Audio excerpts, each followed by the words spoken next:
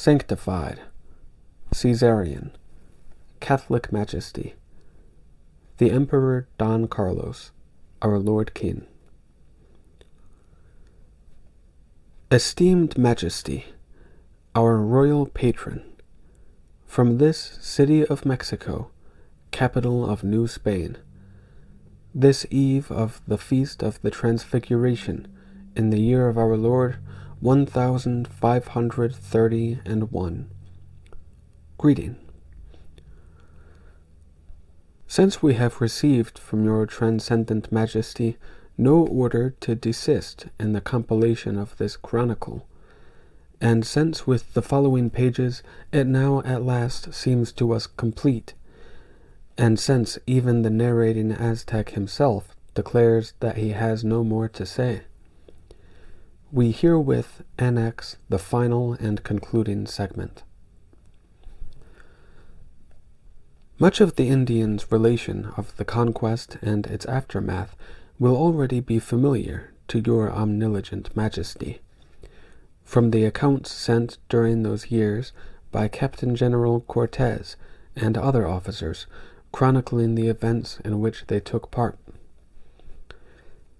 However, if nothing else, our Aztec's account rather repudiates the Captain General's tediously repeated boast that only he and a handful of stout Castilian soldiers conquered this whole continent unaided.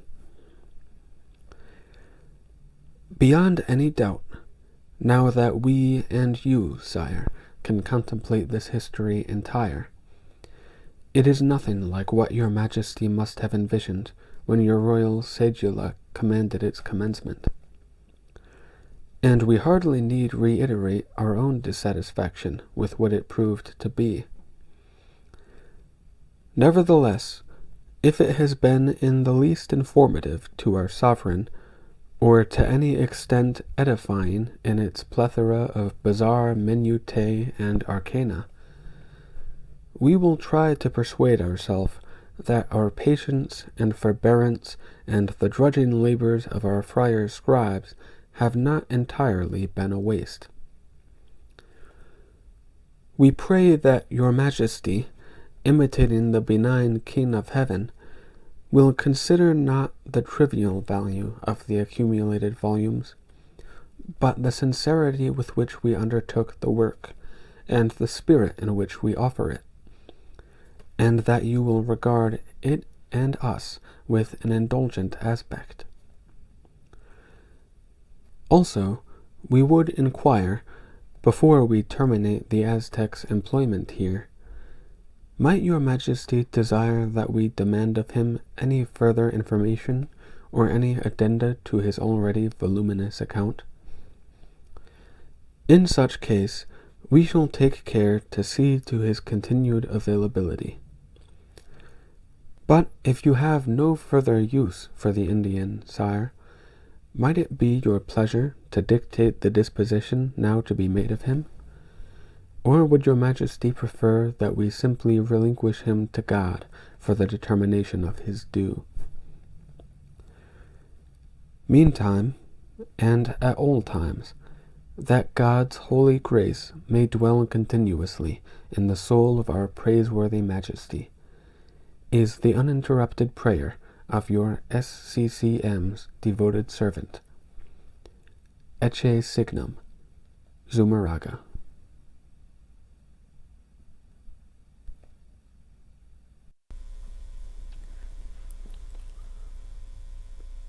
As I have told you, reverend scribes, the name of our 11th month, Akpanitzli, meant the sweeping of the road.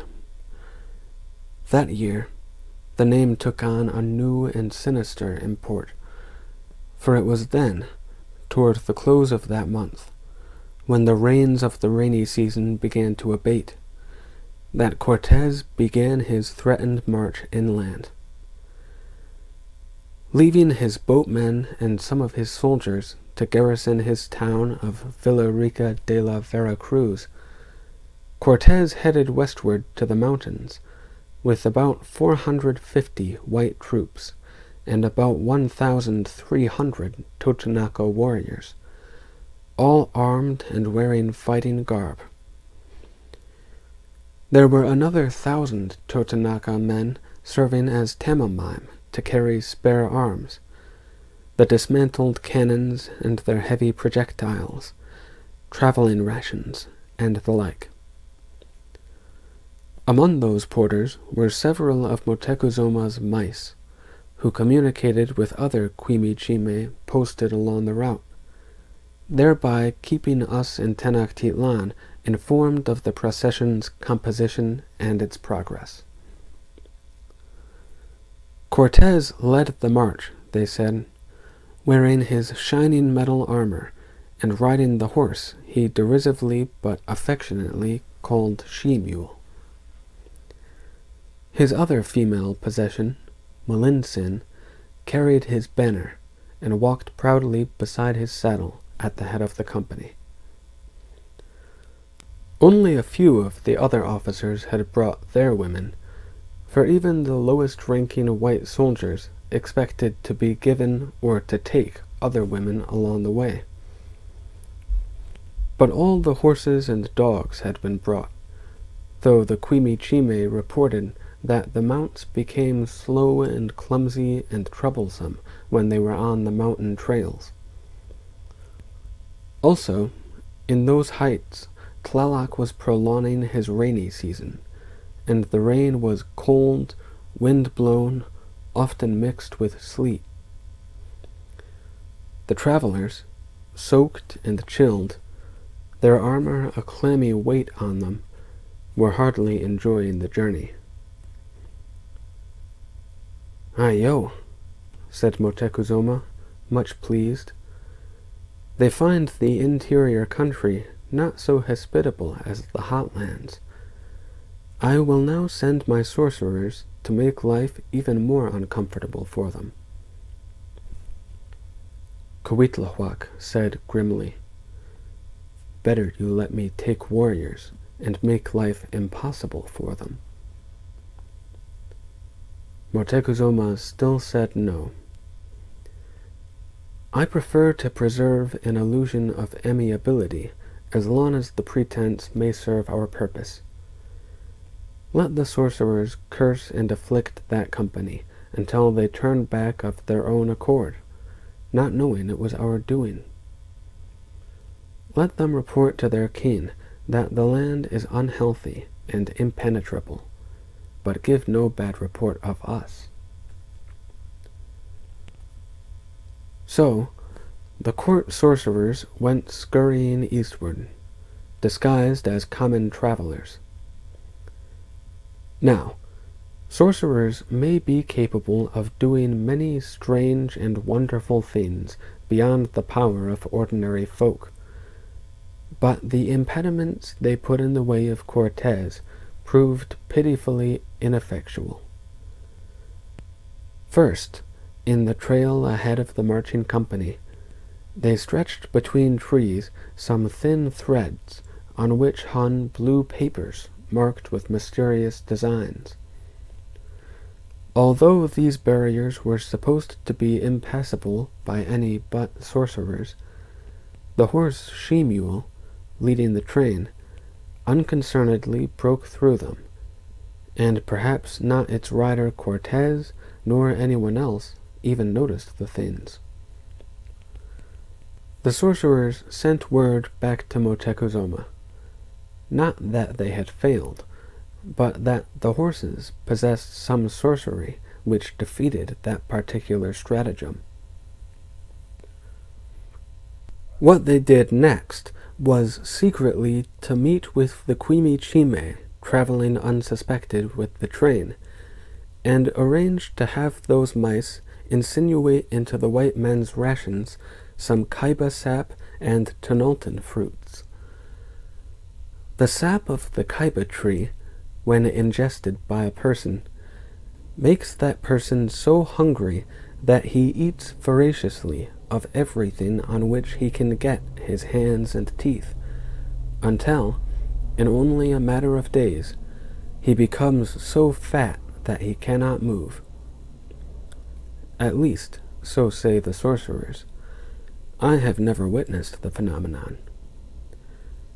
But the tonol fruit demonstrably does work mischief, though of a less spectacular nature. The tonol is what you call the prickly pear, the fruit of the Nepali cactus, and the early arriving Spaniards did not know to peel it carefully before biting into it.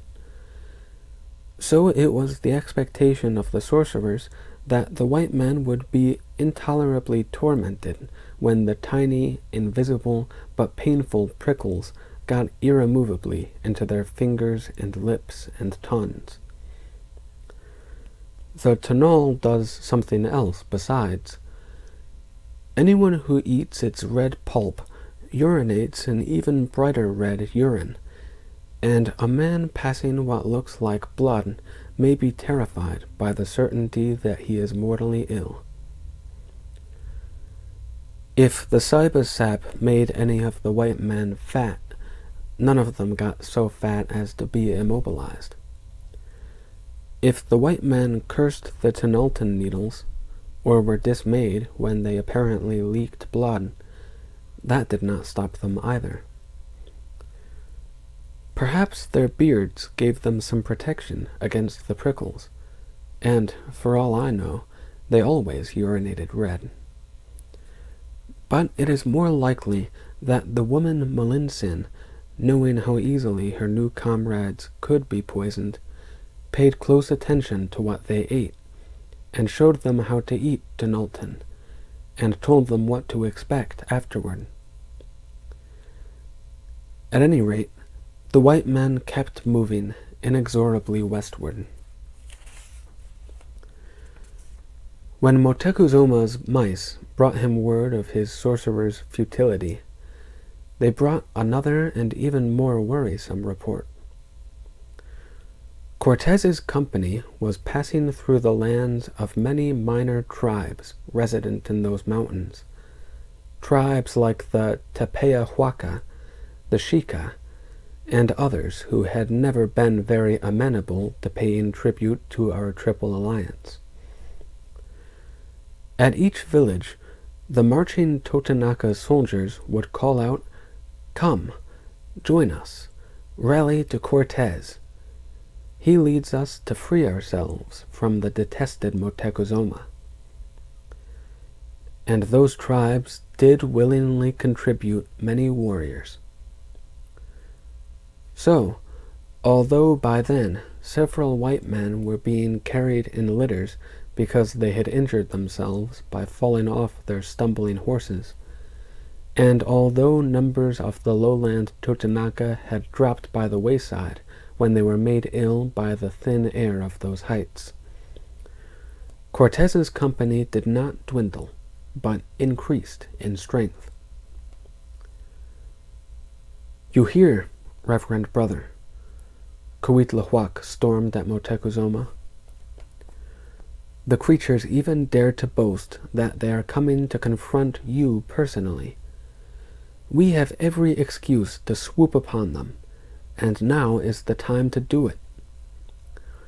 As the Lord Meachly predicted, they are nearly helpless in those mountains. We need not fear their animals or weapons. You can no longer say wait."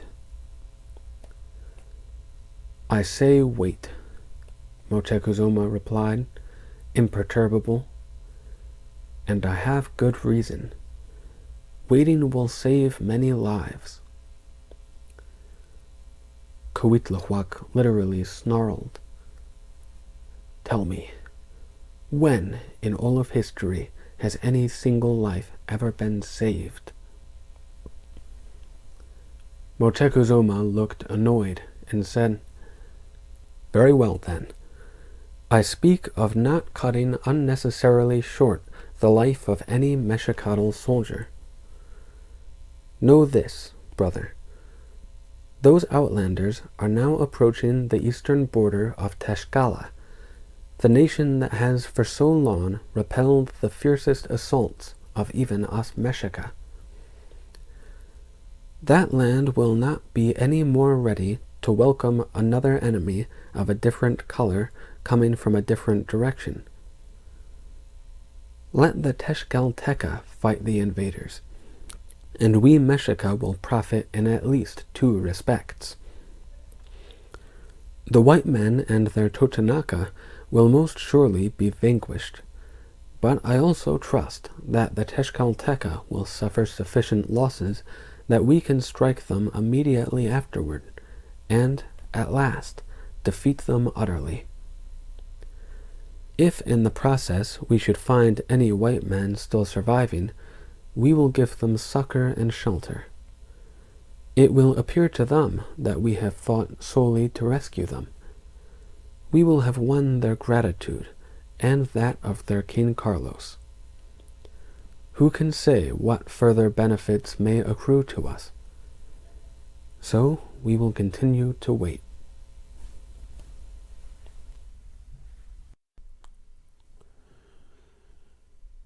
If Moctezuma had confided to Tezcala's ruler Xicotenca what we had learned of the white men's fighting capabilities and limitations, the Tezcatlipoca would wisely have pounced upon the white men somewhere in the steep mountains of which their nation has an abundance.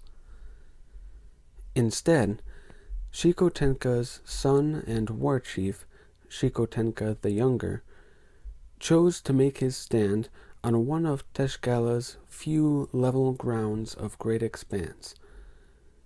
In the traditional manner, he arrayed his troops in preparation for fighting one of the traditional battles, in which both opponents poised their forces, exchanged the traditional formalities, and then rushed together to pit human strength against human strength. Xicotenca may have heard rumors that the new enemy possessed more than human strength, but he had no way of knowing that the new enemy cared not a little finger for our world's traditions and our established rules of war. As we in Tenochtitlan heard later, Cortez walked out of a wood on the edge of that plain, leading his 450 white soldiers, and by then about 3,000 warriors of the Totonaca and other tribes, to find himself facing, on the other side of that ground, a solid wall of Tezcatlipoca, at least 10,000 of them. Some reports said as many as 30,000.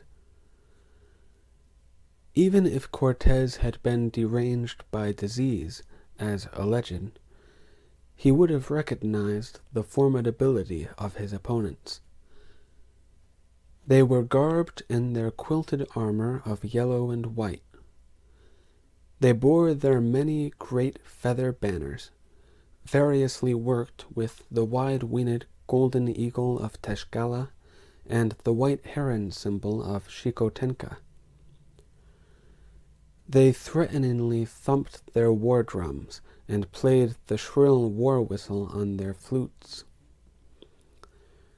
Their spears and macuahuime flashed brilliant lights from the clean black obsidian that thirsted to be reddened. Cortez must have wished then that he had better allies than his Totonaca, with their weapons made mostly of sawfish snouts and sharpened bones, their unwieldy shields, which were nothing but the carapaces of sea turtles. But if Cortez was at all worried, he remained calm enough to keep his most outlandish weapon concealed. The Tezcatlipoca saw only him and those of his army who were afoot. All the horses, including his own, were still in the wood, and at his command they stayed there, out of sight of the defenders of Tezcala.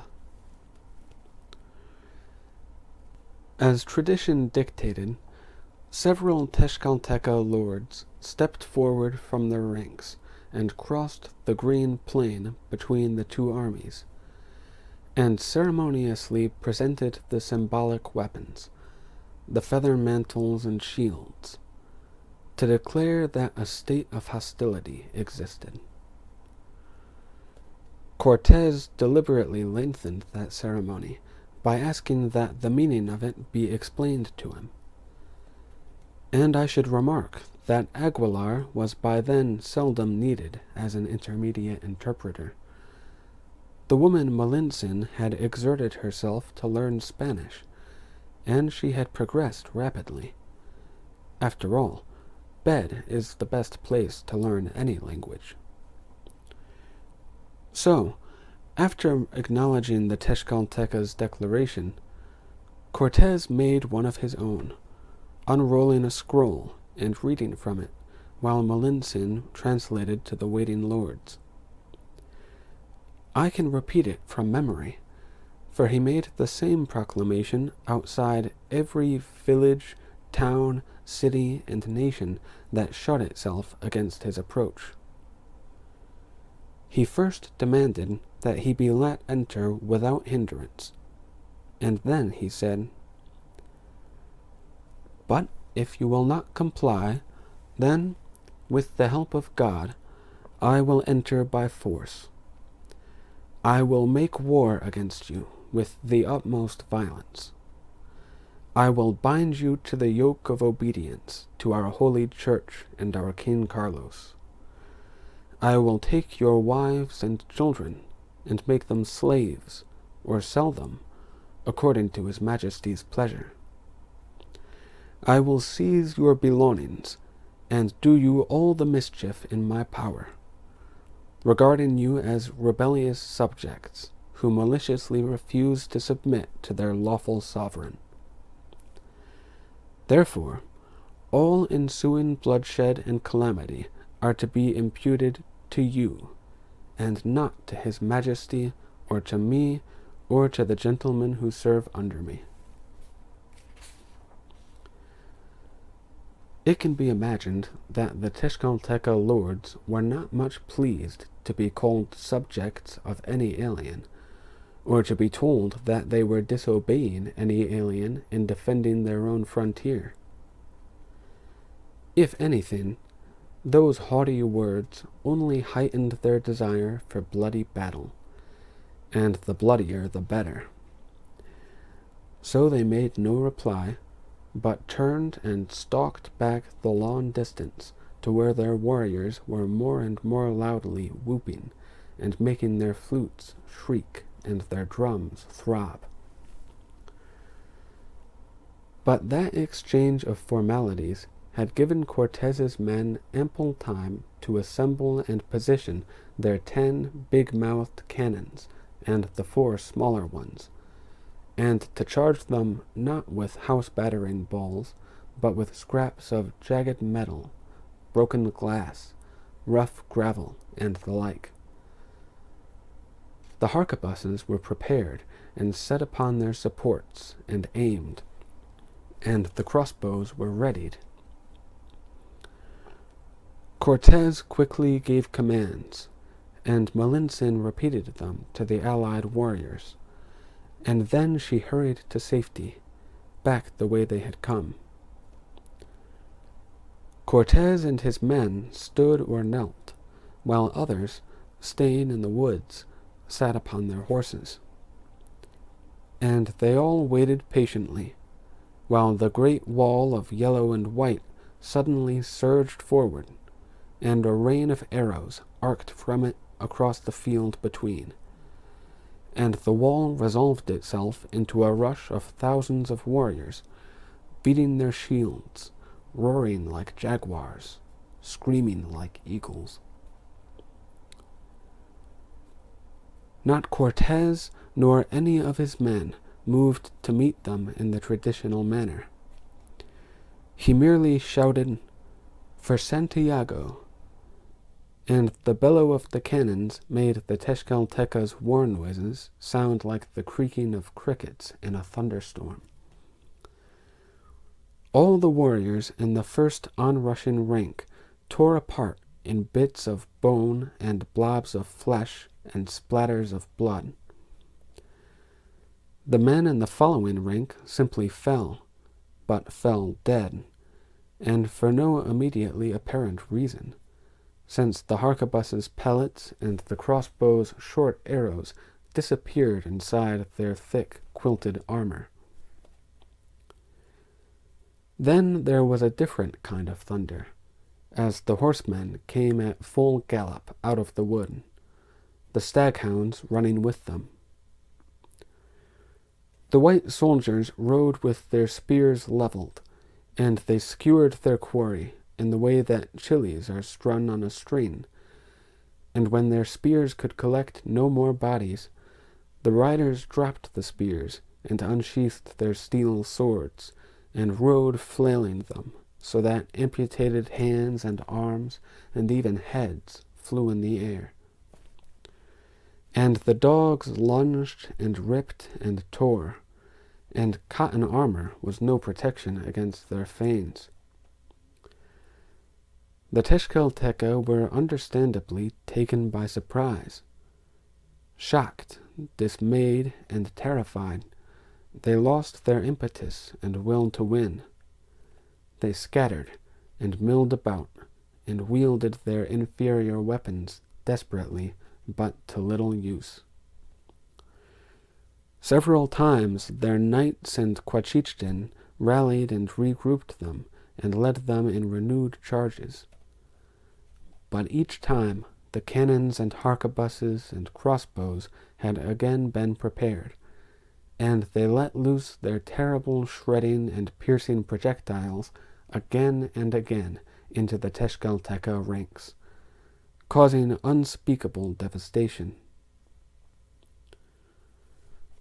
Well, I need not tell every detail of the one-sided battle. What happened that day is well known. In any case, I can describe it only from what was later told by the day's survivors, though I myself eventually saw occasions of similar slaughter. The Tezcatlipoca fled from the field, pursued by Cortez's native Totonaca warriors, who loudly and cowardly exulted in the opportunity to participate in a battle that required them only to harry the retreating warriors from behind. The Tezcatlipoca left perhaps 1/3 of their entire force lying on the field that day, and they had inflicted only trivial casualties on the enemy. 1 horse downed, I think, and a few Spaniards pricked by the first arrows, and some others more badly injured by fortunate strokes of maquahuime, but none killed or put out of action for long. When the Tezcatlipoca had fled beyond range of pursuit, Cortez and his men made camp right there on the battlefield, to bind up their few wounds and to celebrate their victory. Considering the awful losses it had suffered, it is to the credit of Tezcala that the nation did not surrender itself to Cortez forthwith. But the Tezcatlipoca were a brave and proud and defiant people. Unfortunately, they had an unshakable faith in the infallibility of their seers and sorcerers.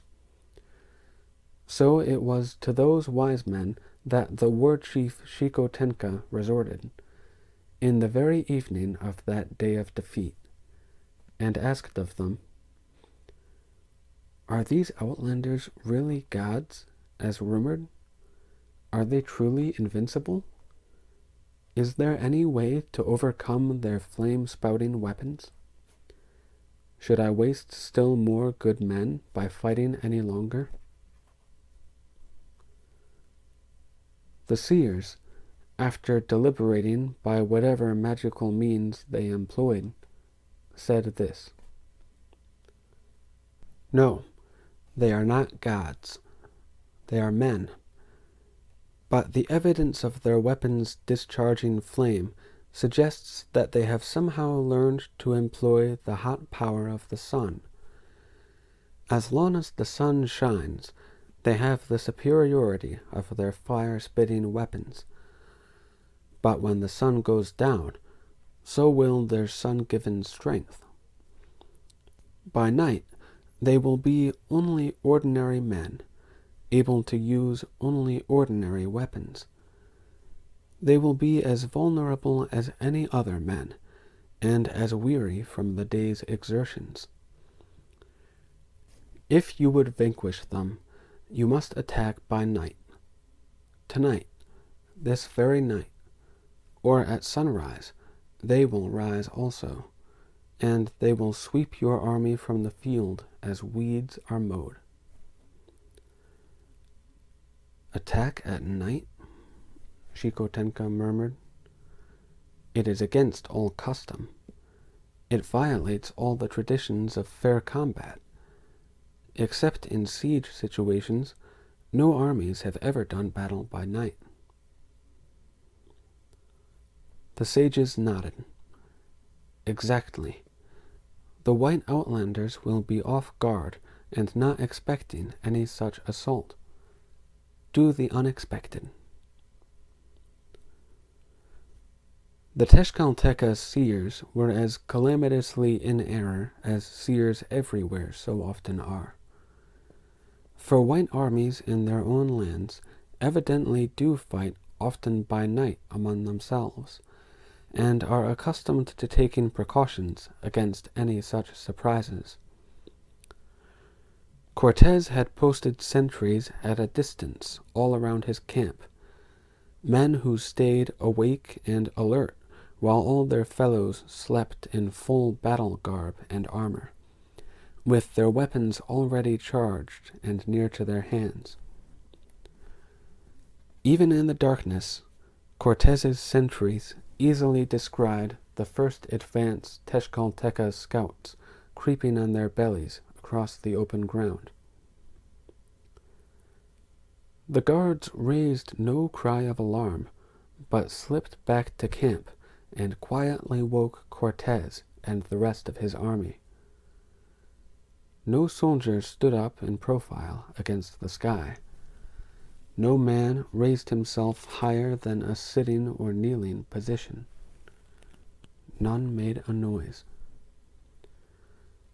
So Shikotenka's scouts returned to report to him that the whole camp seemed to be defenselessly asleep and unaware. What remained of the Tezcatlipoca army moved in mass, on hands and knees, until they were right upon the camp's perimeter. Then they rose up to leap upon the sleeping enemy, but they had no chance to give even a war cry. As soon as they were upright and easy targets, the night exploded in lightning and thunder and the whistle of projectiles, and Shikotenka's army was swept from the field as weeds are mowed.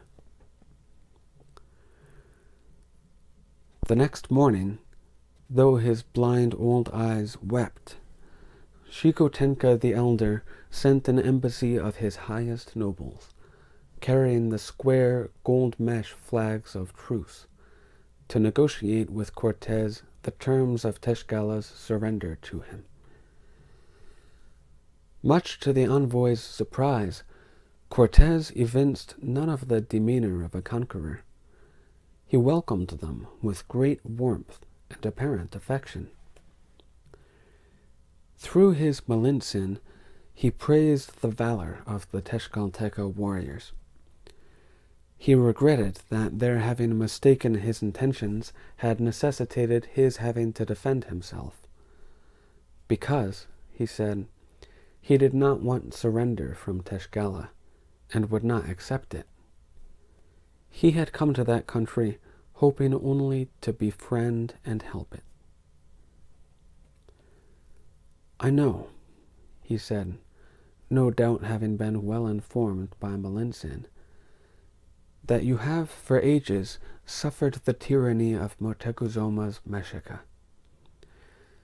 I have liberated the Totonaca and some other tribes from that bondage. Now I would free you from the constant threat of it.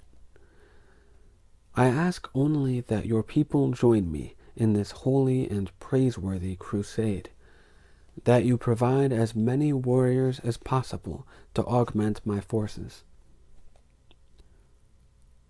But, said the bewildered nobles, we heard that you demand of all peoples that they vow submission to your alien ruler and religion, that all our venerable gods be overthrown and new ones worshipped.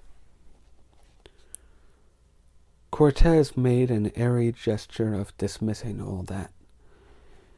The Tezcaltecas' resistance had at least taught him to treat them with some shrewd circumspection. I ask alliance, not submission, he said. When these lands have all been purged of the Mexica's malign influence, we will be glad to expound to you the blessings of Christianity and the advantages of an accord with our King Carlos. Then you can judge for yourselves whether you wish to accept those benefits. But first things first. Ask your esteemed ruler if he will do us the honor of taking our hand in friendship and making common cause with us.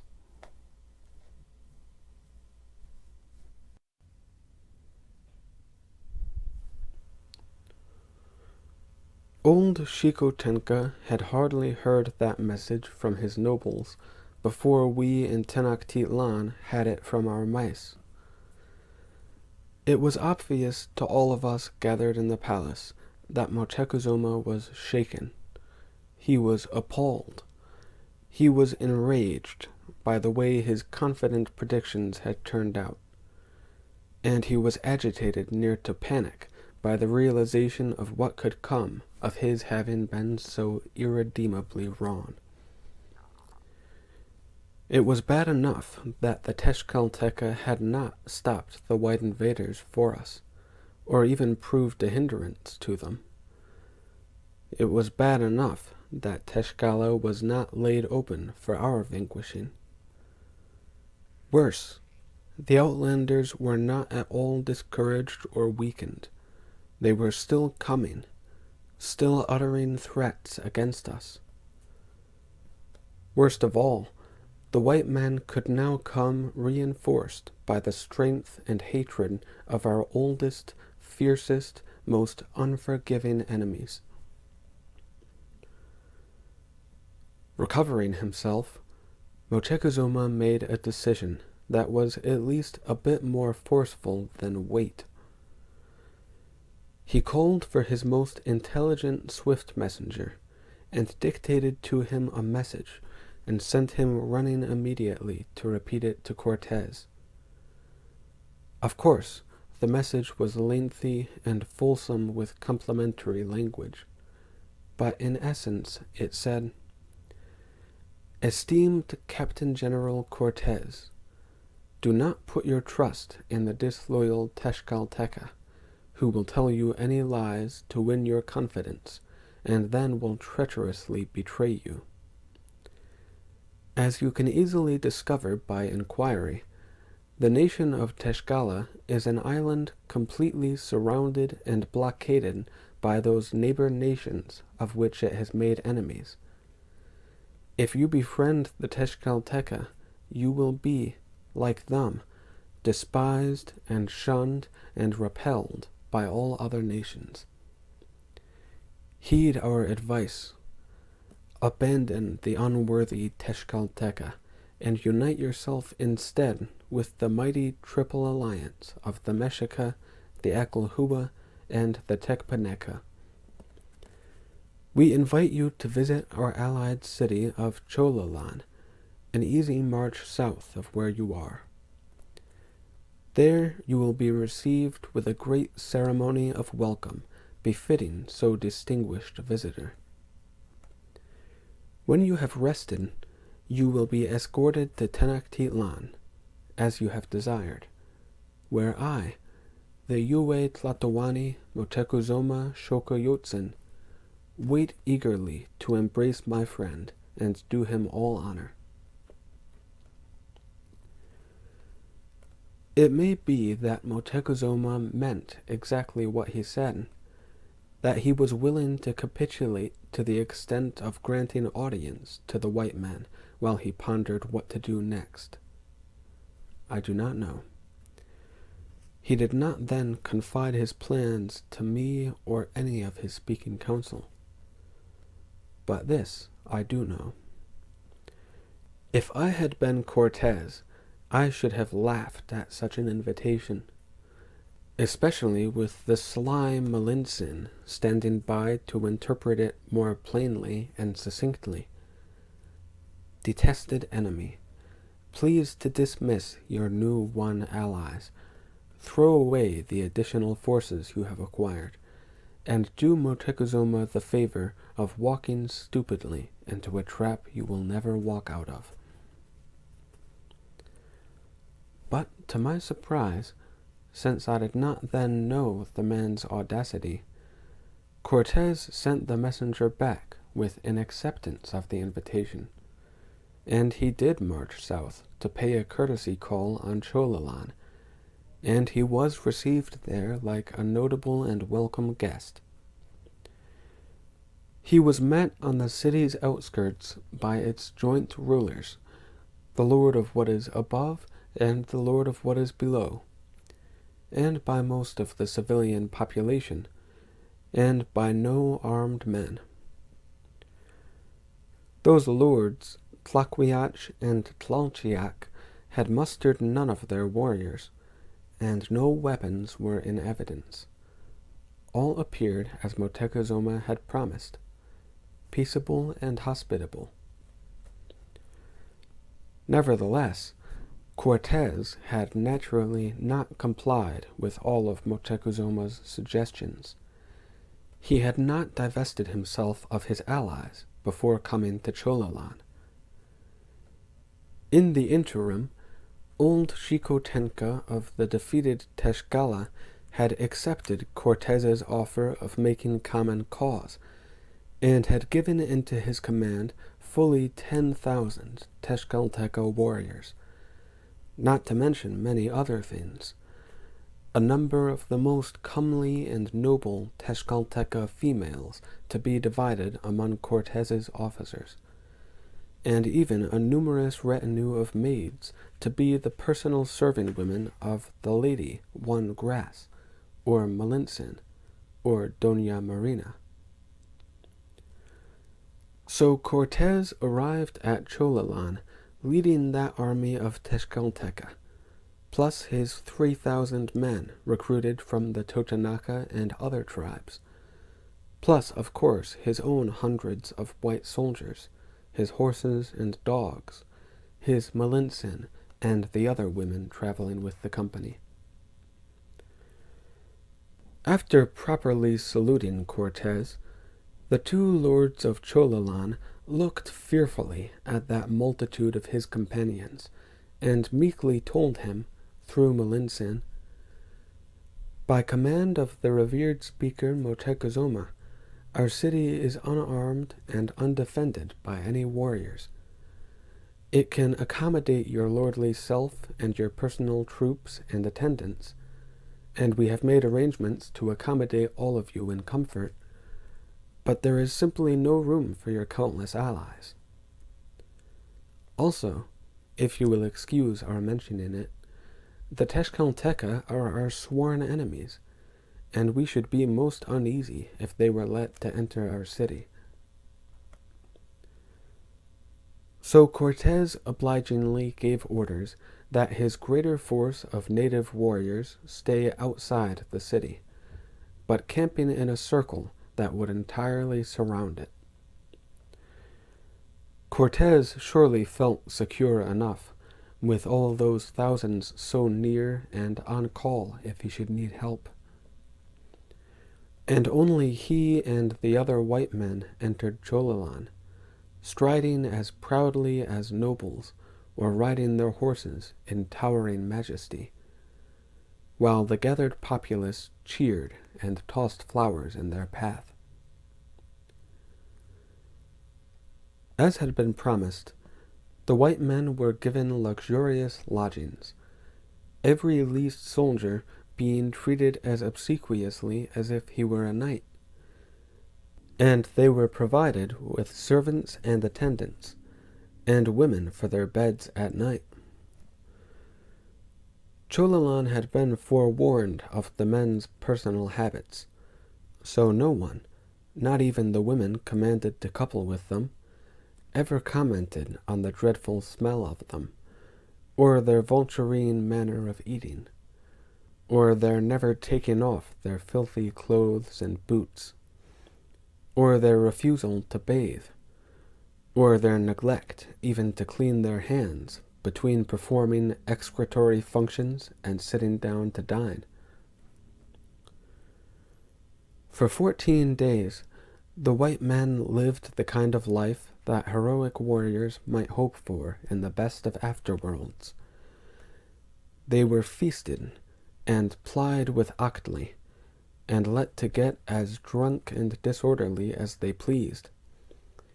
And they made free with the women assigned to them, and they were entertained with music and song and dancing. And after those 14 days, the white men rose up and massacred every man, woman, and child in Cholalan. We got the news in Tenochtitlan, probably before the harquebus smoke had cleared from the city, by way of our mice who flitted in and out of Cortez's own ranks. According to them, the slaughter was done at the instigation of the woman Malintzin.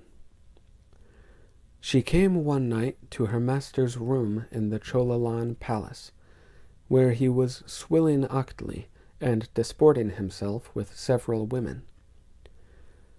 She snapped at the women to be gone, and then warned Cortez of a plot in progress. She had learned of it, she said, by mingling and conversing with the local market women, who innocently supposed her to be a war captive, eager for liberation from her white captors.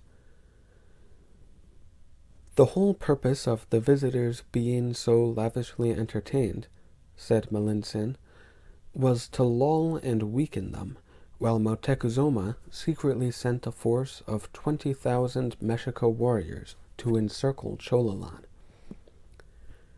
At a certain signal, she said, the Mexica forces would fall upon the native troops camped outside, while the city men inside would arm themselves and turn on the unready white men. And, she said, on her way to expose the scheme, she had seen the city folk already grouping under banners in the central square. Cortez burst from the palace, with his under-officers who had also been lodged there, and their shouts of Santiago brought their troops converging from other lodgings in the city, throwing aside their women and their cups, and seizing up their weapons. As Malintzin had warned, they found the plaza packed with people, many of them bearing feather banners, all of them wearing ceremonial garments, which perhaps did look like battle garb. Those gathered people were given no time to raise a war cry or issue a challenge to combat, or otherwise to explain their presence there. For the white men instantly discharged their weapons, and, so dense was the crowd, the first volley of pellets and arrows and other projectiles mowed them down like weeds. When the smoke cleared a bit, perhaps the white men saw that the plaza contained women and children as well as men, and they may even have wondered if their precipitate action had been warranted. But the noise of it brought their Tezcatlipoca and other allies swarming from their camps into the city. It was they who, more wantonly than the white men, laid waste the city and slew its populace without mercy or discrimination, killing even the lords, Tlaquiache and Tlalchiac. Some of the men of Chololan did run to get weapons with which to fight back, but they were so outnumbered and encircled that they could only fight a delaying action as they retreated upward along the slopes of Chololan's mountain-sized pyramid. They made their last stand at the very top of it, and at the end were penned inside the great temple of Quetzalcoatl there. So their besiegers simply piled wood about the temple and set it afire, and incinerated the defenders alive. That was nearly 12 years ago, Reverend Friars, when that temple was burned and leveled and its rubble scattered.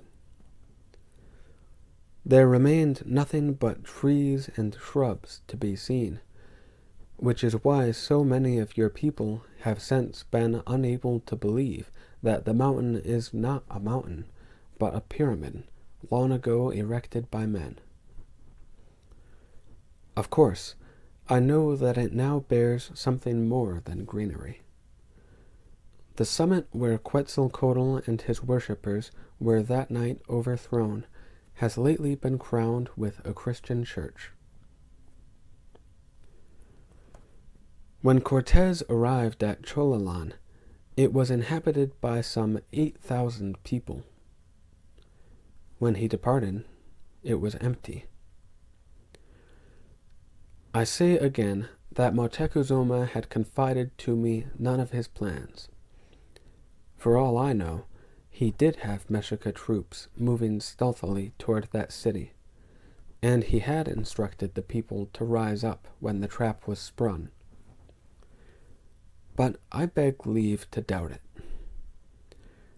The massacre occurred on the first day of our 15th month, called Panquetzalitzli, which means the flourishing of the feather banners, and was everywhere celebrated with ceremonies in which the people did just that.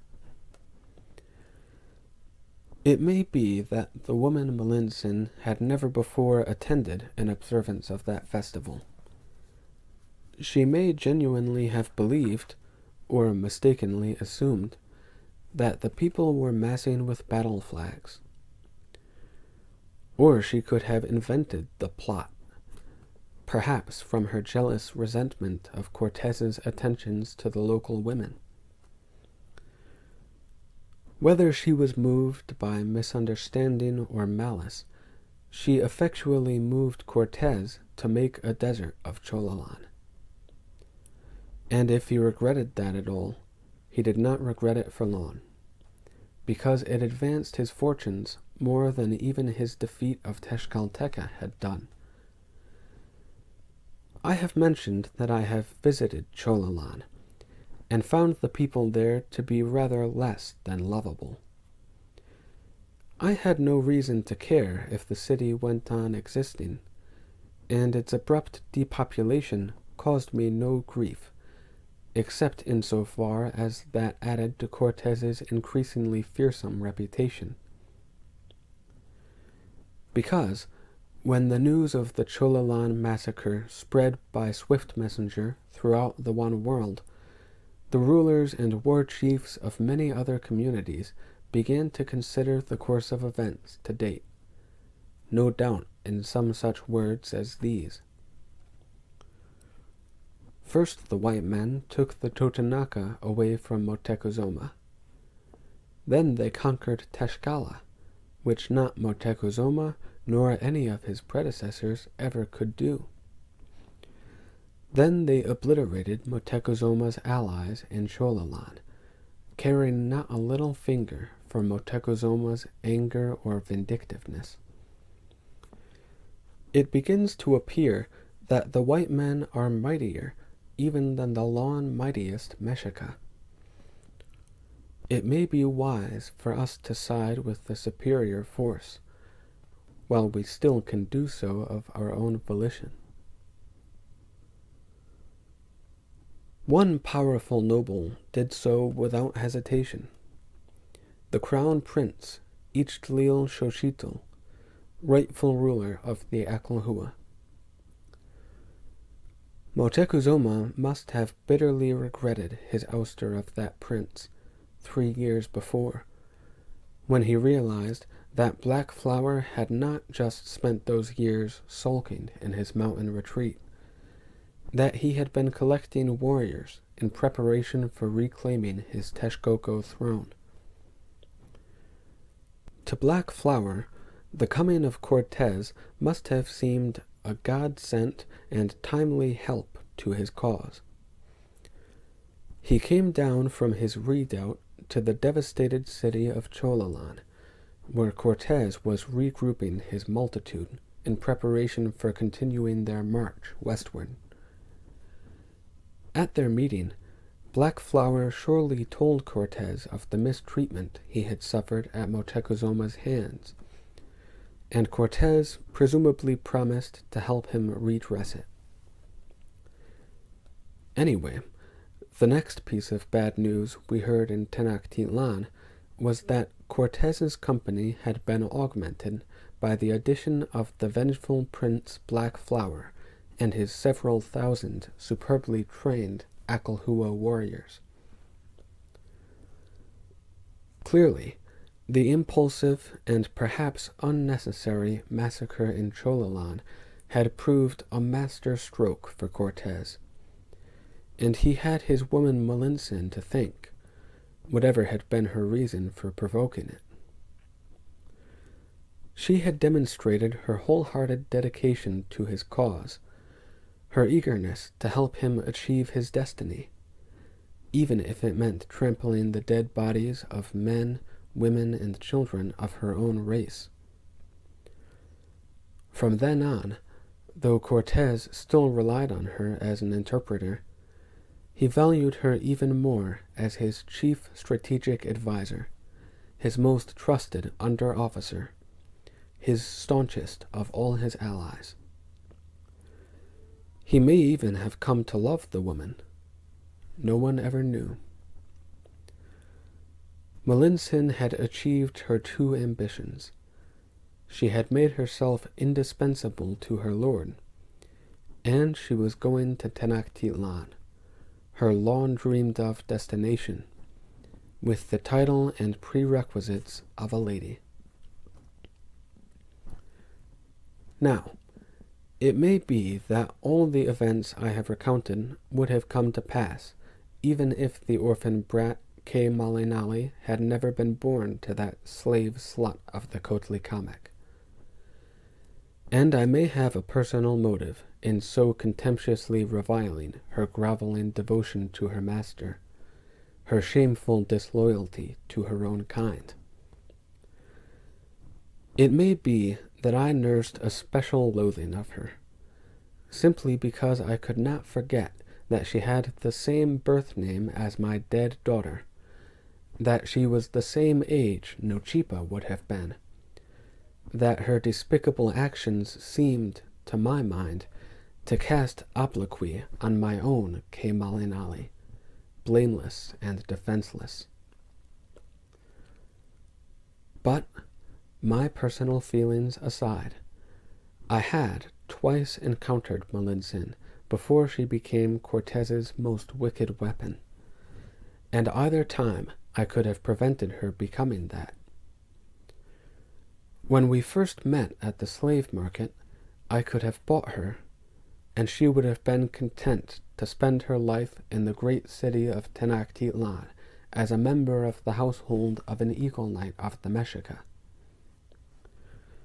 When we met again in the Totonaca country, she was still a slave, and the property of an officer of no consequence, and a mere link in the chain of interpreting of conversations. Her disappearance then would have occasioned only a minimum of fuss, and I could easily have arranged her disappearance.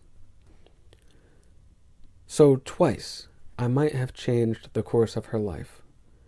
I might perhaps have changed the course of history, and I had not. But her instigation of the Cholalan butchery made me recognize the menace of her, and I knew that I would eventually see her again, in Tenochtitlan, whither she had been traveling all her life.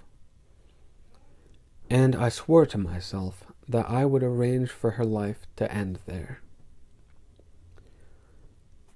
Meanwhile, immediately after receiving news of the massacre at Cholalan, Moctezuma had made another of his irresolute shows of resolute action, by sending there another delegation of nobles, and that embassy was headed by his snake woman Tlacotzin, High Treasurer of the Mexica, second in command only to Moctezuma himself.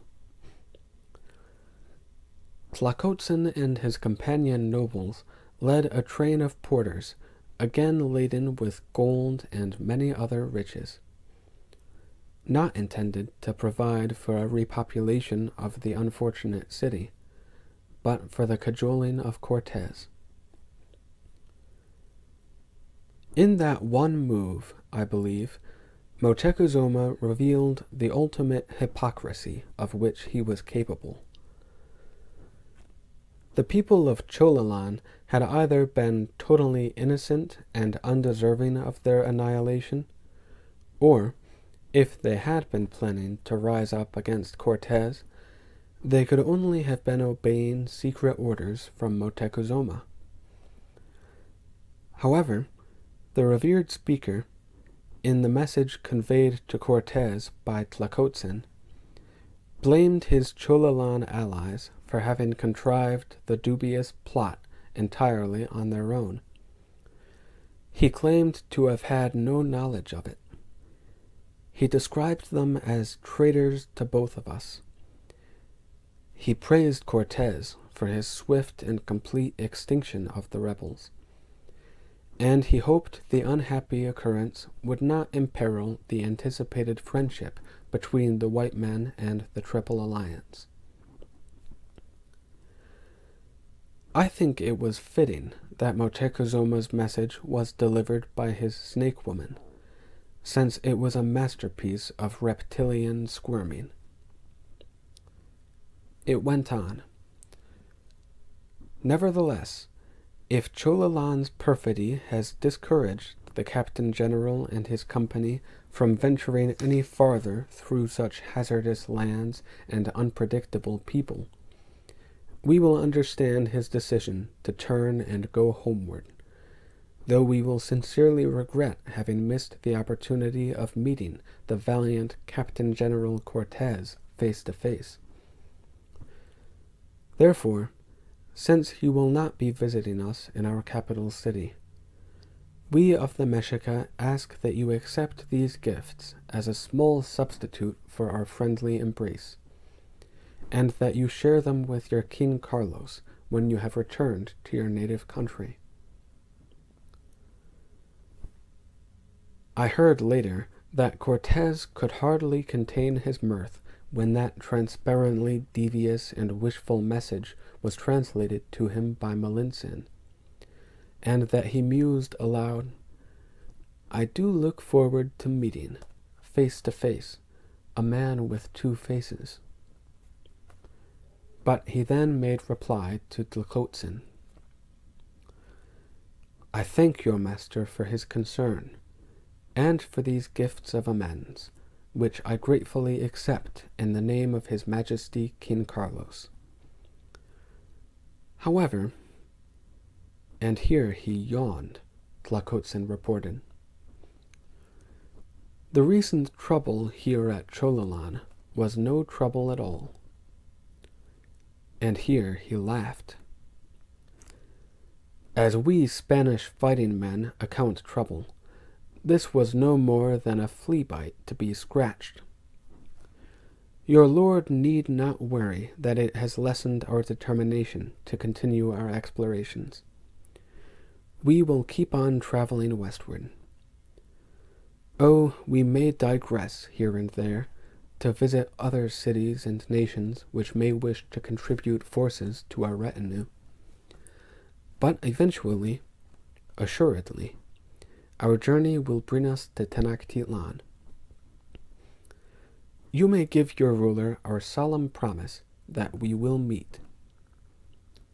He laughed again. Face to face to face. Naturally, Moctezuma had foreseen that the invaders might still resist dissuasion, so he had provided his snake woman with one more squirm. In that case, said Tlacotzin, it would please our revered speaker to have the Captain General no longer delay his arrival, meaning that Moctezuma did not want him wandering at will among the malcontent tributary peoples, and probably enlisting them. The revered speaker suggests that in these uncomfortable and primitive outer provinces, you can get the impression only that our people are barbarous and uncivilized. He is desirous that you see his capital city's splendor and magnificence, so you may realize our people's real worth and ability. He urges that you come now and directly to Tenochtitlan. I will guide you there, my lord, and since I am Tlacotzin, second to the ruler of the Mexica, my presence will be proof against any other people's trickery or ambush. Cortez swept his arm in a gesture encompassing the troops ranked and waiting all about Chololan. I do not fret overmuch about trickery and ambush, friend Tlacotzin, he said pointedly. But I accept your lord's invitation to the capital, and your kind offer to guide. We are ready to march when you are. It was true that Cortez had little to fear from either open or sneak attack, or that he had any real need to continue collecting new warriors. Our mice estimated that when he departed Chololan, his combined forces numbered about 20,000, and there were in addition some 8,000 porters carrying the army's equipment and provisions.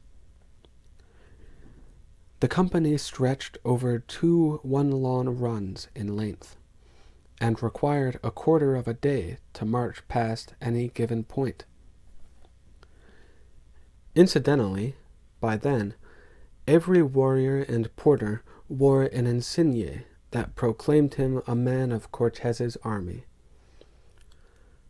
Since the Spaniards still complained that they could not tell the damned Indians apart, and could not, in the confusion of battle, distinguish friend from enemy, Cortez had ordered all his native troops to adopt a uniform style of headdress, a high crown of masatla grass. When that army of 28,000 advanced toward Tenochtitlan, said the mice, it resembled from a distance a great, undulating, grass-grown field magically on the move.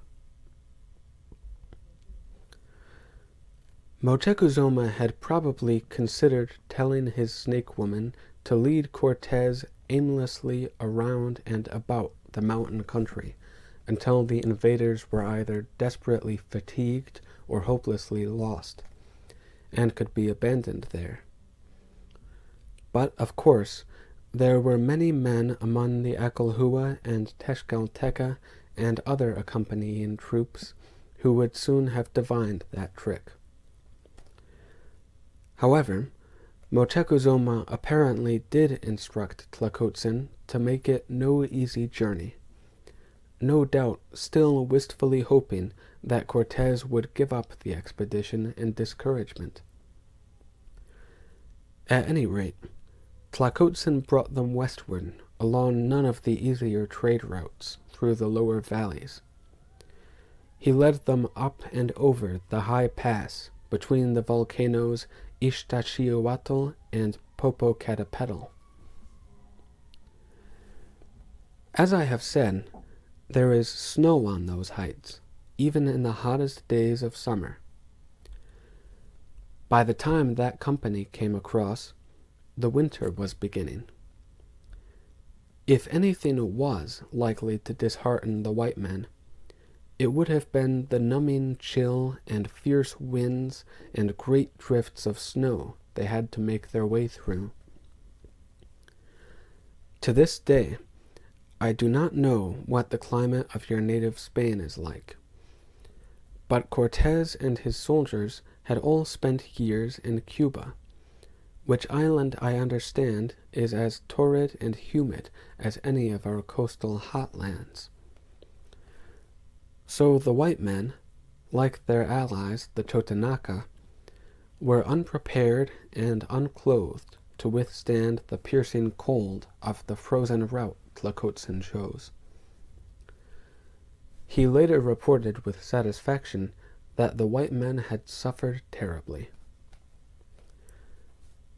Yes, they suffered and they complained, and 4 white men died, and so did 2 of their horses and several of their staghounds, and so did perhaps 100 of their Totonaca. But the remainder of the train persevered. In fact, 10 of the Spaniards, to show off their stamina and prowess, briefly digressed from the route of march, with the declared intention of climbing all the way to the top of Popocatépetl to look down into his incense-smoking crater. They did not get that far, but then not many of our own people have ever done so, or have cared to try. The climbers rejoined their company, blue and stiff with cold, and some of them later had a number of their fingers and toes fall off. But they were much admired by their comrades for having made the attempt, and even the snake woman grudgingly had to admit that the white men, however foolhardy, were men of dauntless courage and energy. Tlacotzin also reported to us the white men's very human expression of astonishment and awe and gladness when at last they came out from the western end of the pass, and they stood on the mountain slopes overlooking the immense lake basin, and the falling snow briefly parted its curtain to give them an unimpeded view. Below and beyond them lay the interconnected and vari-colored bodies of water, set in their vast bowl of luxuriant foliage and tidy towns and straight roads between. So suddenly seen, after the unappealing heights they had just crossed, the sweep of land below would have appeared like a garden, pleasant and green, all shades of green, thick green forests and neat green orchards, and variously green chinampa and farm plots. They could have seen, though only in miniature, the numerous cities and towns bordering the several lakes, and the lesser island communities set in the very waters.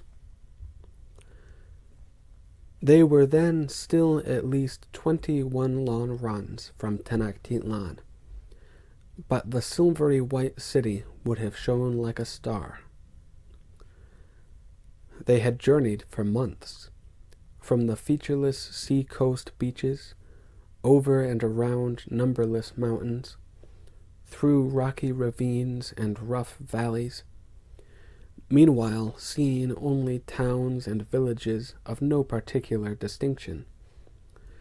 Finally breasting the formidably bleak pass between the volcanoes.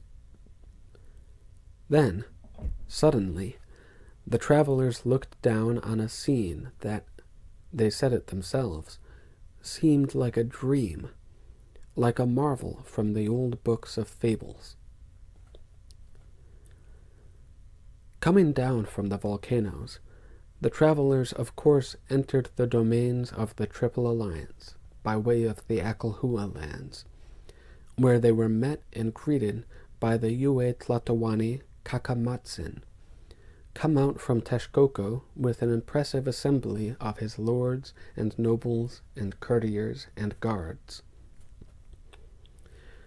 Though Cacama, as instructed by his uncle, made a warm speech of welcome to the newcomers, I dare say he must have felt uneasy, being glared at by his dethroned half-brother, Black Flower, who at that moment stood before him with a powerful force of disaffected Akalhua warriors at his command.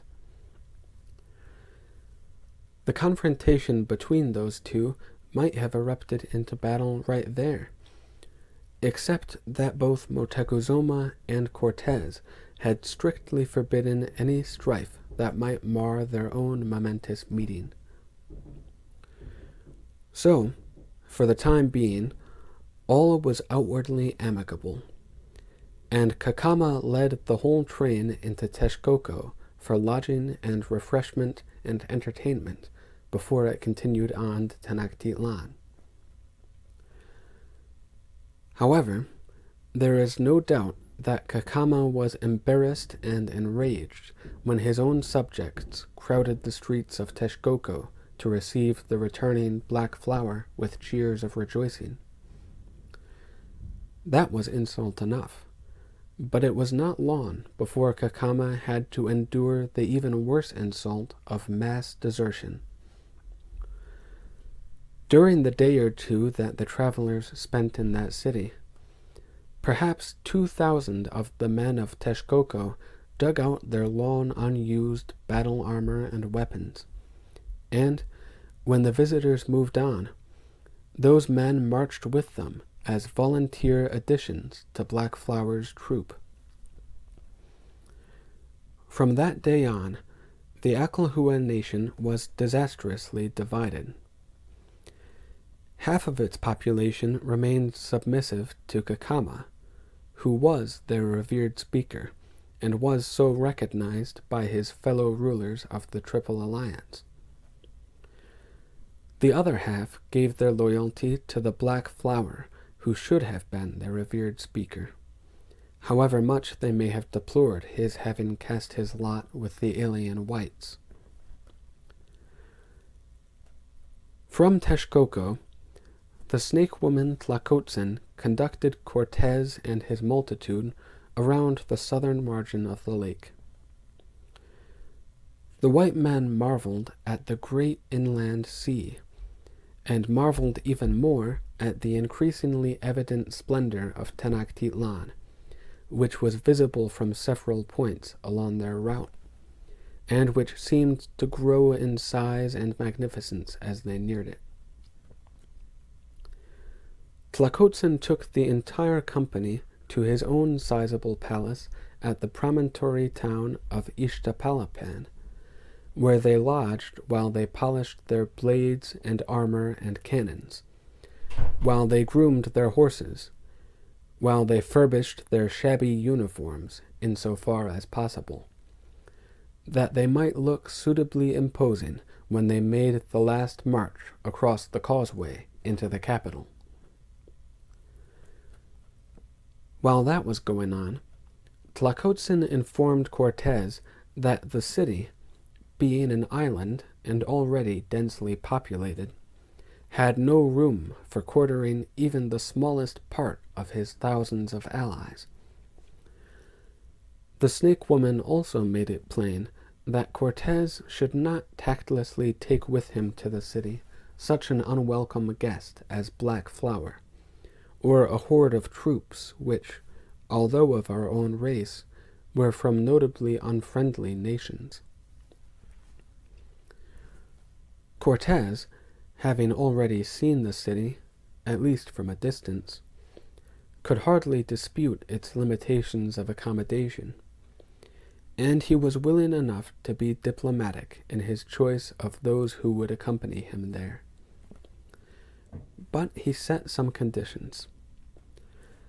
Tlacotzin must arrange for his forces to be distributed and quartered along the mainland shore, in an arc extending from the southern causeway to the most northern, in effect covering every approach to and egress from the island city. Cortez would take with him into Tenochtitlan, besides most of his Spaniards, only a token number of warriors from the Acolhua, Tezcalteca, and Totonaca tribes. And he must be promised that those warriors would have unhindered passage on and off the island at all times, so he could use them as couriers to maintain contact with his mainland forces. Tlacotzin agreed to those conditions. He suggested that some of the native troops could remain where they were, in Ixtapalapan, convenient to the southern causeway. Others could be camped about Tlacopan, near the western causeway. Others in Tepeyaca, near the northern causeway. So Cortez selected the warriors he would keep with him for couriers, and he sent the remaining thousands marching off with the guides Tlacotzin provided. And he ordered various of his white officers and soldiers to go in command of each of the detached forces. When runners came back from each of the detachments to report that they were in position and making camp to stay on call as long as necessary, Cortez told Tlacotzin, and the snake woman sent the word to Moctezuma. The emissaries of King Carlos and the Lord God would enter Tenochtitlan the next day.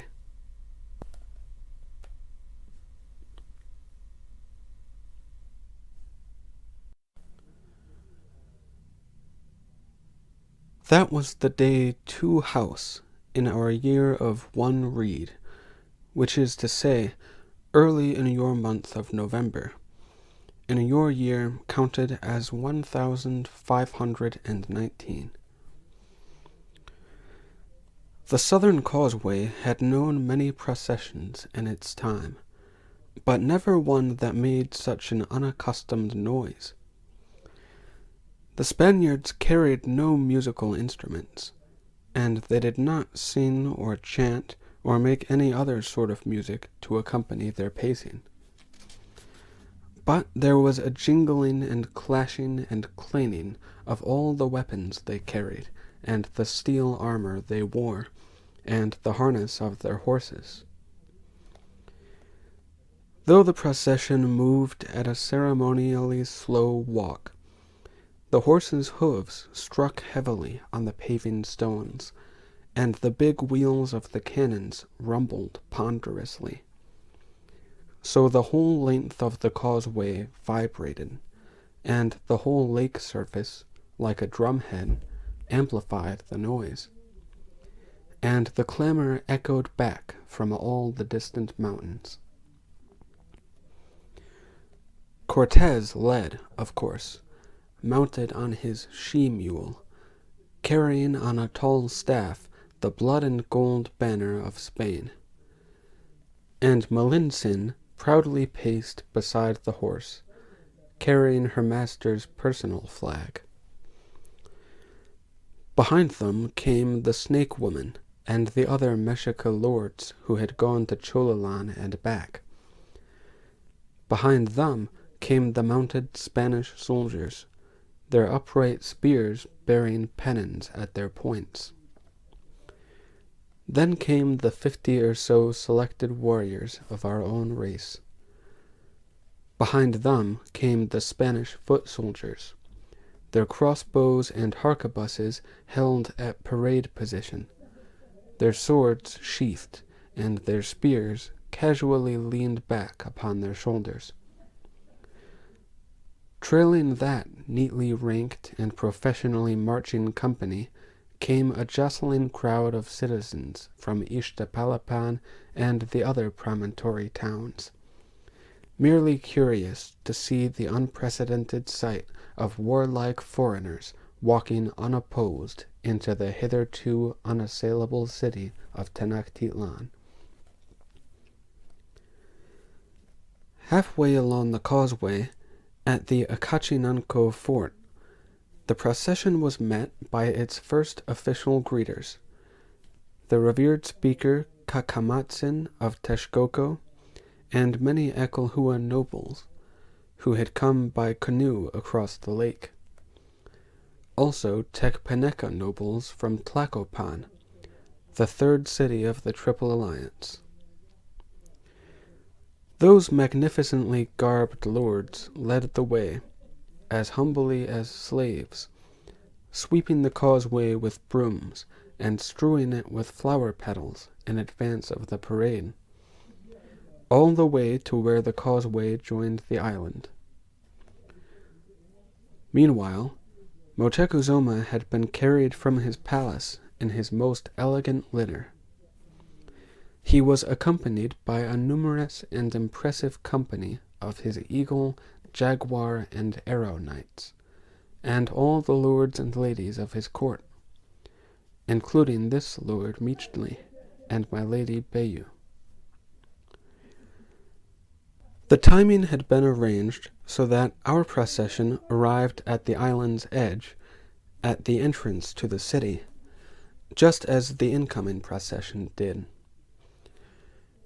The two trains stopped, some 20 paces apart, and Cortez swung down from his horse, handing his banner to Malintzin. At the same moment, Moctezuma's canopied litter was set by its bearers on the ground. When he stepped out from its embroidered curtains, we were all surprised by his dress. Of course, he wore his most flamboyant lawn mantle, the one made all of shimmering hummingbird feathers, and a fan crown of Quetzalteotl plumes, and many medallions and other adornments of the utmost richness. But he did not wear his golden sandals. He was barefoot, and none of us Mexica was much pleased to see our revered speaker of the one world manifest even that token humility.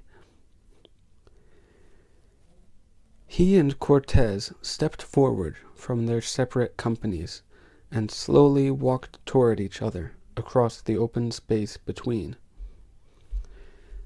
Moctezuma made the deep bow of kissing the earth, and Cortez responded with what I know now is the Spanish military hand salute. As was fitting, Cortez presented the first gift, leaning forward to drape around the speaker's neck a perfumed strand of what appeared to be alternate pearls and flashing gems. A cheap thing of nacre and glass, it later proved to be. Moctezuma, in turn, looped over Cortez's head a double necklace made of the rarest seashells and festooned with some 100 finely wrought solid gold bangles in the shapes of various animals. The revered speaker then made a lengthy and flowery speech of welcome. Malintzin, holding an alien flag in either hand, boldly stepped forward to stand beside her master, to translate Moctezuma's words, and then those of Cortez, which were somewhat fewer. Moctezuma returned to his litter chair. Cortez remounted his horse, and the procession of us Mexica led the procession of Spaniards through the city. The marching men began to march a little less orderly, bumping into each other and treading on each other's heels as they gawked about at the well-dressed people lining the streets, at the fine buildings, at the hanging rooftop gardens. In the heart of the one world, the horses had trouble keeping their footing on the sleek marble paving of that immense plaza. Cortez and the other riders had to dismount and lead them. We went past the Great Pyramid and turned right to the old palace of Aztec, where a sumptuous banquet was spread for all those hundreds of visitors and all us hundreds who had received them. There must have been equally as many hundreds of different foods, served on thousands of platters of gold-inlaid lacquerware. As we took our places at the dining cloths, Moctezuma led Cortez to the dais set for them, saying meanwhile, "This was the palace of my father, who was one of my predecessors as Yue Tlatoani. It has been scrupulously cleaned and furnished and decorated to be worthy of such distinguished guests. It contains suites of chambers for yourself, for your lady," he said that with some distaste, "and for your chief officers. There are ample and suitable quarters for all the rest of your company. There is a complete staff of slaves to serve you and cook for you and attend to your needs. The palace will be your residence for as long as you stay in these lands." I think any other man but Cortez, in his equivocal situation, would have declined that offer. Cortez knew that he was a guest only by self-invitation, and was more likely regarded as an unwelcome aggressor. By taking up residence in the palace, even with some 300 of his own soldiers under the same roof, the Captain General would be in a position far more dangerous than when he had stayed in the palace of Chololan. Here, he would be at all times under Motecuzuma's eye, and within Motecuzuma's reach, should his host's unwillingly extended hand of friendship suddenly decide to clutch or clench. The Spaniards would be captives, unfettered but captives, in Motecuzuma's own stronghold city, the city perched on an island, the island encircled by a lake, the lake surrounded by all the cities and peoples and armies of the Triple Alliance. While Cortez stayed in the city, his own allies would not be within easy call, and even if he did call, those reinforcements might have trouble getting to his side.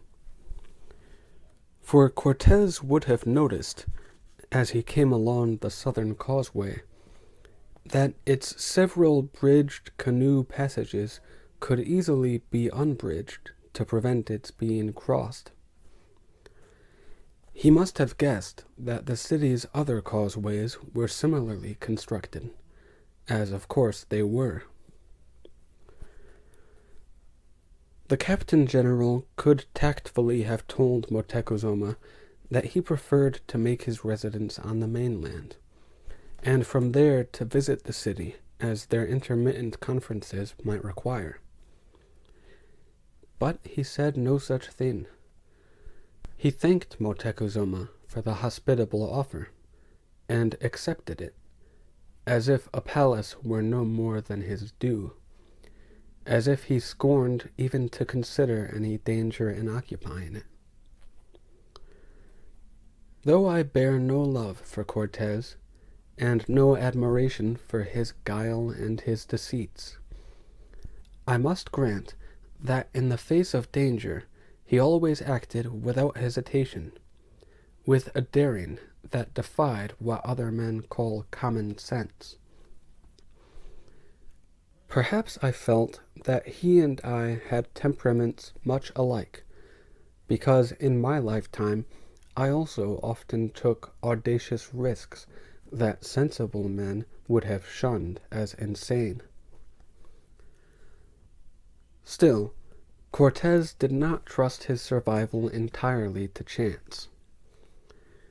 Before he and his men spent their first night in the palace, he had them use heavy ropes and great effort to hoist 4 of his cannons to the roof, uncaring that the process rather thoroughly destroyed the flower garden newly planted up there for his delectation, and positioned the cannons so they could cover every approach to the building. Also, on that night and every night, soldiers carrying charged harquebuses paced all night long around the rooftop and around the palace's exterior at ground level. During the following days, Moctezuma personally conducted his guests on tours of the city, accompanied by the Snake Woman or others of his speaking council, and by a number of his court priests, who wore faces of extreme disapproval, and by me. I was always in the company, at Moctezuma's insistence, because I had warned him of Malintzин's cunning aptitude for mistranslating. Cortez remembered me, as he had said he would, but apparently without any rancor. He smiled his thin smile when we were introduced by name, and he accepted my company amiably enough, and he spoke his words as often through my translation as through that of his woman. She also recognized me, of course, and with obvious odium, and she addressed me not at all. When her master chose to speak through me, she glared as if she were awaiting only a propitious moment to have me put to death. Well, fair enough, I thought. It was what I planned for her. On those walks about the city, Cortez was always accompanied by his second-in-command, the big, flame-haired Pedro de Alvarado, and by most of his other officers, and naturally by Malintzin, and by 2 or 3 of his own priests, who looked about as sour as ours. He would also usually be followed by a straggle of the common soldiers, though other groups of them might wander about the island on their own, while the native warriors of their company tended not to stray far from the security of their barracks at the palace. As I have said, those warriors wore the new headdress ordained by Cortez. It looked like a clump of high, pliant grass growing from the tops of their heads. But the Spanish soldiers, too, since I had seen them last, had added to their military headgear a distinctive adornment. Each of them wore a curious, pale leather band encircling the crown of his steel helmet, just above its flanged brim.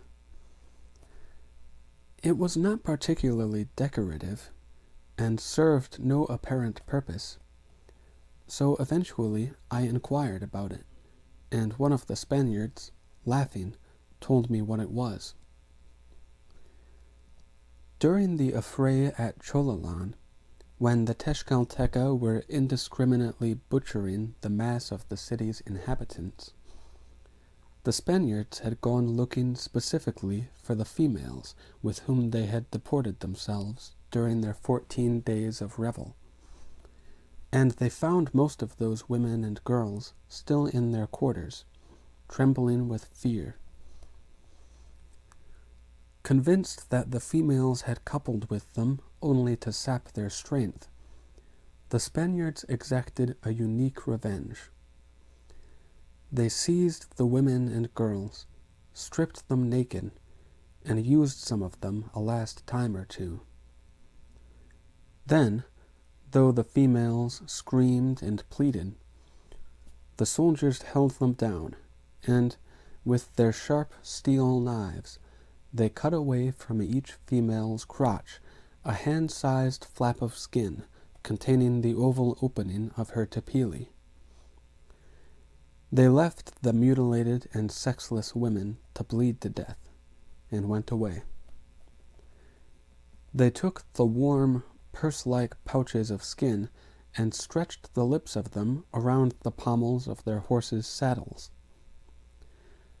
When the flesh had dried but was still pliable, they slipped the resultant circlets over their helmets, each with its little shakapili pearl facing front. That is, the shriveled, bean-like gristle that had been a tender shakapili. I do not know whether the soldiers wore those trophies as a grisly joke or as a warning to other scheming females.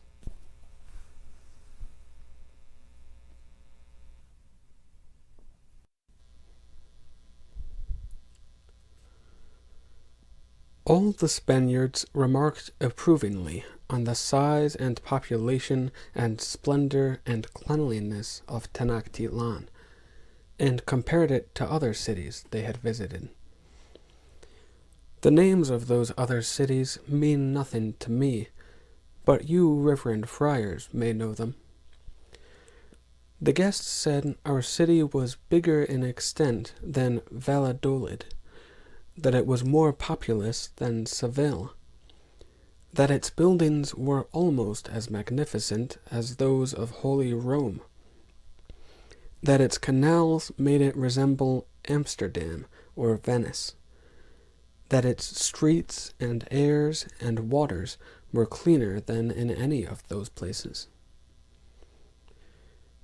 We guides refrained from remarking that the effluvium of the Spaniards was noticeably diminishing that cleanliness. Yes, the newcomers were much impressed by our city's architecture and ornamentation and orderliness. But do you know what most impressed them? What moved them to their loudest exclamations of wonder and amazement?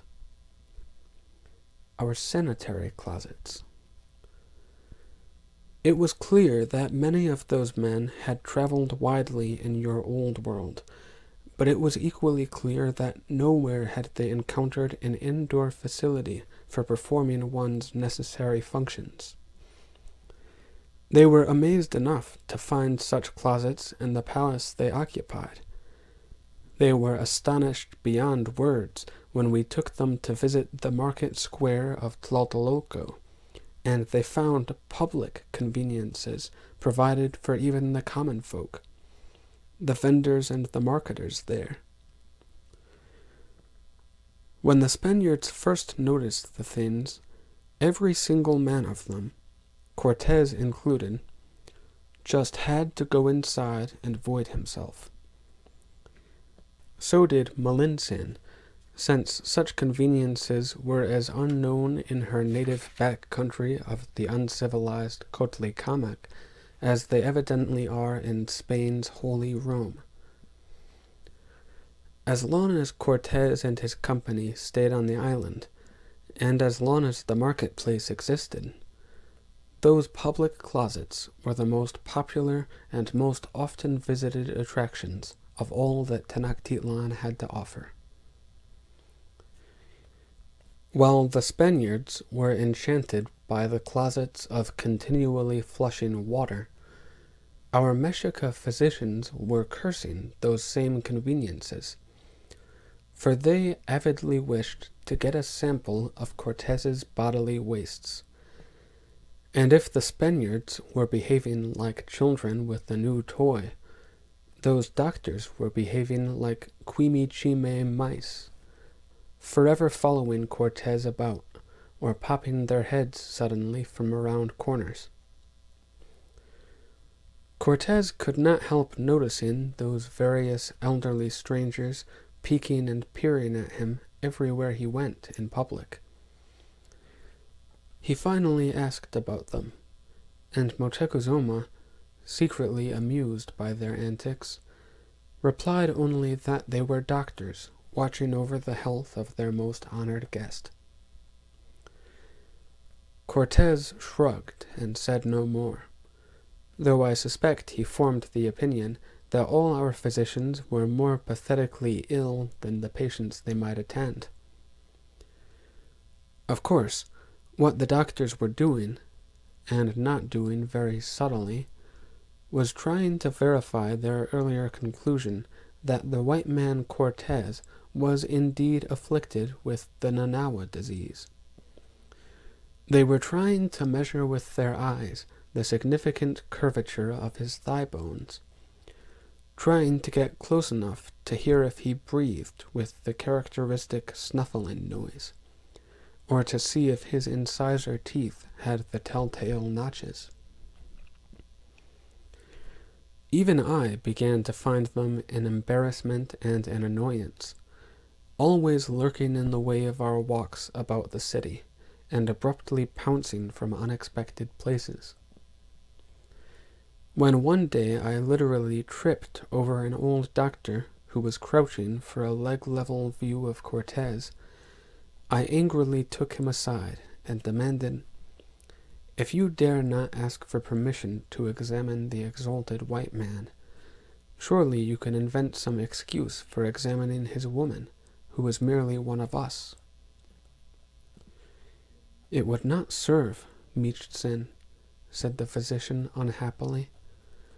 "She will not have been infected by their connection. The Nanawa can be transmitted to a sexual partner only in its early and flagrantly evident stages. If, as we suspect, the man was born of a diseased mother, then he is long past being a hazard to any other woman, though he could give her a diseased child. We are all naturally eager to know if we rightly divined his condition, but we cannot be sure. If only he were not so fascinated by the sanitary facilities. If we could examine his urine for traces of chiatostli." I said in exasperation, "I keep finding you everywhere except squatting under him in the closets. I suggest, Lord Physician, that you go and instruct their palace steward to have slaves dismantle the man's closet there, and explain that it is clogged, and provide a pot for him to use in the meantime, and instruct his chambermaid to bring the pot—" "Ayo, a brilliant idea," said the physician, and he went hurrying off.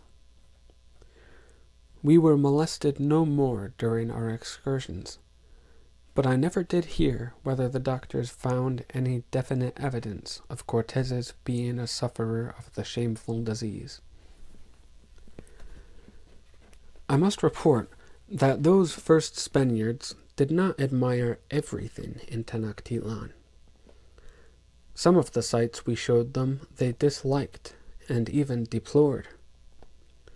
For example, they recoiled violently at sight of the skull rack in the heart of the One World. They seemed to find it disgusting that we should wish to keep those relics of so many persons of renown who had gone to their flowery deaths in that plaza. But I have heard your Spanish storytellers tell of your own long-ago hero, El Cid, whose death was kept secret from his enemies, while his stiff body was bent to a shape that could be mounted on a horse, and thus he led his army to win its last battle.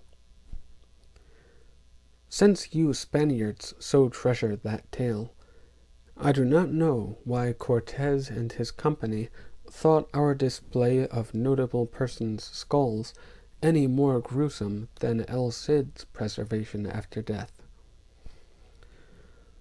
But the things that most repelled the white men were our temples, with their evidence of many sacrifices, both recent and long past.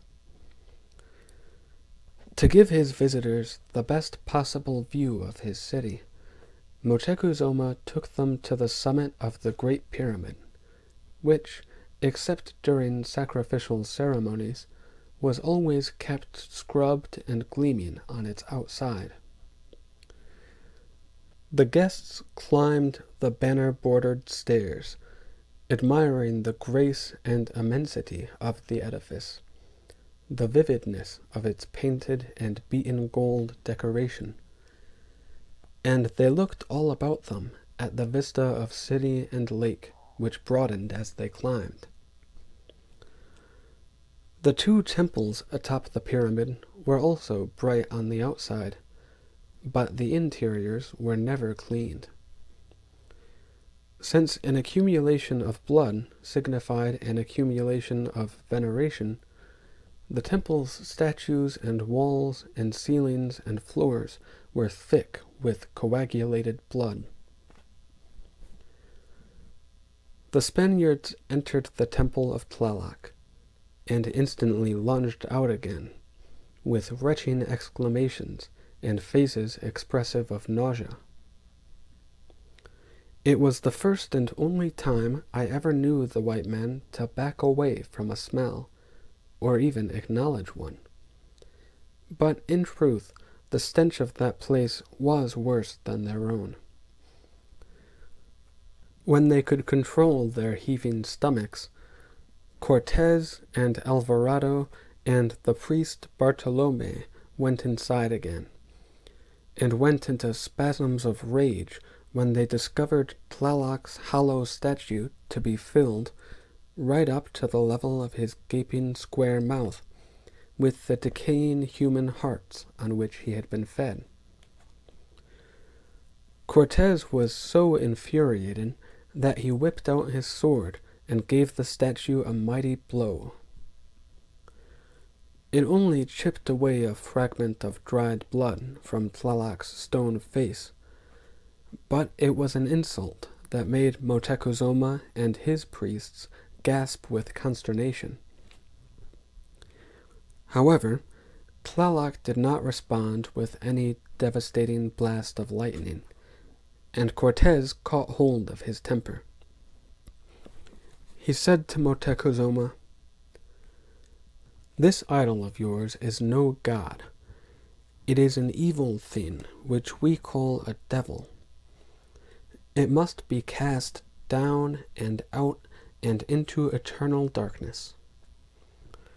Let me set here in its place the cross of our Lord and an image of Our Lady. You will see that this demon dares not object, and from that you will realize that it is inferior, that it fears the true faith, and that you will be well advised to abjure such wicked beings and embrace our kindly ones." Moctezuma said stiffly that the idea was unthinkable, but the Spaniards went into convulsions again when they entered the adjacent temple of Huitzilopochtli, and yet again when they beheld the similar temples atop the lesser pyramid at Tlatelolco. And each time Cortez expressed his repugnance more strongly and in more intemperate words. "The Totonaca," he said, "have swept their country clean of these foul idols, and have given their allegiance to our Lord and his Virgin Mother. The monstrous mountain temple at Chololan has been leveled. At this moment, some of my friars are instructing King Xicotenca and his court in the blessings of Christianity. I tell you, In none of those places have the old devil deities so much as whimpered, and I swear on my oath, neither will they when you cast them out." Motekuzoma replied, and I translated, doing my best to convey the iciness of his words. "Captain General, you are here as my guest, and a mannerly guest does not deride his host's beliefs any more than he would mock his host's taste in dress or wives. Also, although you are my guest, a majority of my people resent that they too must be hospitable to you. If you try to tamper with their gods, the priests will raise an outcry against you, and in matters of religion, the priests can overrule my mandates. The people will heed the priests, not me, and you will be fortunate if you and your men are only evicted alive from Tenochtitlan." Even the brash Cortez understood that he was being sharply reminded of his tenuous position, and he withdrew from pressing the topic further, and he muttered words of apology, at which Motekuzoma likewise thawed a little, and said, "However, I try to be a fair man and a generous host. I realize that you Christians have no place here in which to worship your own gods, and I have no objection to your doing that. I will order that the small eagle temple in the Grand Plaza be cleared of its statues and altar stones and anything else offensive to your faith. Your priests may put in whatever furnishings they require, and the temple is your temple for as long as you want it." Our own priests naturally were not pleased at even that minor concession to the aliens, but they did no more than grumble when the white priests took over the little temple. Thereafter, in fact, the place was more frequented than it ever had been. The Christian priests seemed to hold their masses and other services continuously from morning to night, whether the white soldiers attended or not, because numbers of our own people, drawn by simple curiosity, began to drift into those services. I say our own people. In actuality, they were mainly the white men's female consorts and allied warriors from other nations. But the priests employed Melanson to translate their sermons, and were delighted when many of those heathen participants submitted, still no more than curious about the novelty of it, to take the salt and sprinkling and new naming of baptism. Anyway, Motekuzoma's granting of that temple temporarily diverted Cortez from laying violent hands on our ancient gods, as he had done in other places.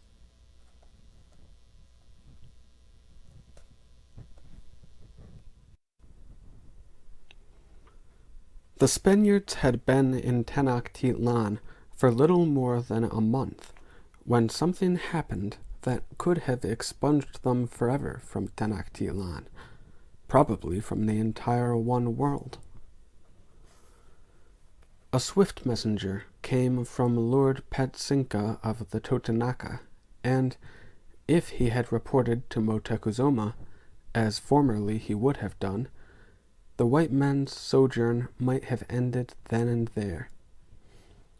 However, the messenger made his report to the Totonaca army camped on the mainland, and he was brought by one of that company into the city to repeat it privily to Cortez.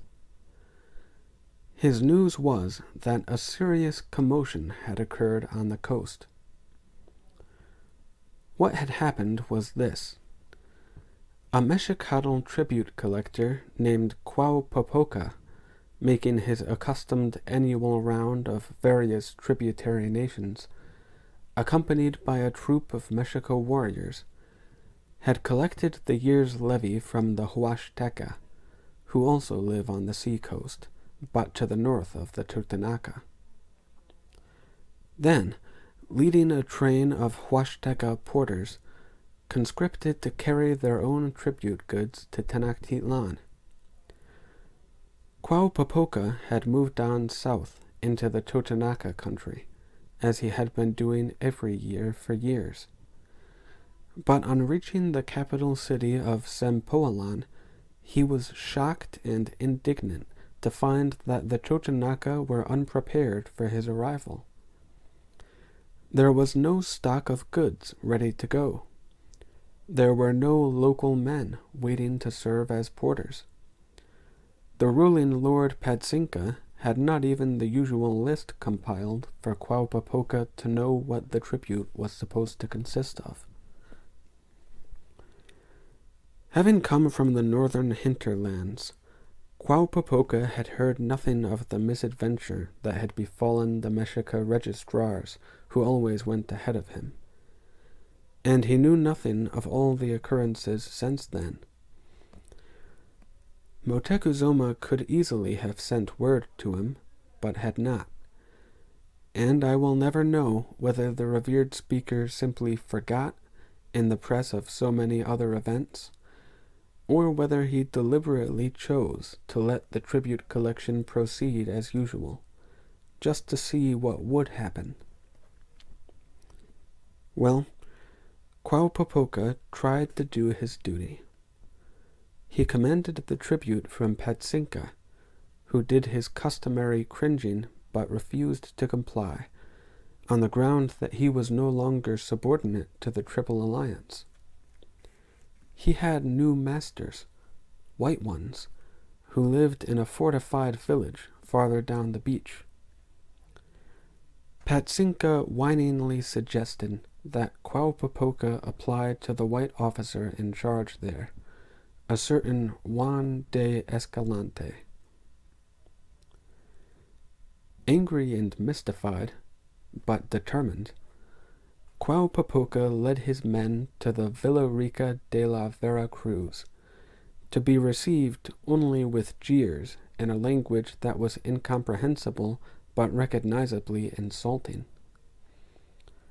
So he, a mere tribute collector, did what the mighty Moctezuma never had done yet. He objected to being thus disdainfully treated, and he objected strenuously, violently, decisively. In so doing, Quauhpopoca may have made a mistake, but he made it in the grand manner, in the lordly manner, to be expected of the Mexica. Padsinka and Escalante made a worse mistake in provoking him to it, for they should have been aware of their vulnerability. Practically the entire Totonaca army had marched away with Cortez, along with practically all of his own. Sempoalan had few men left to defend it, and Veracruz was not much better manned, since most of its garrisons consisted of the boatmen left there simply because they had no ships to require their employment. Quauhpopoca, I repeat, was only a minor Mexicano official. I may be the only person who even remembers his name, though many still remember the fate to which his Tenali brought him. The man was diligent in his duty of collecting levies, and that was the first time in his career that he had ever met defiance from a tributary nation, and he must have been as fiery-tempered as his name implied.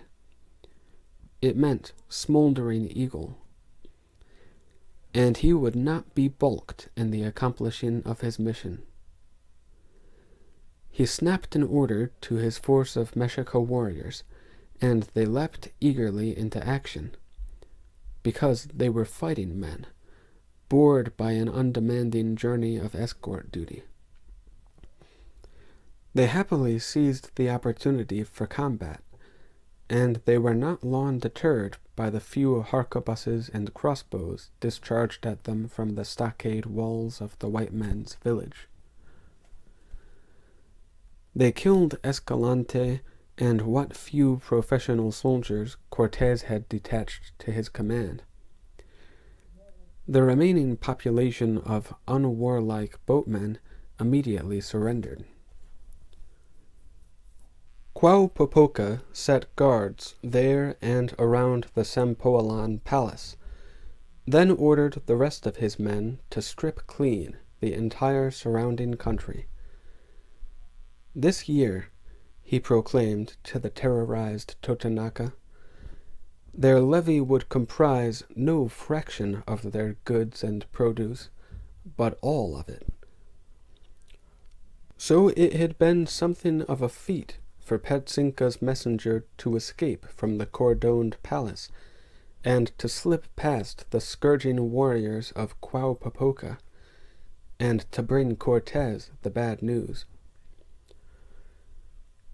Surely Cortés perceived how much more perilous his own position had suddenly become, and how uncertain his future. But he wasted no time in brooding. He went immediately to Motecuzoma's palace, and in no subdued or fearful mood. He took with him the red giant Alvarado and Malintzin and a number of heavily armed men, and all of them stormed past the palace stewards, and, without ceremony, directly into Motecuzoma's throne room. Cortés raged, or pretended to rage, as he regaled the revered speaker with an amended version of the report he had received. As he told it, a roving band of Mexica bandits had, without provocation, attacked his few men peaceably living on the beach, and had slaughtered them. It was a grave breach of the truce and friendship Motecuzoma had promised. And what did Motecuzoma intend to do about it? The revered speaker knew of the tribute train's presence in that general area. So, from hearing Cortés's account, he would have supposed that it had got involved in a skirmish there, and had done some damage among the white men. But he need not have hastened to conciliate Cortés. He could have temporized long enough to find out the true state of affairs. And the truth was this. The white men's one and only established settlement in these lands had surrendered itself to Quauhpopoca's Mexica troops. The white men's one most biddable ally, Lord Petzinka, was cowering inside his palace, a prisoner of the Mexica. Meanwhile, Motecuzoma had almost all the rest of the white men contained on his island, easy prey for elimination, and Cortés's other white and native troops could easily have been held off the island while the mainland armies of the Triple Alliance gathered to pulverize them. Thanks to Quauhpopoca, Motecuzoma held the Spaniards and all their supporters helpless in his hand. He had only to close that hand into a fist and squeeze until the blood ran out between his fingers. He did not. He expressed to Cortés his dismay and condolence. He sent a force of his palace guard to make apologies in Sempoalan and Veracruz, to relieve Quauhpopoca of his authority, to bring him and his chief military officers under arrest to Tenochtitlan. What was worse, when the praiseworthy Quauhpopoca and his 4 commendable Quachichtin old eagles of the Mexica army knelt in obeisance before the throne, Motecuzoma sat flaccidly slumped on that throne, flanked by the sternly erect Cortez and Alvarado, and in a not at all lordly voice he said to the prisoners, "You have exceeded the authority of your mission. You have seriously embarrassed your Lord Speaker and compromised the honor of the Mexican nation. You have broken the promise of truce I granted to these esteemed visitors and all their subordinates. Have you anything to say for yourselves?" Quauhpopoca was dutiful to the end, though he was recognizably more of a man, more of a noble, more of a Mexicatl, than the creature on the throne, to whom he said respectfully, "It was all my doing, Lord Speaker, and I did what I thought best to do. No man can do more." Moctezuma said dully, "You have caused me grievous hurt, but the death and damage you caused have more grievously hurt these our guests. Therefore," and incredibly, the revered speaker of the one world said, "Therefore, I will defer judgment to the Captain General Cortez, and let him determine what punishment you deserve." Cortez had evidently given prior thought to that matter, for he decreed a punishment that he must have been sure would deter any other individuals trying to oppose him. And it was at the same time a punishment intended to flout our traditions and spite our gods. He commanded that the 5 should be put to death, but not to any flowery death. No heart would be fed to any god. No blood would be spilled to the honor of any god. No flesh or organ of the men would remain to be used as any least sacrificial offering. Cortez had his soldiers bring a length of chain. It was the thickest chain I ever saw, like looped constrictor snakes made of iron. I learned later that it was a segment of what is called an anchor chain, used for mooring the heavy ships. It took considerable effort on the part of the soldiers, and surely caused considerable pain to Quauhpopoca and his 4 officers. But the giant links of that chain were forced over the heads of the condemned men, so a link hung around each man's neck.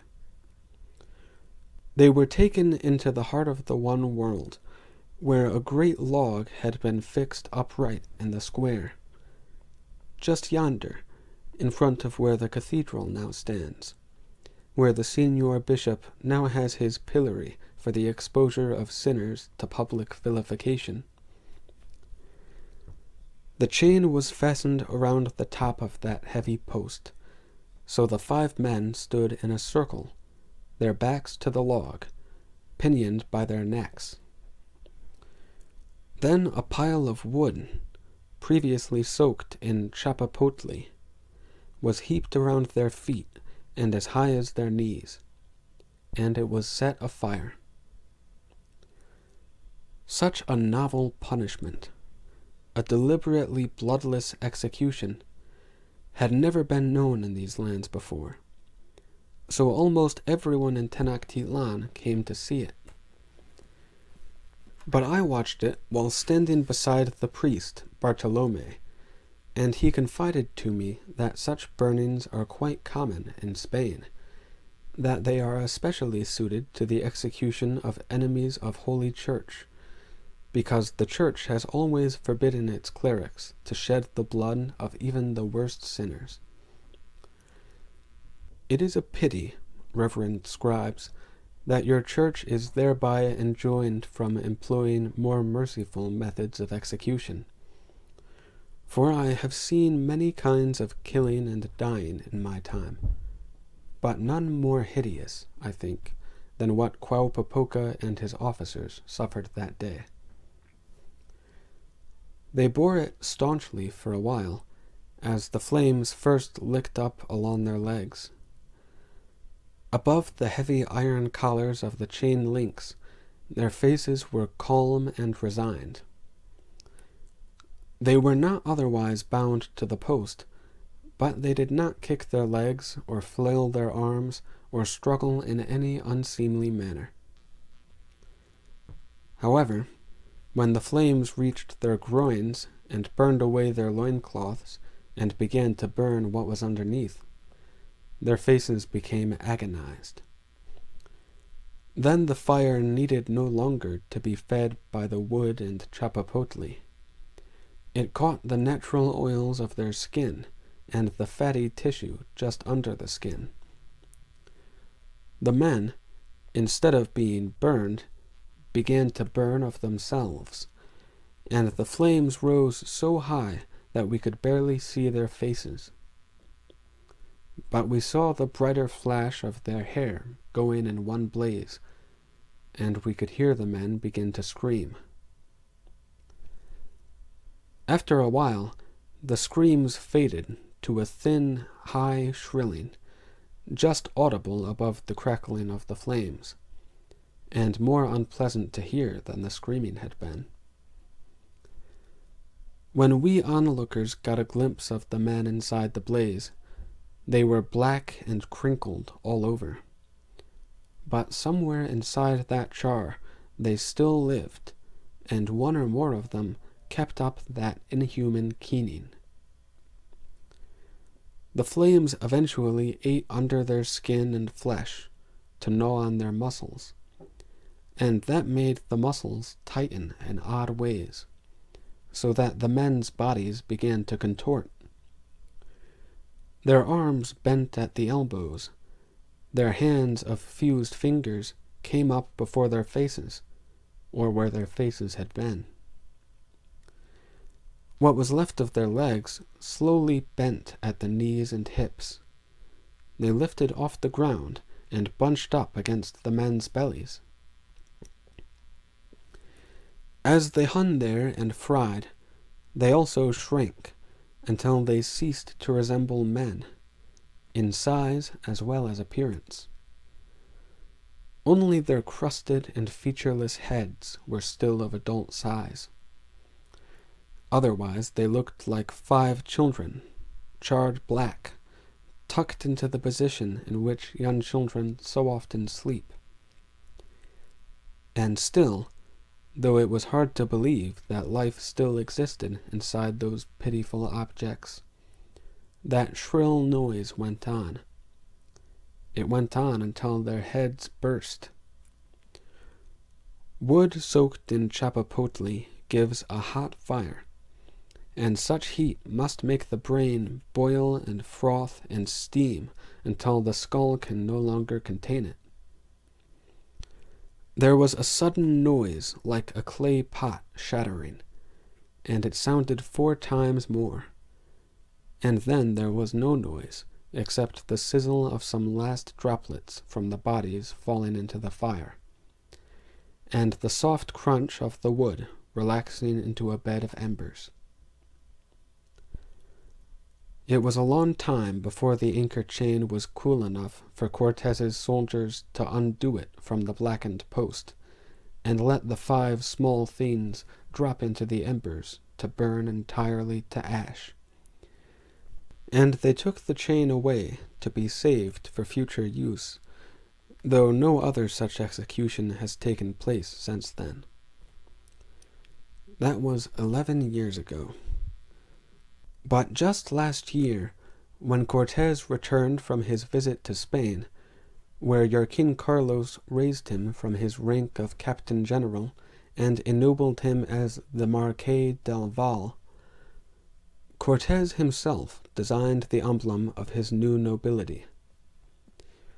What you call his coat of arms is now to be seen everywhere.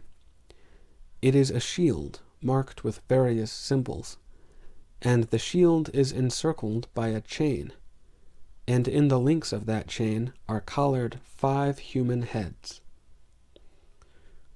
Cortez might have chosen to commemorate others of his triumphs, but he knows well that the end of the brave Quauhpopoca marked the beginning of the conquest of the One World.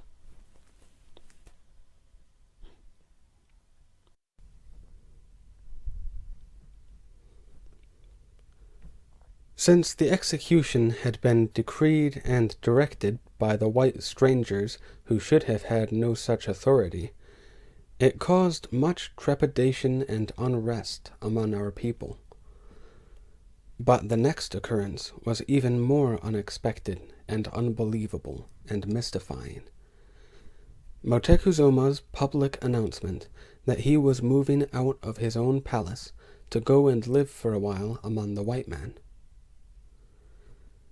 The citizens of Tenochtitlan crowded the heart of the One World, watching with stony faces, on the day their revered speaker strolled leisurely across the plaza, arm in arm with Cortez, under no restraint or any visible compulsion, and entered the palace of his father, Ashayacatl, the palace occupied by the visiting aliens.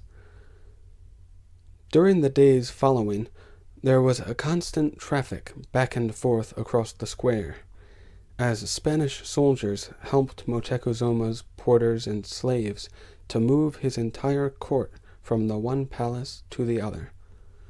Motecuzoma's wives and children and servants, their wardrobes and the furnishings of all their chambers, the contents of the throne room, libraries of books and treasury accounts, all the appurtenances necessary to conducting court business. Our people could not understand why their revered speaker would become a guest of his own guests, or, in effect, a prisoner of his own prisoners. But I think I know why. I long ago heard Motecuzoma described as a hollow drum, and over the years I heard that drum make loud noises, and on most of those occasions I knew those noises to be produced by the thumping of hands and events and circumstances over which Motecuzoma had no control, or things which he could only pretend he controlled, or which he only half-heartedly tried to control.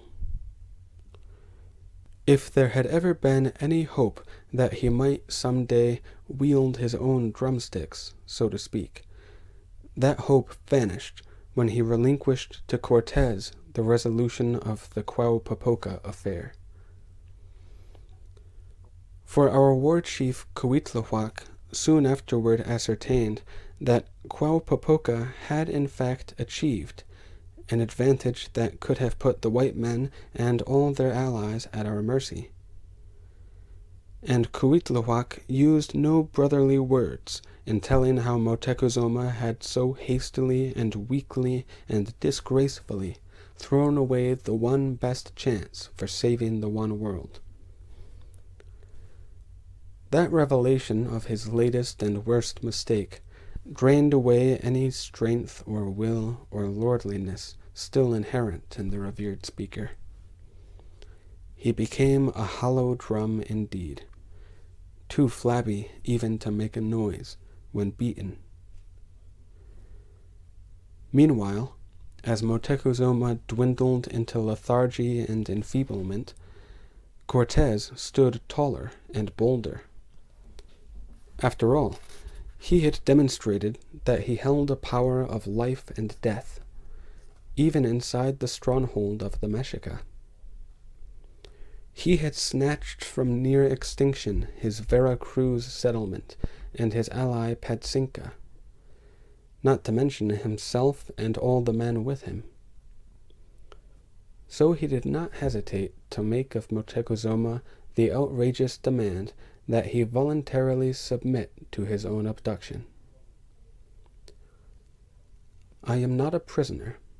You can see that," said Motecuzoma, the first time he summoned the speaking council and me and some other lords to call upon him in his displaced throne room.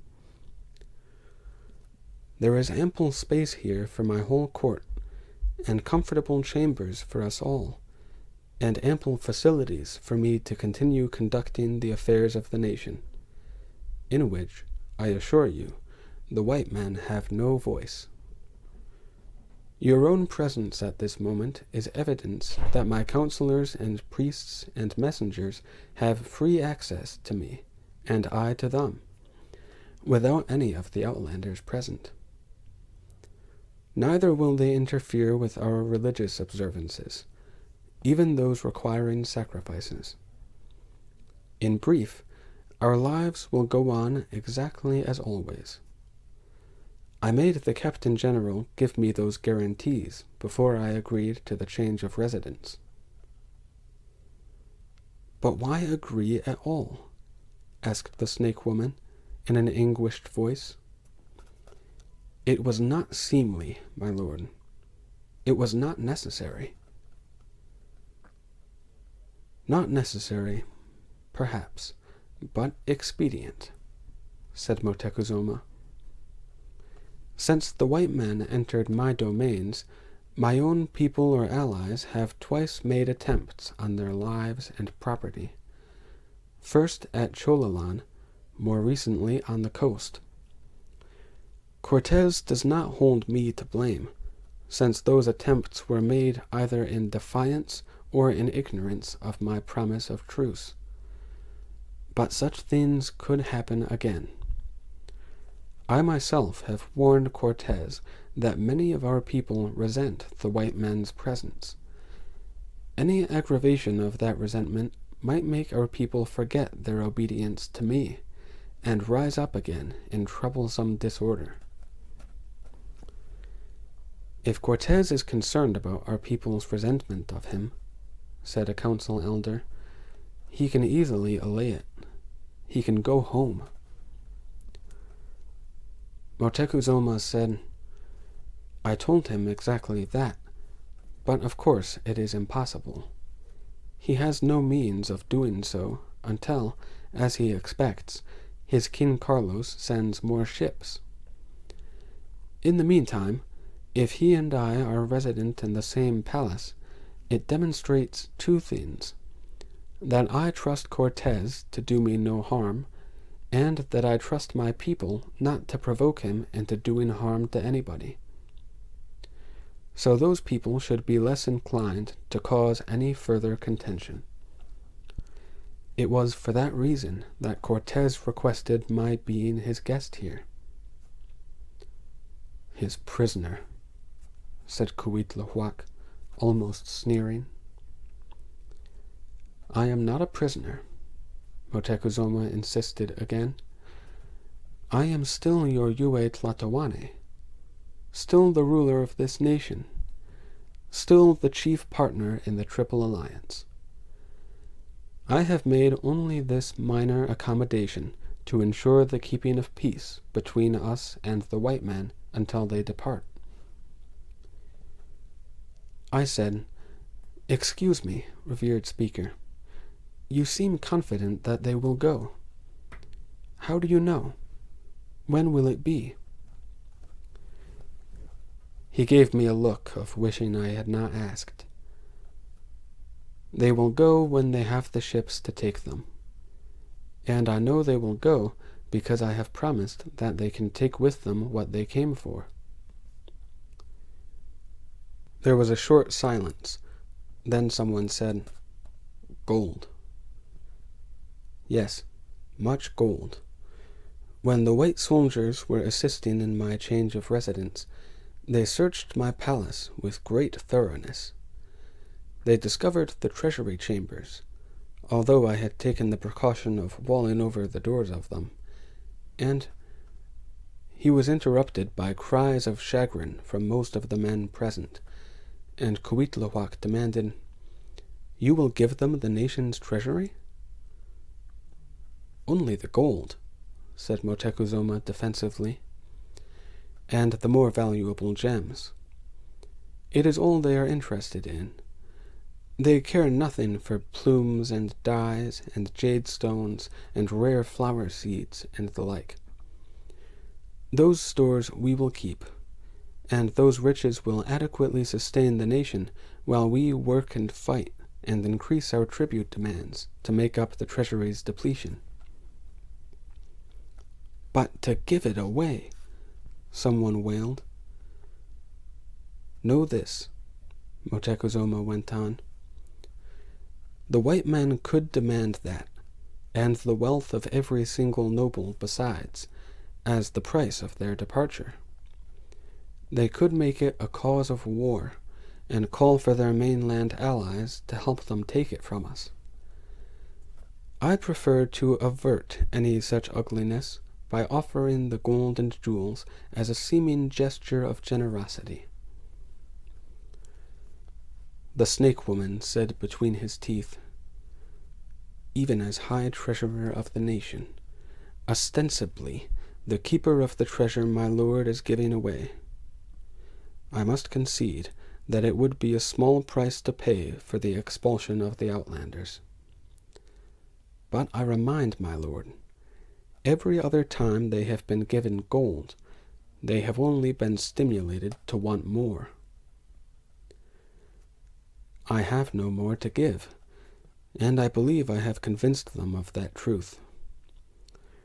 Except for what gold is in circulation as trade currency, or in the keeping of private individuals, there is no more in the Mexica lands. Our treasury of gold represents the collection of sheaves and sheaves of years. It is the hoard of all our past revered speakers. It would take lifetimes to scratch even a fraction more from the earth of our lands. I have also made the gift conditional. They do not take it until they depart from here, and they are to take it directly to their King Carlos, as a personal gift from me to him, a gift of all the treasure we have. Cortez is satisfied, and so am I, and so will their King Carlos be. When the white men leave, they will not come back. None of us said anything to dispute that, until after we had been dismissed and had passed through the palace gate and the snake wall, and were walking across the plaza. Someone said, "This is intolerable. The Kem and Nahuek Yue Tlatoani being held prisoner by those filthy and stinking barbarians." Someone else said, "No, Moctezuma is right. He is not a prisoner. All the rest of us are. As long as he meekly sits hostage, no other Mexicano dares even to spit on a white man." Someone else said, "Moctezuma has surrendered himself and the proud independence of the Mexica, and the bulk of our treasury. If the white man's ships are long in coming, who can say what he will surrender next?" And then someone said what was in all our minds. In the entire history of the Mexica, no Yue Tlatoani has ever been disposed while he still lived. Not even Ahuitzotl, when he was totally incapable of ruling. But a regency was appointed to act in his name, and it worked well enough while it bridged the succession. Cortez might take it into his head to kill Moctezuma at any time. Who knows the white man's whims? Or Moctezuma might die of his own self-loathing. He looks ready to. Yes, the throne might suddenly be left vacant. If we make provision for that eventuality, we would also have a provisional ruler standing ready, in case Moctezuma's behavior becomes such that we must depose him by order of the Speaking Council. It should be decided and arranged in secret. Let us spare Moctezuma the humiliation until and unless there is no choice. Also, Cortez must not be given any least reason to suspect that his precious hostage can suddenly be rendered worthless to him. The snake woman turned to Cuitlahuac, who had until then made no remark at all, and said, using his lordly title, "Cuitlahuatzin, as the speaker's brother, you would normally be the first candidate considered as his successor on his death. Would you accept the title and responsibility of regent if, in formal conclave, we determine that such a post should be created?" Cuitlahuac walked on some paces farther, frowning in meditation. At last he said, "It would grieve me to usurp the power of my own brother while he lives. But in truth, my lords, I fear he now only half lives, and has already abdicated most of his power. Yes, if and when the Speaking Council may decide that our nation's survival depends on it, I will rule in whatever capacity is asked of me."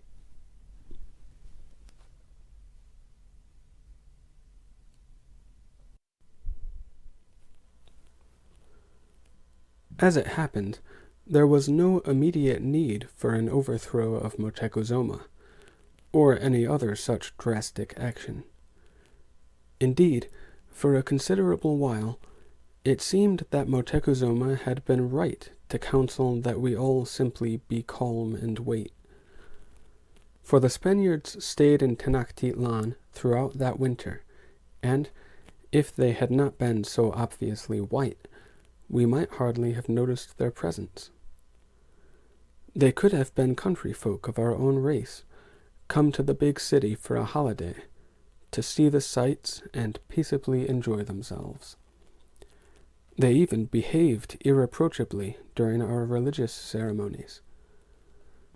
Some of those, the celebrations involving only music, singing, and dancing, the Spaniards watched with interest and sometimes amusement.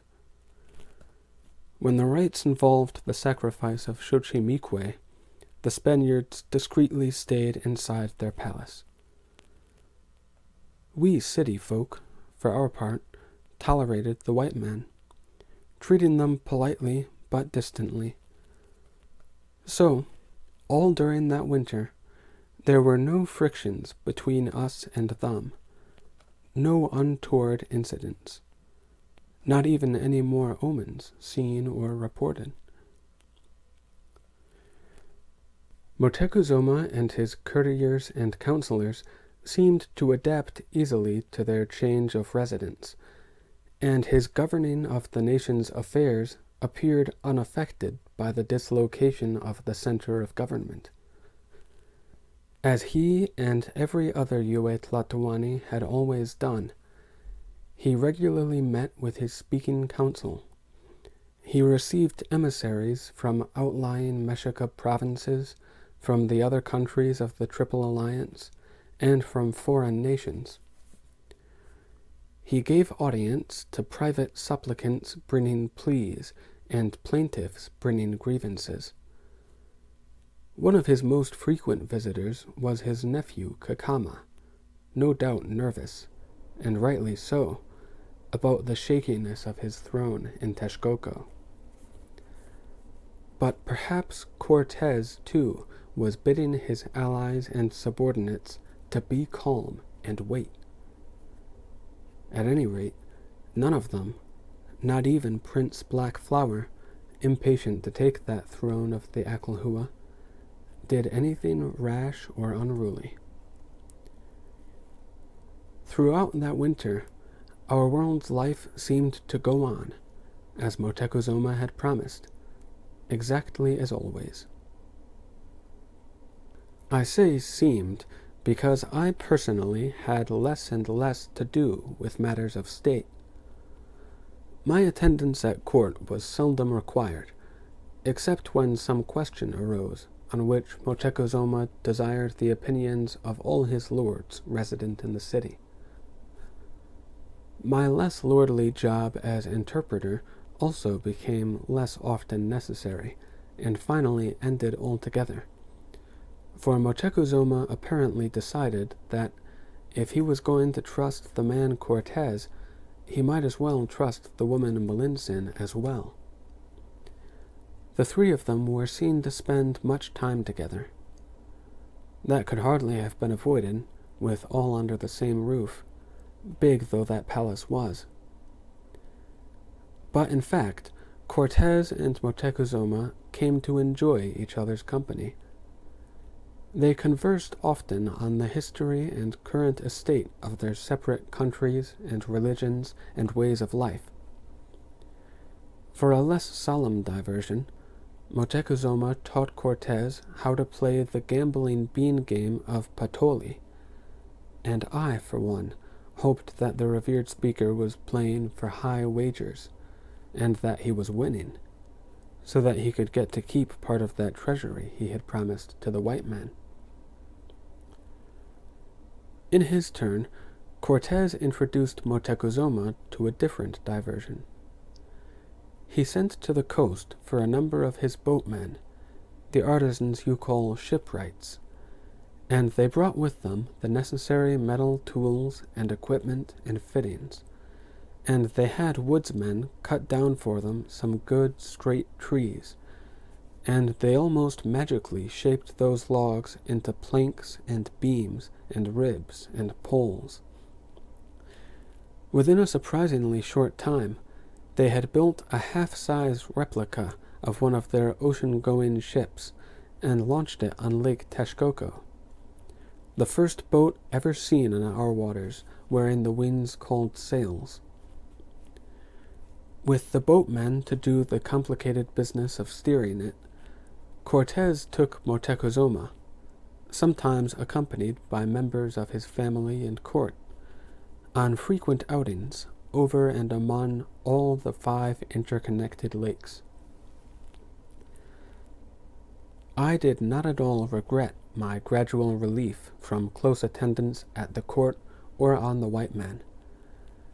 I was pleased to resume my former life of idle retirement, even again spending some time at the house of Pocteca, though not so much time as I had used to spend there.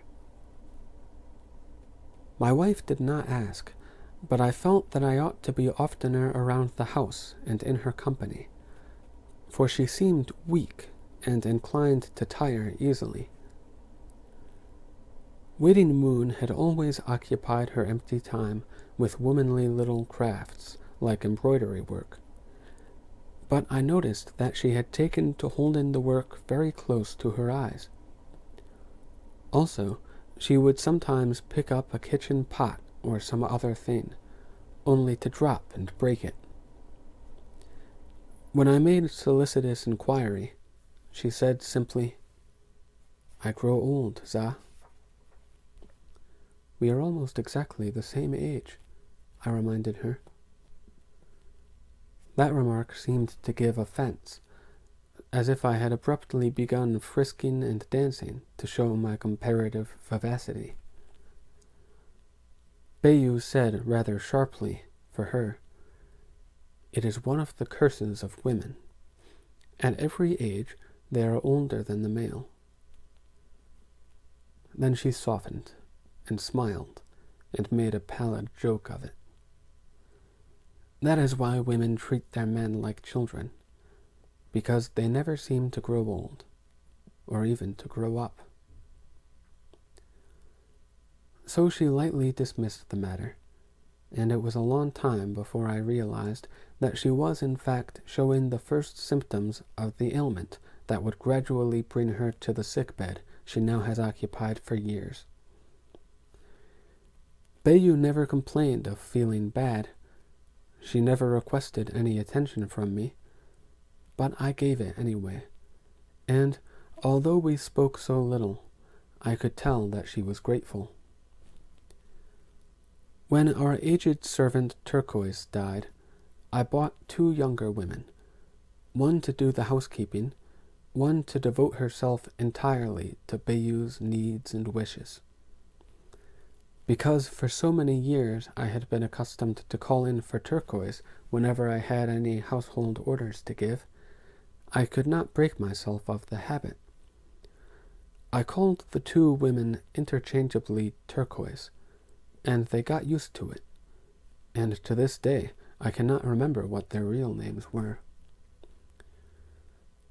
Perhaps I had unconsciously adopted the white men's disregard for proper names in correct speech.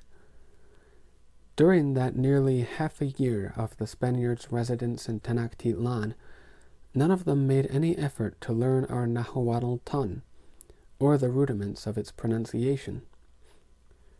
The one person of our race with whom they were most closely associated was the woman who called herself Melinsin. But even her consort Cortez invariably mispronounced that assumed name as Malinche. In time, so did all our own people, either in polite emulation of the Spaniards or mischievously to spite the woman.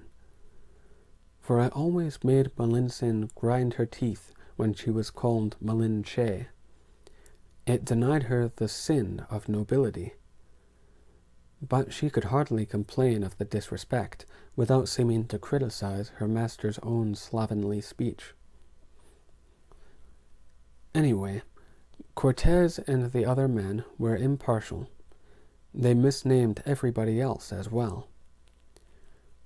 Since Nahuatl's soft sound of sh does not exist in your Spanish language, we Mexica were for a long time called either Mexica or Mexica. But you Spaniards have lately preferred to bestow on us our older name, finding it easier to call us Aztecs. Because Cortez and his men found the name Motecuzoma unwieldy, they made of it Montezuma, and I think they honestly believed they were doing no discourtesy, since the new name's inclusion of their word for mountain could still be taken to imply greatness and importance. The war god's name Huitzilopochtli likewise defeated them, and they loathed that god anyway.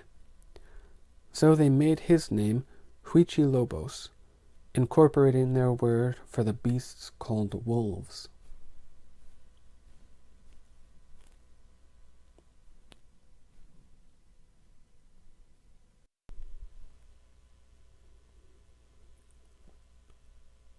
Well, the winter passed, and the springtime came, and with it came more white men.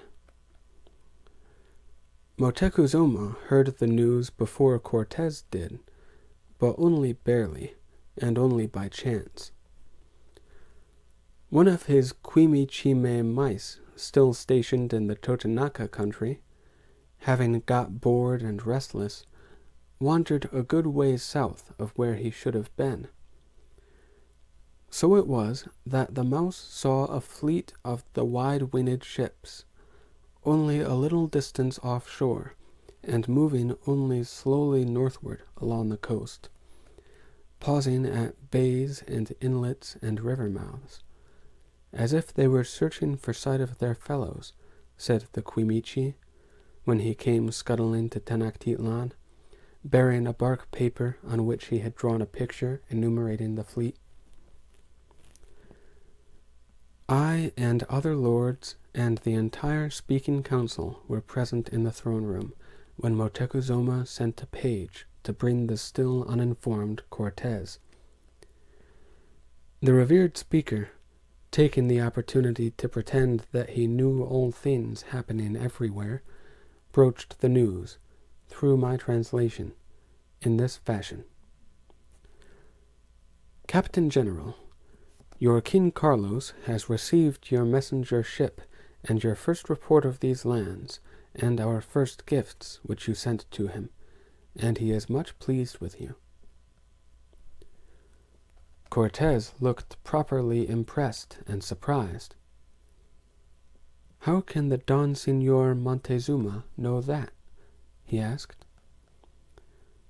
Still feigning omniscience, Motecuzoma said, Because your King Carlos is sending a fleet twice the size of yours, a full 20 ships, to carry you and your men home."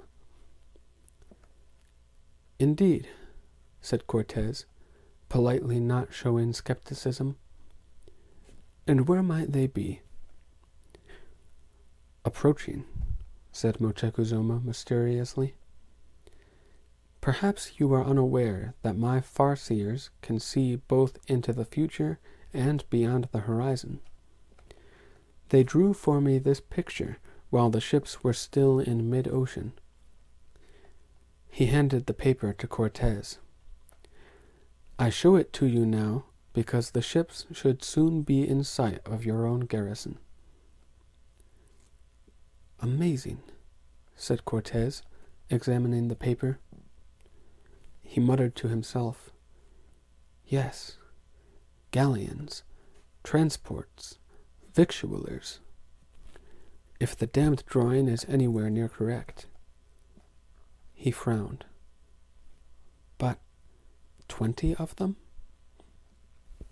Moctezuma said smoothly, "Although we have all been honored by your visit, and I personally have enjoyed your companionship, I am pleased that your brothers have come, and that you are no longer isolated in an alien land."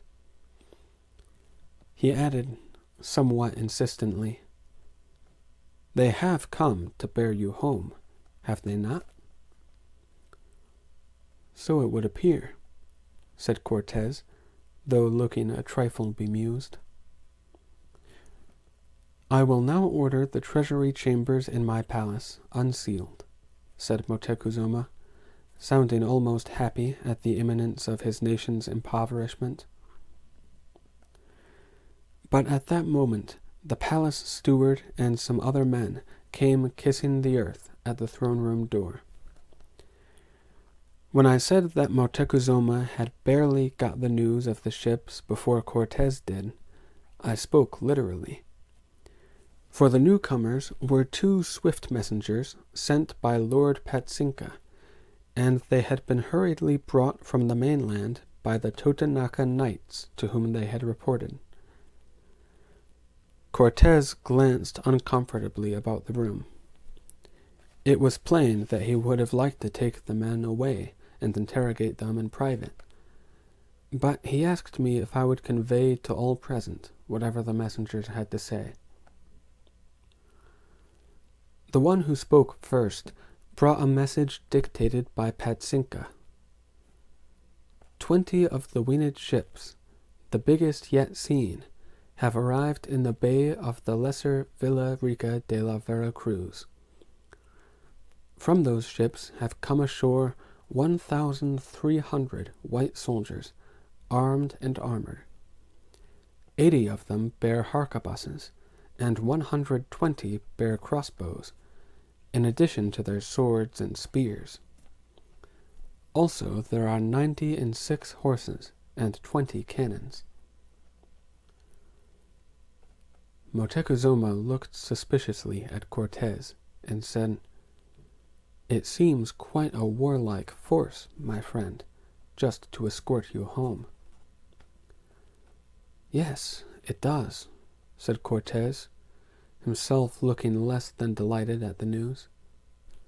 He turned to me. "Have they anything else to report?" The other messenger spoke then, and revealed himself to be one of those tedious word-rememberers. He rattled off every word overheard from Patsinka's first meeting with the new white man, but it was a monkey-like babble of the Totonaca and Spanish languages, quite incomprehensible, owing to there having been no interpreters present to sort out the speeches. I shrugged and said, "Captain General, I can catch nothing but 2 names frequently repeated. Your own and another which sounds like Narvaez." "Narvaez here?" blurted Cortez, and he added a very coarse Spanish expletive. Moctezuma began again. "I will have the gold and gems brought from the treasury, as soon as your train of porters—" "Pardon me," said Cortez, recovering from his evident surprise. "I suggest that you keep the treasure hidden and safe until I can verify the intentions of these new arrivals." Moctezuma said, "Surely they are your own countrymen." "Yes, Don Montezuma. But you have told me how your own countrymen sometimes turn bandit. Just so, we Spaniards must be chary of some of our fellow seafarers. You are commissioning me to carry to King Carlos the richest gift ever sent by a foreign monarch. I should not like to risk losing it to the sea bandits we call pirates.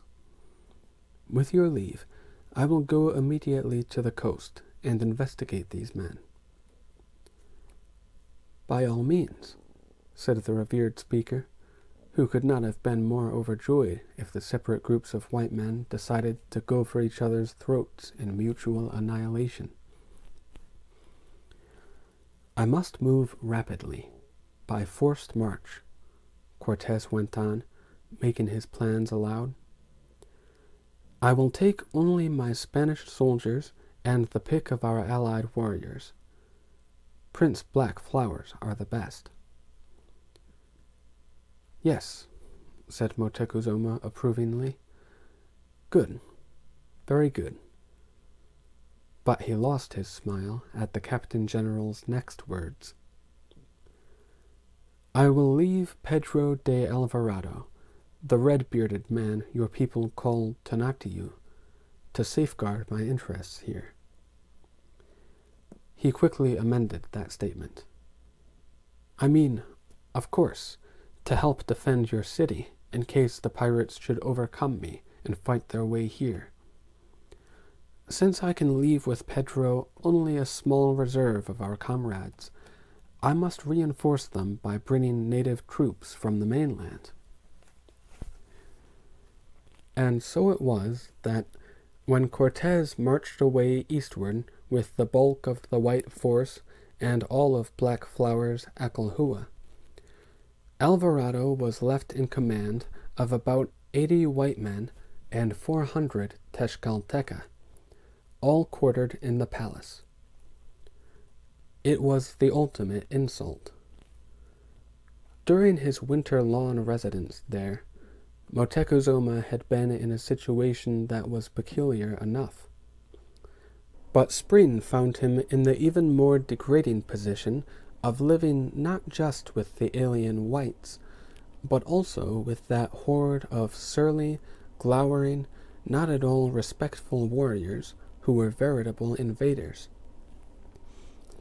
If the revered speaker had seemed briefly to come alive and alert at the prospect of being rid of the Spaniards, he was again dashed down to morose and impotent despair when he became both host and captive of his lifelong, most abhorrent, most abhorred enemies.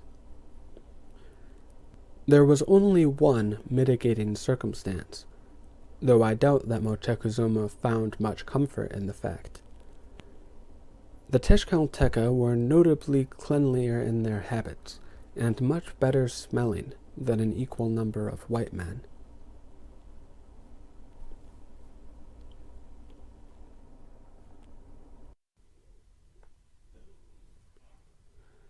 The snake woman said, "This is intolerable."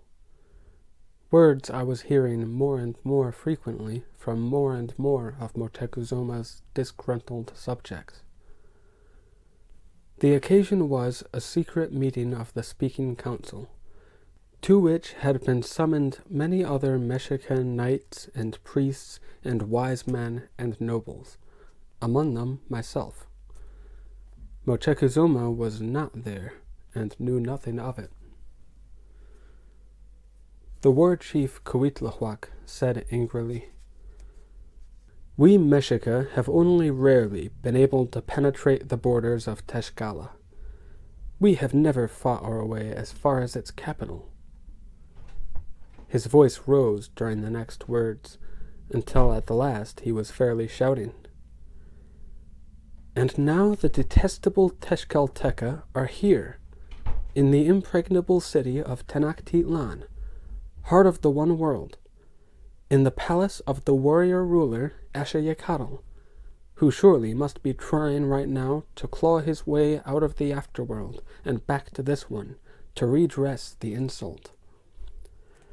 The Tezcatlipoca did not invade us by force. They are here by invitation, but not our invitation. And in that palace they live side by side, on an equal standing, with our revered speaker. Revered speaker in name only, growled the chief priest of Huitzilopochtli. I tell you, our war god disowns him. It is time we all did, said the Lord Cuauhtemoc, son of the late Ahuitzotl. And if we dally now, there may never be another time. The man Alvarado shines like Tonatiuh, perhaps, but he is less brilliant as a surrogate Cortez. We must strike against him before the stronger Cortez comes back. You are sure, then, that Cortez will come back? I asked, because I had attended no council meetings, open or secret, since the Captain General's departure some 10 days before, and I was not privy to the latest news. Cuauhtemoc told me. It is all most strange, what we hear from our Quimichime on the coast. Cortez did not exactly greet his newly arrived brothers like brothers. He fell upon them, made a night attack upon them, and took them unprepared. Though outnumbered by perhaps 3 to 1, his forces prevailed over them. Curiously, there were few casualties on either side, for Cortez had ordered that there be no more killing than necessary, that the newcomers be only captured and disarmed, as if he were fighting a flowery war. And since then, he and the new expedition's chief white man have been engaged in much argument and negotiation. We are at a loss to understand all these occurrences, but we must assume that Cortez is arranging the surrender of that force to his command, and that he will return here leading all those additional men and weapons. You can understand, Lord Scribes, why all of us were bewildered at the quick turns of events in those days. We had supposed that the new arrivals came from the King Carlos at the request of Cortez himself. Thus, his attacking them without provocation was a mystery we could not plumb. It was not until long afterward that I gathered enough fragments of information and pieced them together to realize the true extent of Cortez's deception, both of my people and of yours. From the moment of his arrival in these lands, Cortez represented himself as the envoy of your King Carlos, and I know now that he was no such thing. Your King Carlos never sent Cortez questing here, not for the enhancement of his majesty, not for the aggrandizement of Spain, not for the propagation of the Christian faith, not for any other reason. When Hernan Cortez first set foot on the One World, your King Carlos had never heard of Hernan Cortez. To this day, even His Excellency the Bishop speaks with contempt of that pretender Cortez, and his lowly origins, and his upstart rank, and his presumptuous ambitions. From the remarks of Bishop Zumarraga and others, I now understand that Cortez was originally sent here, not by his king or his church, but by a far less exalted authority, the governor of that island colony called Cuba. And Cortez was sent with instructions to do nothing more venturesome than to explore our coasts, to make maps of them, perhaps to do a little profitable trading with his glass beads and other trinkets. But even I can comprehend how Cortez came to see far greater opportunities, after he so easily defeated the Olmeca forces of the Tabascoob, and more especially after the weakling Totonaca people submitted to him without even a fight. It must have been then that Cortez determined to become the conquistador en jefe, the conqueror of all the one world. I have heard that some of his under-officers, fearful of their governor's anger, opposed his grandiose plans, and it was for that reason that he ordered his less timid followers to burn their ships of transport. Stranded on these shores, even the objectors had little choice but to fall in with Cortez's scheme. As I have heard the story, only one misfortune briefly threatened to impede Cortez's success. He sent his one remaining ship and his officer Alonso, that man who had first owned Malintzin, to deliver the first load of treasure extorted from our lands. Alonso was supposed to steal past Cuba and go straight across the ocean to Spain, there to dazzle King Carlos with the rich gifts, that the king might give his royal blessing to Cortez's enterprise, along with a grant of high rank to make legitimate his foray of conquest. But somehow, I do not know how, the governor got word of the ship's secretive passing of his island, and guessed that Cortez was doing something in defiance of his orders. So the governor mustered the 20 ships and the multitude of men, and set Pamphilo de Narvaez in command of them, to chase and catch the outlaw Cortez, to strip him of all authority, to make peace with any peoples he had offended or abused, and to bring Cortez back to Cuba in chains. However, according to our watching mice, the outlaw had bested the outlaw hunter. So, while Alonso was presumably laying golden gifts and golden prospects before your King Carlos in Spain, Cortez was doing the same at Vera Cruz, showing Narvaez samples of the riches of these lands, persuading him that the lands were all but one, convincing Narvaez to join him in concluding the conquest, assuring him that they had no reason to fear the wrath of any mere colonial governor, for they would soon deliver, not to their insignificant immediate superior, but to the all-powerful King Carlos, a whole new colony greater in size and wealth than Mother Spain and all its other colonies put together.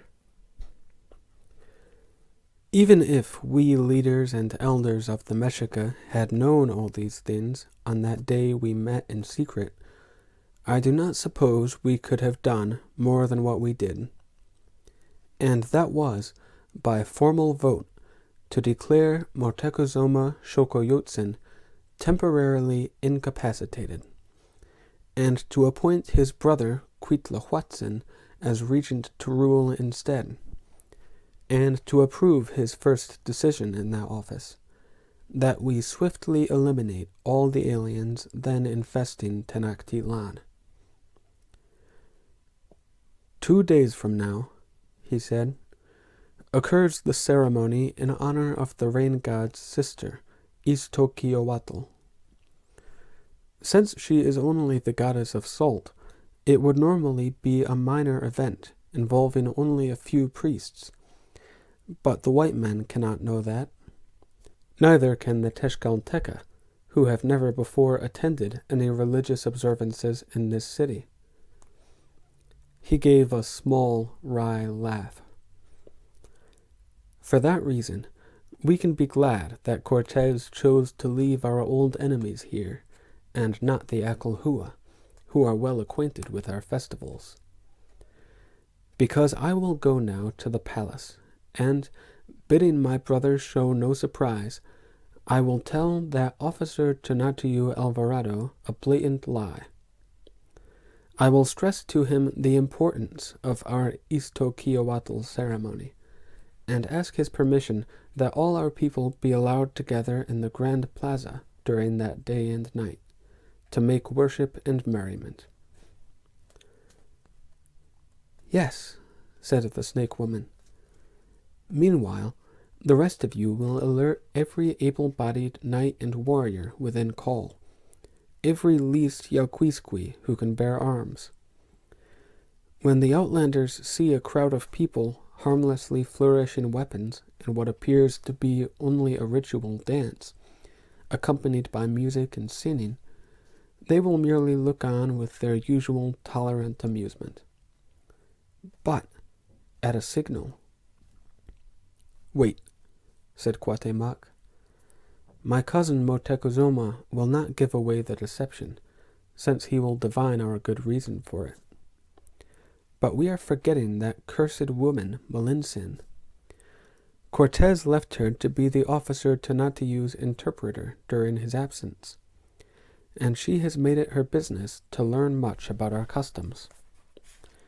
When she sees the plaza full of people other than priests, she will know that it is not the customary homage to the salt goddess. She is certain to cry the alarm to her white masters. Leave the woman to me, I said. It was the opportunity I had waited for, and it would affect more than just my personal satisfaction. I regret that I am a bit too old to fight in the plaza, but I can remove our one most dangerous enemy. Proceed with your plans, Lord Regent. Malintzin will not see the ceremony, or suspect anything, or disclose anything. She will be dead.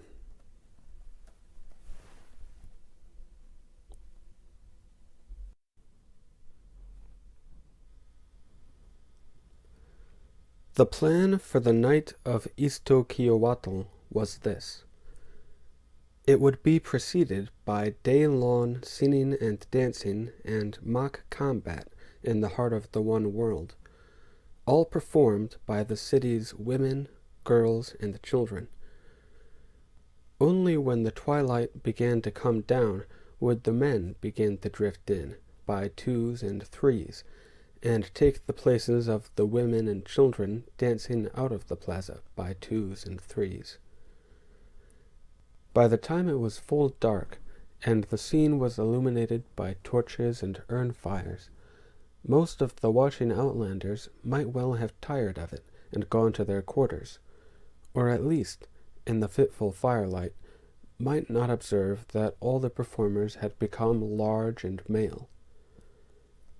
Those chanting, gesticulating dancers would gradually form lines and columns that would twine and weave their way from the center of the plaza toward the snake wall entrance to the palace of Ashayacatl.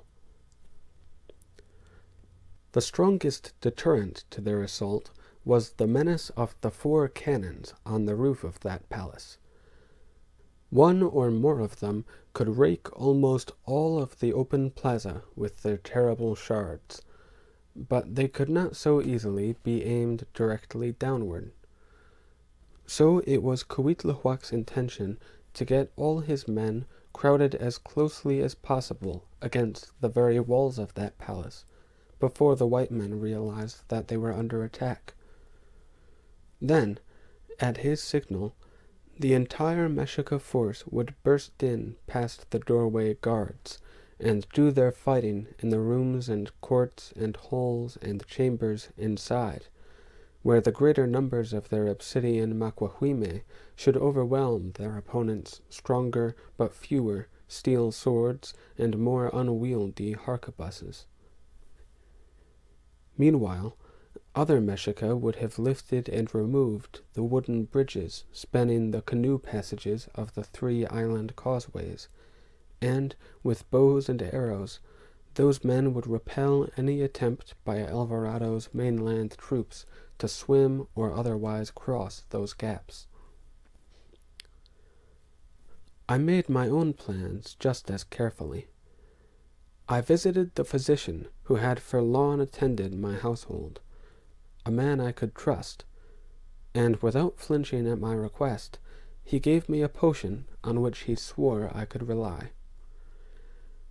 I was, of course, well known to the servants of Motecuzuma's court and the workers in the kitchens, and they were unhappy enough in their current service that I had no trouble in getting their agreement to employ the potion in the exact manner and at the exact time I specified. Then I told Beiyu that I wanted her out of town during the Iztokiowatl ceremony, though I did not tell her why, that there was to be an uprising, and I feared the fighting might spread over the whole island, and I fully expected, because of my singular part in the affair, that the white men, if they had the chance, might wreak their most vengeful fury on me and mine. Beiyu was, as I have said, frail and unwell, and she was clearly less than enthusiastic about leaving our house. But she was not unaware of the secret meetings I had attended, so she knew something was going to happen, and she complied without protest. She would visit a woman friend who lived in Tepeyaca on the mainland.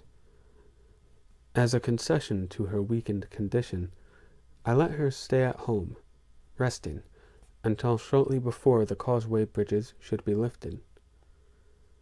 It was in the afternoon that I sent her off in a little chair, the two turquoises walking alongside. I remained in the house, alone. It was far enough from the heart of the one world that I could not hear the music or other sounds of the feigned revelry, but I could imagine the plan unfolding as the twilight deepened, the causeways being sundered, the armed warriors beginning to replace the female celebrants. I was not particularly elated by my imaginings, since my own contribution had been to kill by stealth for the first time in my life. I got a jug of octli and a cup from the kitchen, hoping the strong beverage would dull the twinges of my conscience. Then I sat in the gathering dusk of my downstairs front room, not lighting any lamps, trying to drink to numbness, waiting for whatever might happen next. I heard the tramp of many feet in the street outside, and then a heavy banging upon my house door. When I opened it, there stood 4 palace guards, holding the 4 corners of a plaited reed pallet, on which lay a slender body covered by a fine white cotton cloth. "Forgive the intrusion, Lord Meachley," said one of the guards, sounding not at all anxious for forgiveness. "We are bidden to ask you to look upon the face of this dead woman." "No need," I said, rather surprised that Alvarado or Moctezuma had so quickly guessed the perpetrator of the murder. "I can identify the bitch coyote without looking." "You will regard her face," the guard sternly insisted.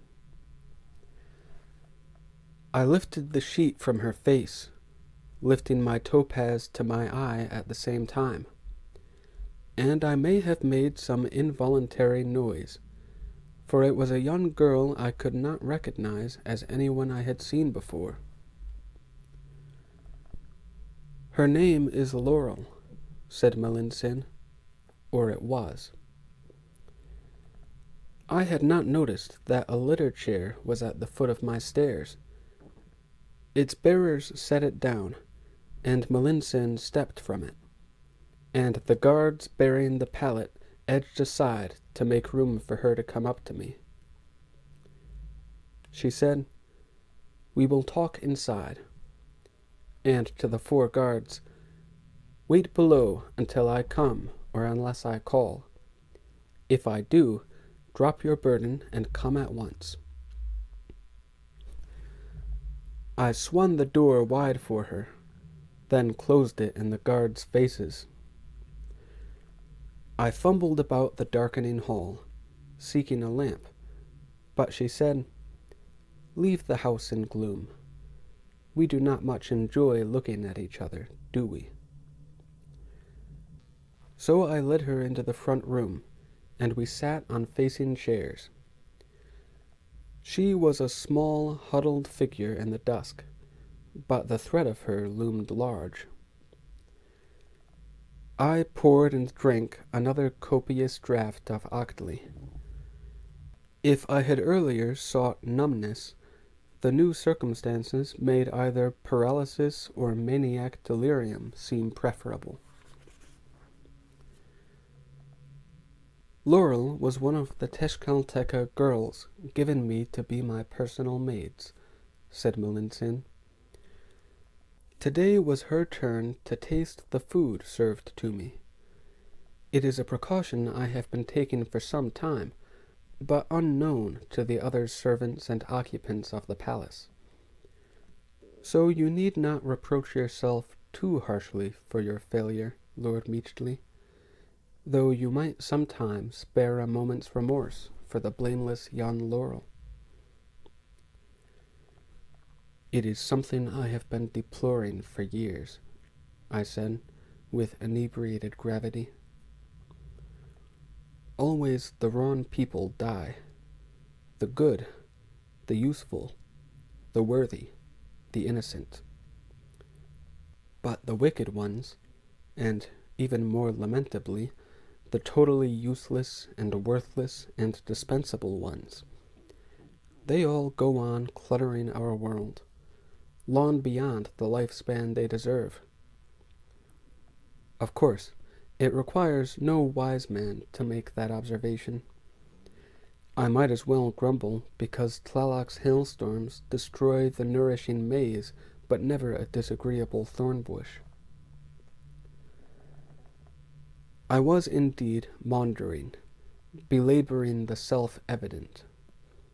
But it was because some still sober part of my mind was frantically busy with a much different concern. The attempt on Melinson's life, and no doubt her intent to return the attention, had so far distracted her from noticing any unusual doings in the heart of the one world. But if she killed me quickly and returned there immediately, she would notice, and she could yet warn her masters in time.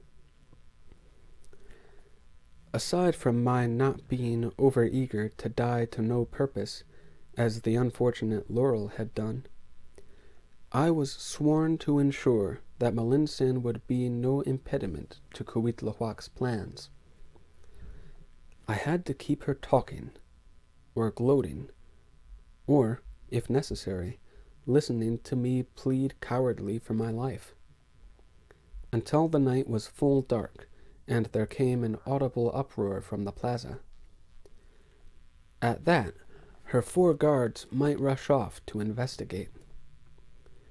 Whether they did or not, they would not much longer be taking orders from Melinson.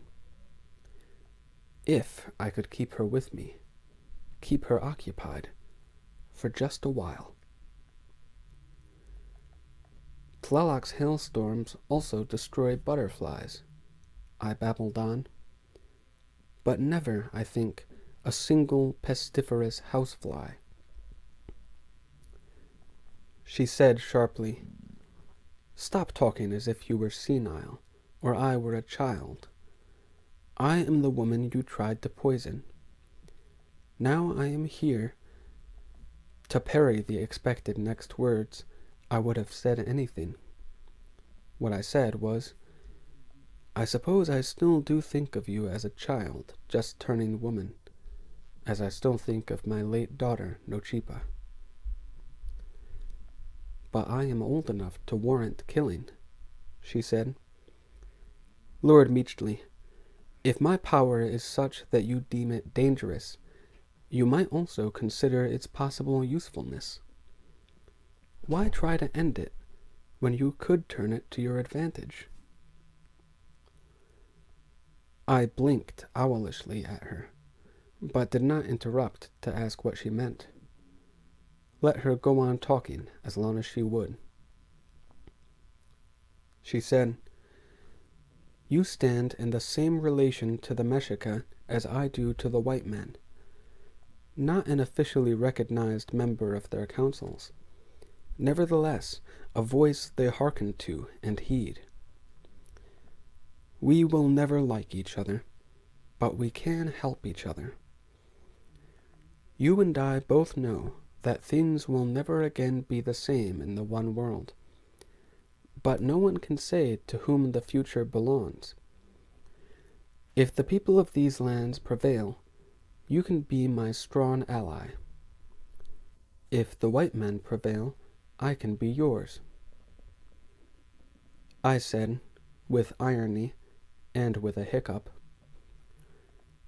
"You suggest that we mutually agree to be traitors to the opposing sides we have separately chosen?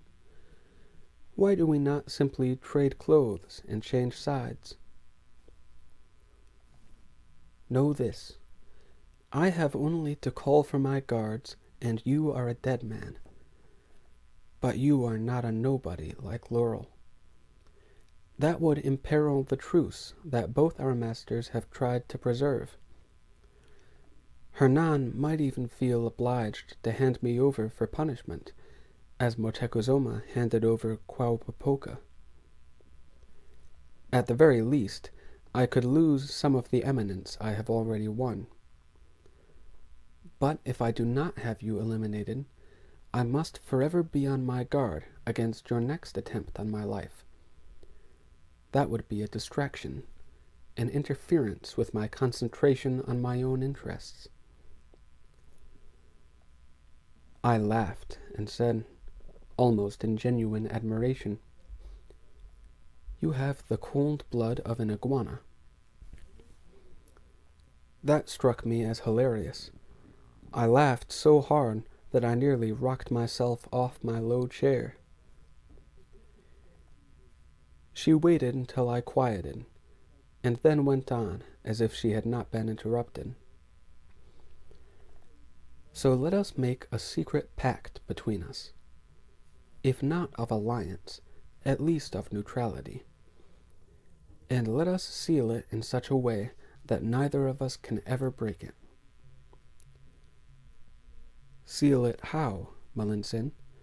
We have both proved ourselves treacherous and untrustworthy." "We will go to bed together," she said, and that rocked me back so that I did slide off the chair. She waited for me to get up again, and when I remained sitting stupidly on the floor, she asked, "Are you intoxicated, Michsin?" "I must be," I said. "I am hearing impossible things. I thought I heard you propose that we—" "I did, that we lie together tonight. The white men are more jealous of their women than are the men even of our race. Hernan would slay you for having done it, and me for submitting to it.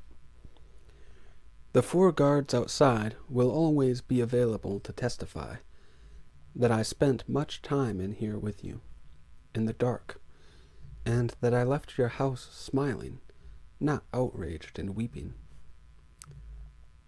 Is it not beautifully simple and unbreakably binding? Neither of us can ever again dare to harm or offend the other, lest that one speak the word which will doom us both." At risk of angering her and untimely letting her get away, I said, "At 54 years old, I am not sexually senile, but I no longer lunge at just any female who offers herself. I have not become incapable, only more selective." I meant to speak with lofty dignity, but the fact that I hiccuped frequently between the words and spoke them from a sitting position on the floor somewhat diminished the effect. As you have remarked, we do not even like each other. You could have used stronger words. Repugnance would better describe our feeling toward each other. She said, I would not wish our feelings otherwise. I propose only an act of convenience. As for your discriminating sensibilities, it is nearly dark in here. You can make of me any woman you desire. Must I do this? I asked myself fuzzily, to keep her here and away from the plaza? Aloud, I protested, I am more than old enough to be your father. Pretend you are, then, she said indifferently, if incest is to your taste. Then she giggled. For all I know, you really might be my father. And I can pretend anything. Then you shall, I said. We will both pretend that our illicit coupling did take place, though it does not. We will pass the time simply conversing, and the guards can testify that we were together for a time sufficiently compromising. Would you like a drink of Octley? I reeled away to the kitchen, and, after breaking several things in the dark there, came reeling back with another cup. As I poured for her, Melanson mused, I remember. You said your daughter and I had the same birth name and year. We were the same age. I took another long drink of my Octley. She sipped at hers and tilted her head inquisitively to one side. You and that daughter, did you ever play games together? Yes, I said thickly, but not what I think you are thinking. I was thinking nothing, she said, all innocence. We are conversing, as you suggested. What games did you play? There was one we called the volcano hiccuping. The volcano erupting. I do not know that game. It was only a silly thing. We invented it ourselves. I would lie down on the floor, like this. I did not exactly lie down. I fell supine with a crash. And bend my knees, you see, to make the volcano peak. Nochipa would perch up there. Like this, she said, doing it. She was small and light of weight, and in the dark room she could have been anybody. Yes, I said. Then I would waggle my knees, the volcano waking, you see, and then I would bounce her. She gave a little squeak of surprise and slid down to thump against my belly. Her skirt rucked up as she did so, and when I reached to steady her, I discovered that she wore nothing under the skirt.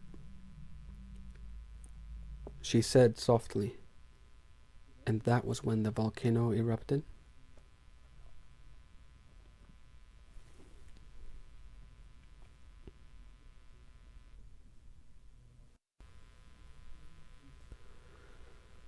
I had been long without a woman, and it was good to have one again, and my drunkenness did not affect my capability.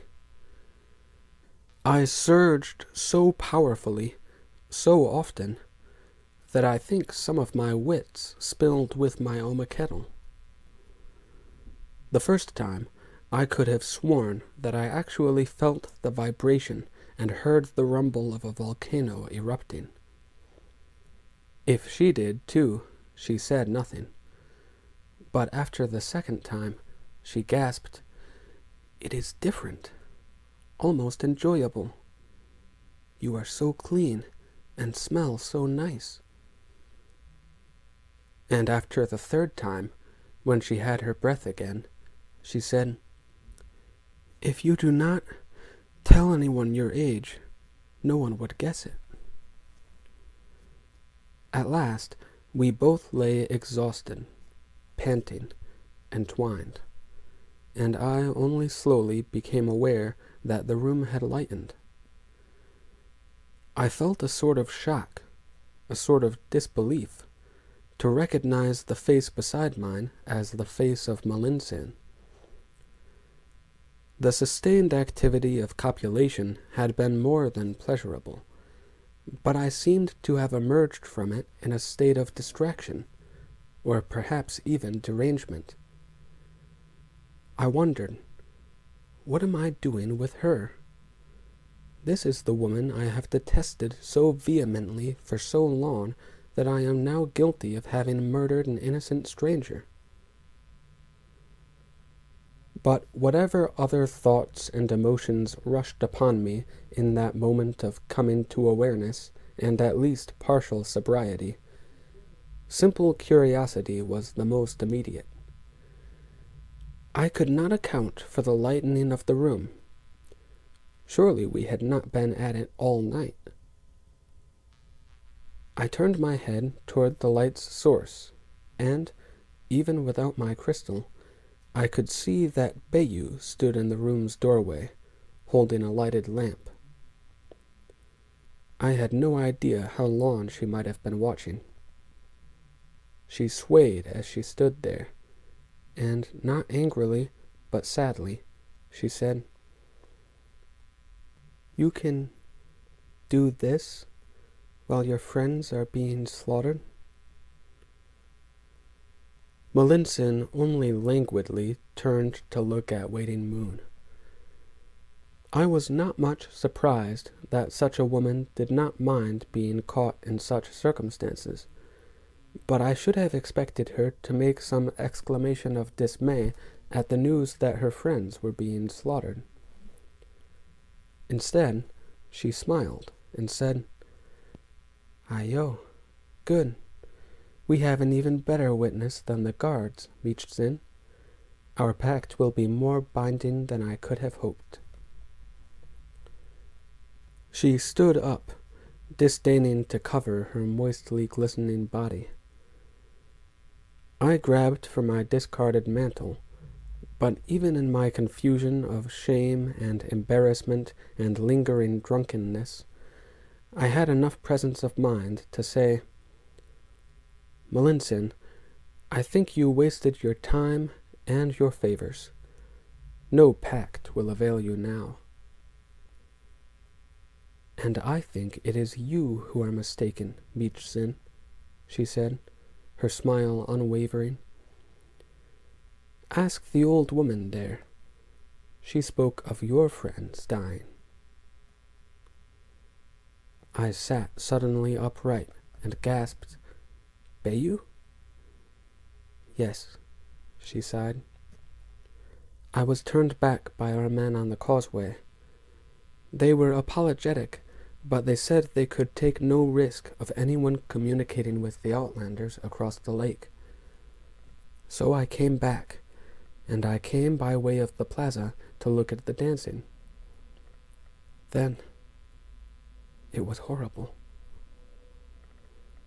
She closed her eyes and leaned against the door frame and said, dazedly, "There was lightning and thunder from the palace roof, and the dancers, like some awful magic, they became shreds and pieces.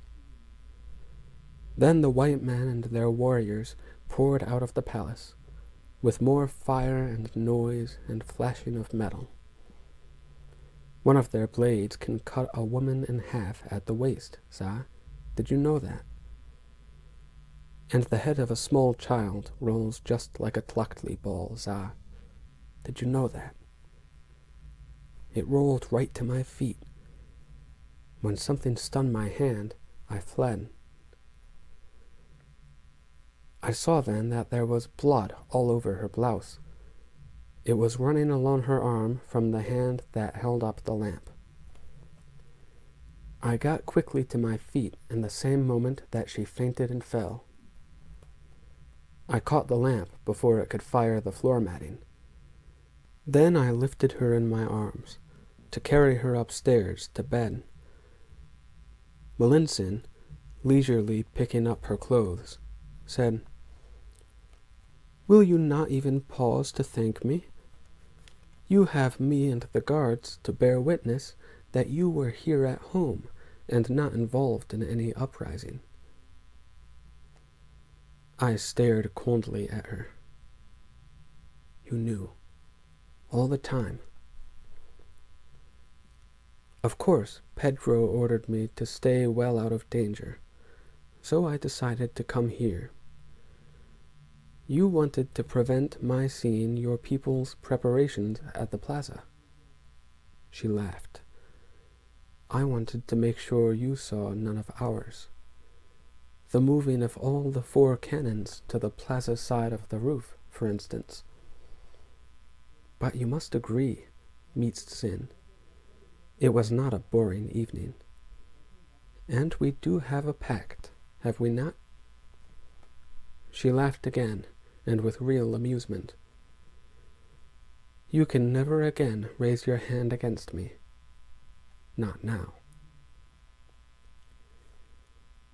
I did not at all understand what she meant by that, until Waiting Moon was conscious again and could tell me.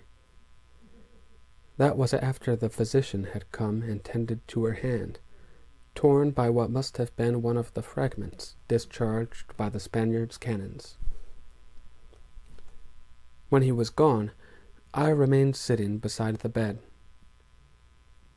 Bayou lay, not looking at me, her face more wan and worn than before, a tear trickling down one cheek. And for a long time we said nothing. Finally, I managed to say huskily that I was sorry. Still without looking at me, she said, "You have never been a husband to me, Za, and never let me be a wife to you. So your faithfulness to me, or your default of it, is not even worth discussing. But your being true to some standard of your own, that is another matter.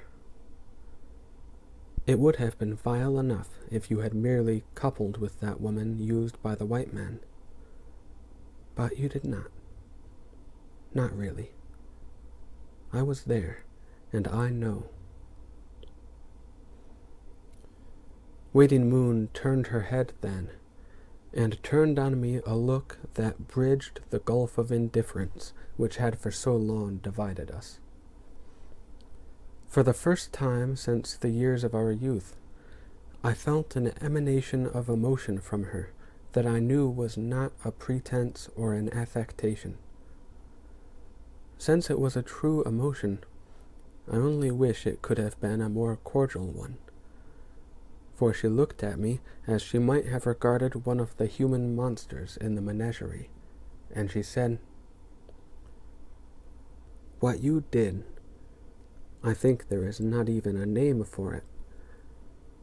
While you were in her, you were running your hands over all her naked body, and you were murmuring endearments. 'Sayanya, my darling,' you said, and 'Nochipa, my beloved,' you said, and 'Sayanya, my dearest,' you said, and again 'Nochipa,' you said." She swallowed, as if to prevent her suddenly being sick. Because the 2 names mean the same thing, I do not know whether you lay with my sister, or with your daughter, or with them both, or with them alternately. But this I know. Both the women named always, your wife, and your daughter. They died years ago. Za, you were coupling with the dead.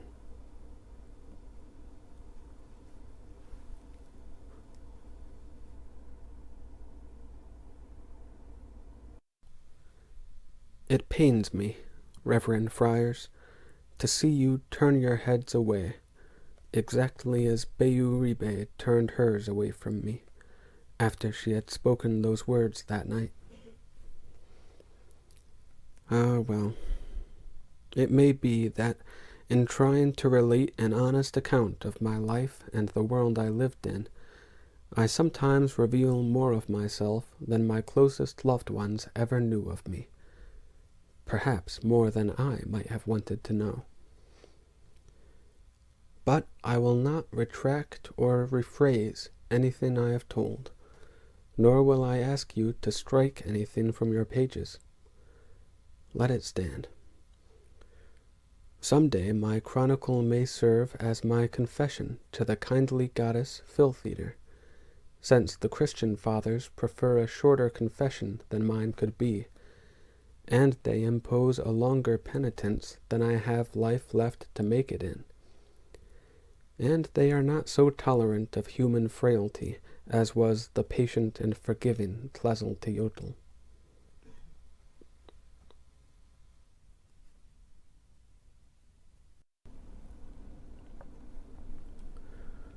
But I meant to tell of that night's dalliance with Melinsin only to explain why she is still alive today, although after that I hated her more than ever.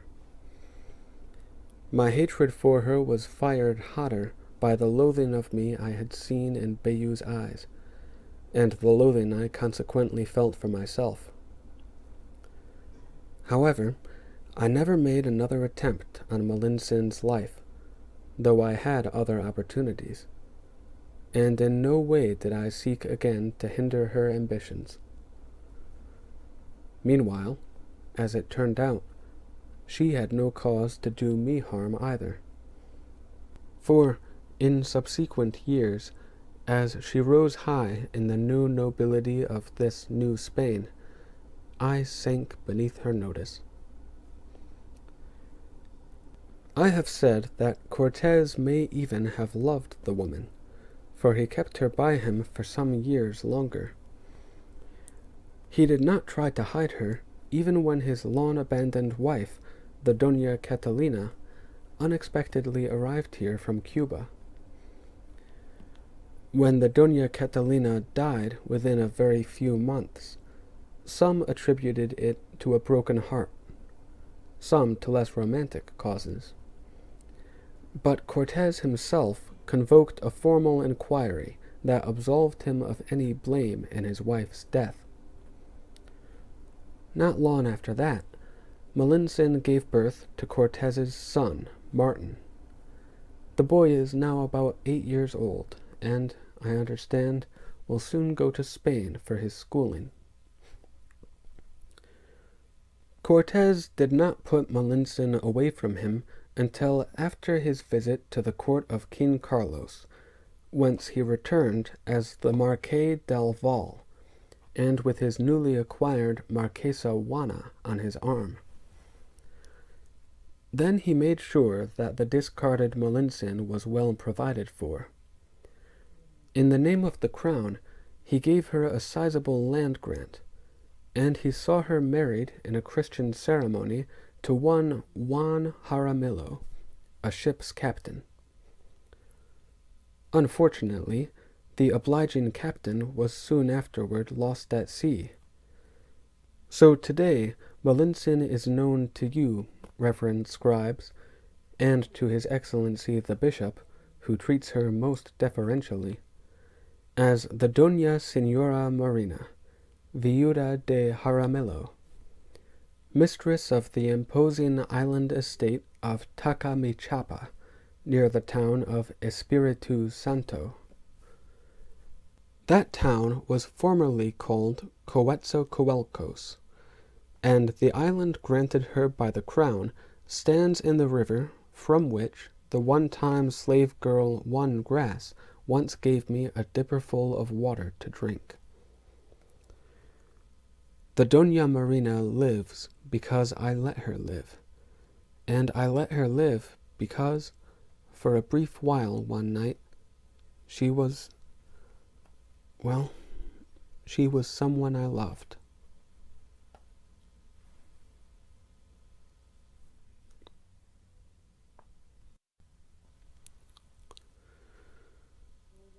Either the Spaniards had foolishly been too eager to let loose their devastation in the heart of the one world, or they had deliberately chosen to make their attack as wanton, punitive, and unforgettable as possible. For it had not yet been quite full night when they blasted with their cannons, and then charged the crowd with swords and spears and harquebuses. They had killed or horribly wounded more than 1,000 of the dancing women, girls, and children. But at that time of early dark, only a comparative few of our Mexico warriors had infiltrated into the performance, so fewer than 20 of them had fallen, and not any of the commanding knights or the lords who had conceived the uprising. Then the Spaniards did not even go looking for the chief conspirators, to punish them. The white men, after their explosive emergence from the palace, merely withdrew into it again, not daring to be abroad in the wrathful city. To apologize for my failure in not having eliminated Malintzin, I did not go to the war chief Cuitlahuac, who I supposed must be raging with fury and frustration. Instead, I sought out the Lord Cuauhtémoc, hoping he would be more sympathetic to my dereliction.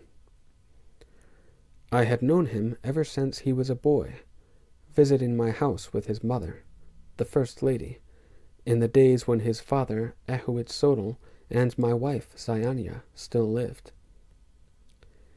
At that time, Cuauhtémoctzin had been the crown prince, heir to the Mexica throne, and it was only mischance that had prevented his becoming Yue Tlatoani before Moctezuma was insinuated into the office. Since Cuauhtémoc was familiar with disappointment, I thought he might be more lenient about my not having prevented Malintzin's warning the white man. "No one holds you to blame, Michtzin," he said, when I told how she had eluded the poison. "You would have done the one world a service in disposing of that traitress, but it does not matter that you did not." Puzzled, I said, "It does not matter? Why not?" "Because she did not betray us," said Cuauhtémoc. "She did not have to." He grimaced as if in pain. "It was my exalted cousin, our revered speaker, Moctezuma." "What?" I exclaimed. Cuitlahuac went to the officer Tonatiuh Alvarado, you remember, and asked and was given permission to hold the Iztaccíhuatl ceremony. As soon as Cuitlahuac left the palace, Moctezuma told Alvarado to beware of trickery. "Why?" Cuauhtémoc shrugged. Injured pride? Vindictive spite? Moctezuma could hardly have been pleased that the uprising was the idea of his underlings, and arranged without his knowledge, to be done without his approval or participation. Whatever his real reason, his excuse is that he will countenance no breaking of his truce with Cortés.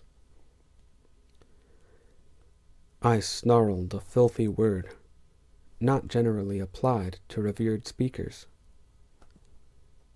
What is our breaking of the truce, compared to his instigating the butchery of 1,000 women and children of his own people? Let us charitably assume that he expected Alvarado only to forbid the celebration, that he did not anticipate such a violent dispersal of the celebrants. Violent dispersal, I growled. That is a new way to say indiscriminate slaughter. My wife, a mere onlooker, was wounded. One of her 2 female servants was killed, and the other has fled terrified into hiding somewhere. If nothing else, Cuauhtémoc said with a sigh, the incident has united all our people in outrage. Before, they only muttered and grumbled, some of them mistrusting Moctezuma, others supporting him. Now all are ready to tear him limb from limb, along with everyone else in that palace. Good, I said. Then let us do so. We still have most of our warriors. Raise the city folk as well, even old men like me, and storm the palace. That would be suicidal. The Outlanders have now barricaded themselves inside it, behind their cannons, behind the harquebuses and crossbows aimed from every window. We could not get near the building without being obliterated. We must engage them hand to hand, as originally planned, and we must wait to have that opportunity again. Wait, I said, with another profanity. But while we wait, Cuauhtémoc is packing the island with still more warriors. You may have noticed an increase in the traffic of canoes and freight barges plying between here and the mainland, apparently carrying flowers and vegetables and such. Concealed under that top cargo are men and arms. Cacama's Acolhua troops from Texcoco, Tecpaneca troops from Tlacopan. Meanwhile, as we get stronger, our opponents may get weaker. During the massacre, all their servants and attendants deserted the palace. Now, of course, not a single Mexicatl vendor or porter will deliver to them food or anything else. We will let the white men and their friends, Moctezuma, Malintzin, all of them, sit in their fortification and suffer for a while. I asked, Cuauhtémoc hopes to starve them into surrender? No.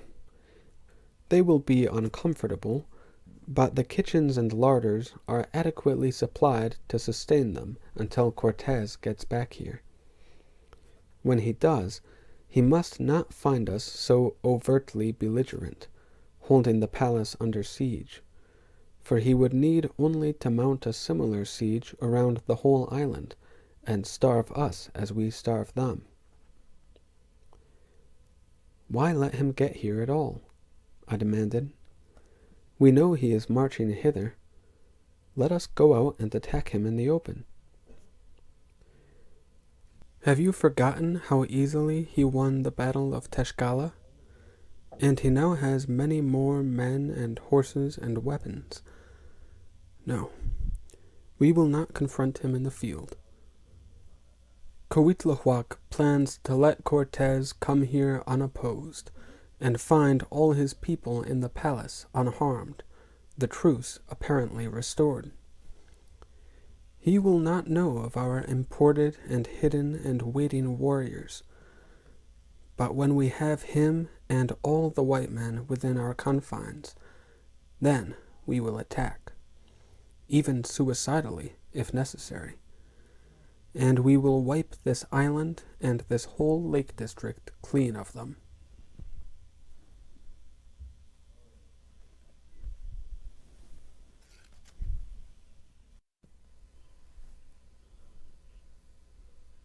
Perhaps the gods decided that it was time Tenochtitlan had a change for the better in its communal Tenali, because that latest plan did work, with only a few unforeseeable complications. When we got word that Cortez and his multitudinous force were approaching, everyone in the city, by command of the regent Cuitlahuac, determinedly assumed an outward semblance of untroubled normality. Even the widowers and orphans and other kinfolk of the slain innocents. All three causeways were again bridged intact, and travelers and porters trudged and trotted back and forth across them. The canoes and barges that plied the canals of the city and the lake around the island were genuinely carrying innocuous cargoes. The thousands of Akalhua and Tecpaneca fighting men whom they had earlier ferried unnoticed, right from under the noses of Cortez's mainland allies, had been kept out of sight ever since. 8 of them, in fact, were living in my house, bored and impatient for action. Tenochtitlan's streets were as thronged as usual, and the Tlatelolco market was as busy, colorful, and clamorous. The only nearly empty part of the city was the heart of the one world, its marble pavement still blood-stained, its vast expanse traversed only by the priests of the temples there, who still performed their everyday functions of praying, chanting, burning incense, blowing the time-telling conch trumpets at dawn and midday, and so on. Cortez came warily, apprehensive of animosity, for he had of course heard about the night of massacre, and he would not expose even his formidable army to any risk of ambush. After skirting Texcoco at a prudent distance, he came around the southern lakeshore as before, but he did not take the southern causeway into Tenochtitlan. His men would have been vulnerable to an attack by canoe-borne warriors if they were strung out along the open span of that longest causeway. He continued on around the lake and up its western shore, dropping off Prince Blackflower and his warriors, posting the big cannons at intervals, all of them pointed across the water at the city, with men to tend them. He marched all the way to Tlacopan, because the causeway from there is the shortest of the 3 approaches. First, he and his 100 or so other horsemen galloped across it, as if expecting it to be snatched from under them. Then his foot soldiers did the same, dashing across in companies of about 100 men at a time. Once he was on the island, Cortez must have breathed more easily. There had been no ambush or other obstacle to his return. While the people on the city's streets did not greet him with tumultuous welcome, neither did they revile him. They merely nodded as if he had never been away. And he must have felt comfortably powerful at being accompanied by 1,500 of his own countrymen, not to mention that backing of his thousands of allied warriors camped in an arc around the mainland. He may even have deluded himself that we Mexica were at last resigned to recognizing his supremacy. So, from the causeway, he and his troops marched through the city like already acknowledged conquerors. Cortez showed no surprise at finding the central plaza so empty. Perhaps he thought it had been cleared for his convenience. Anyway, the bulk of his force stopped there, and, with much noise and bustle and wafting about of their bad odors, began to tether their horses, spread out their bedrolls, lay campfires, and otherwise settle down, as if for an indeterminate stay. All the resident Tezcalteca, except for their chief knights, vacated the Ashayacatl palace, and also made camp in the plaza. Moctezuma and a group of his loyal courtiers likewise made their first emergence from the palace since the night of Iztaccíhuatl, coming out to greet Cortez. But he disdainfully gave them no recognition at all. He and his newly recruited comrade in arms, Narvaez, brushed past them and into the palace.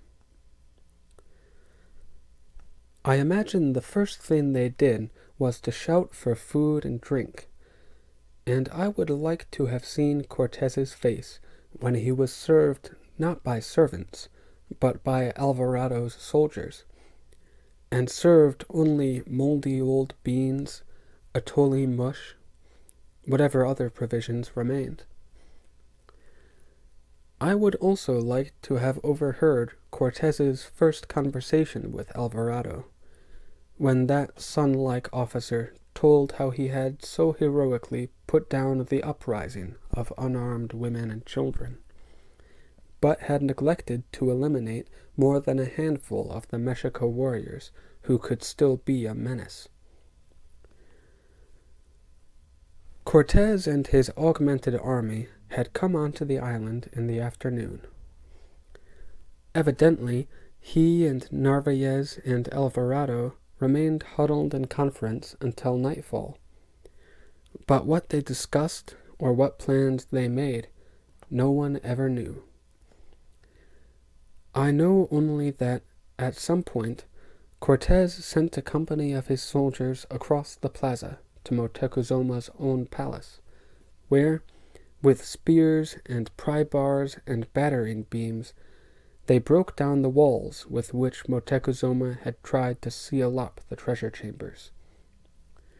Then, like ants toiling between a honey pot and their nest, the soldiers went back and forth, transferring the treasury's store of gold and jewels to the dining hall of Cortez's palace.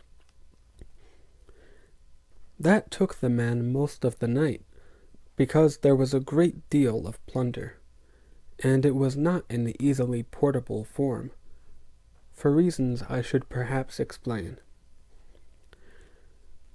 Since it was our people's belief that gold is the sacred excrement of the gods, our treasurers did not simply hoard it in the raw form of dust or nuggets, and they did not melt it into featureless ingots or strike coins of it, as you Spaniards do.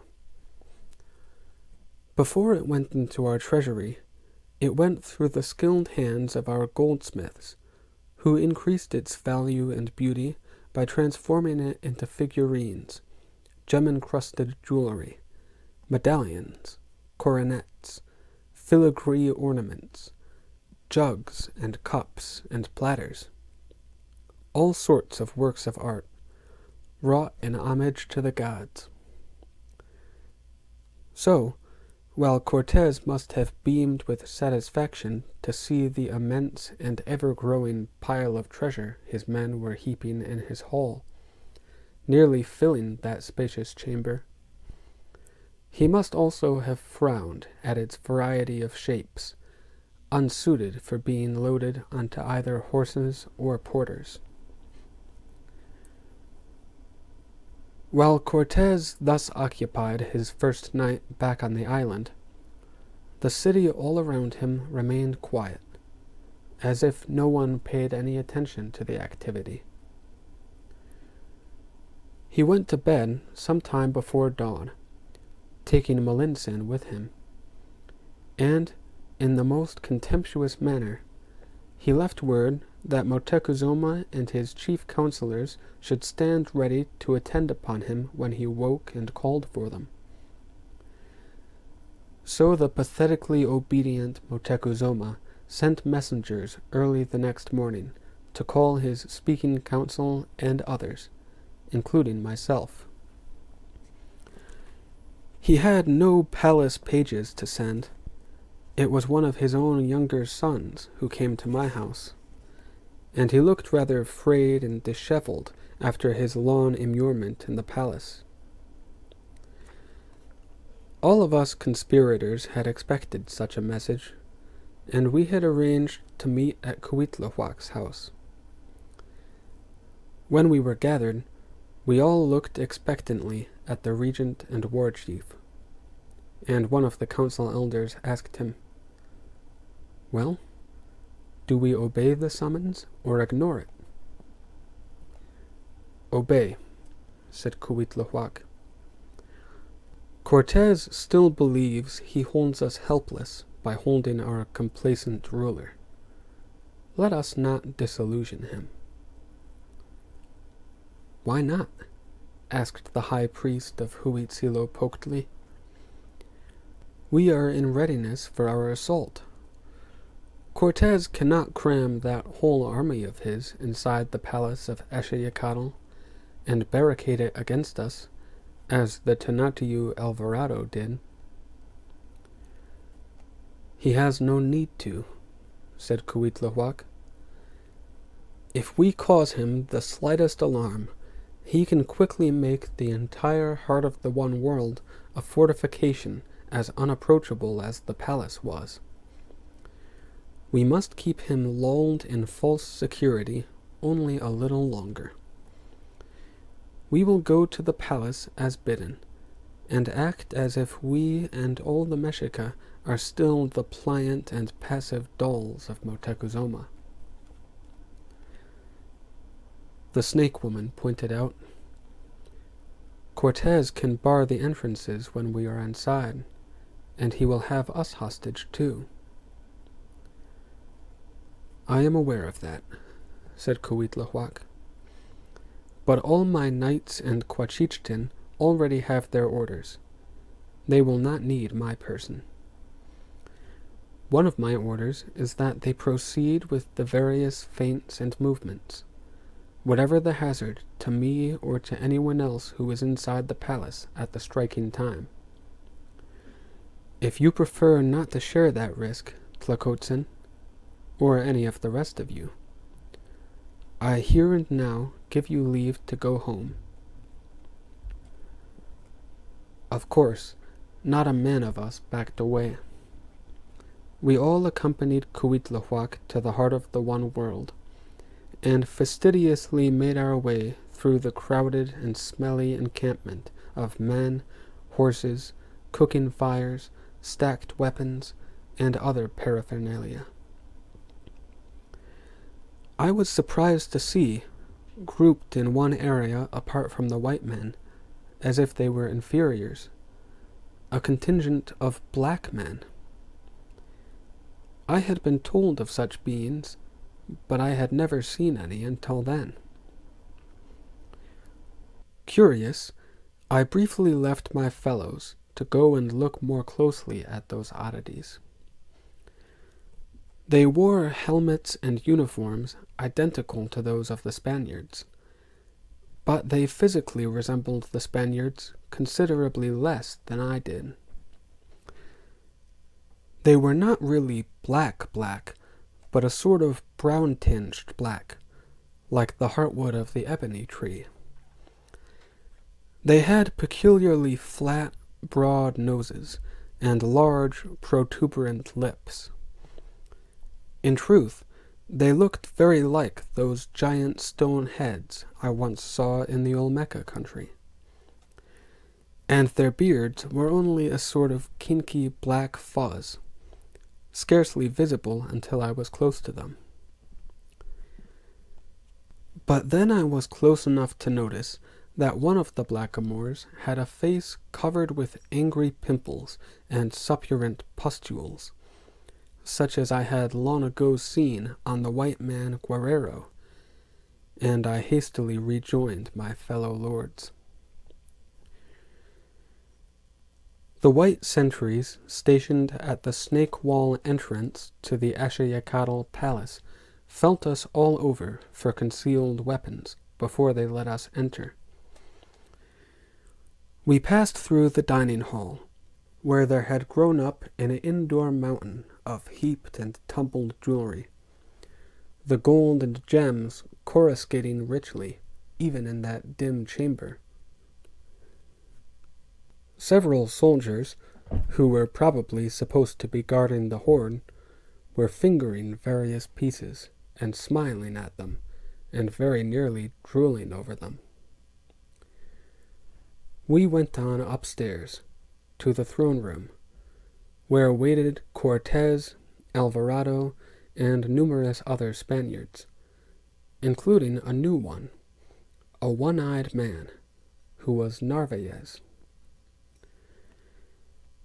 Moctezuma looked rather surrounded and beleaguered, since the woman Malintzin was the only other of his race in evidence until our arrival. We all kissed the earth to him, and he gave us a cool nod of salute, while he went on speaking to the white man.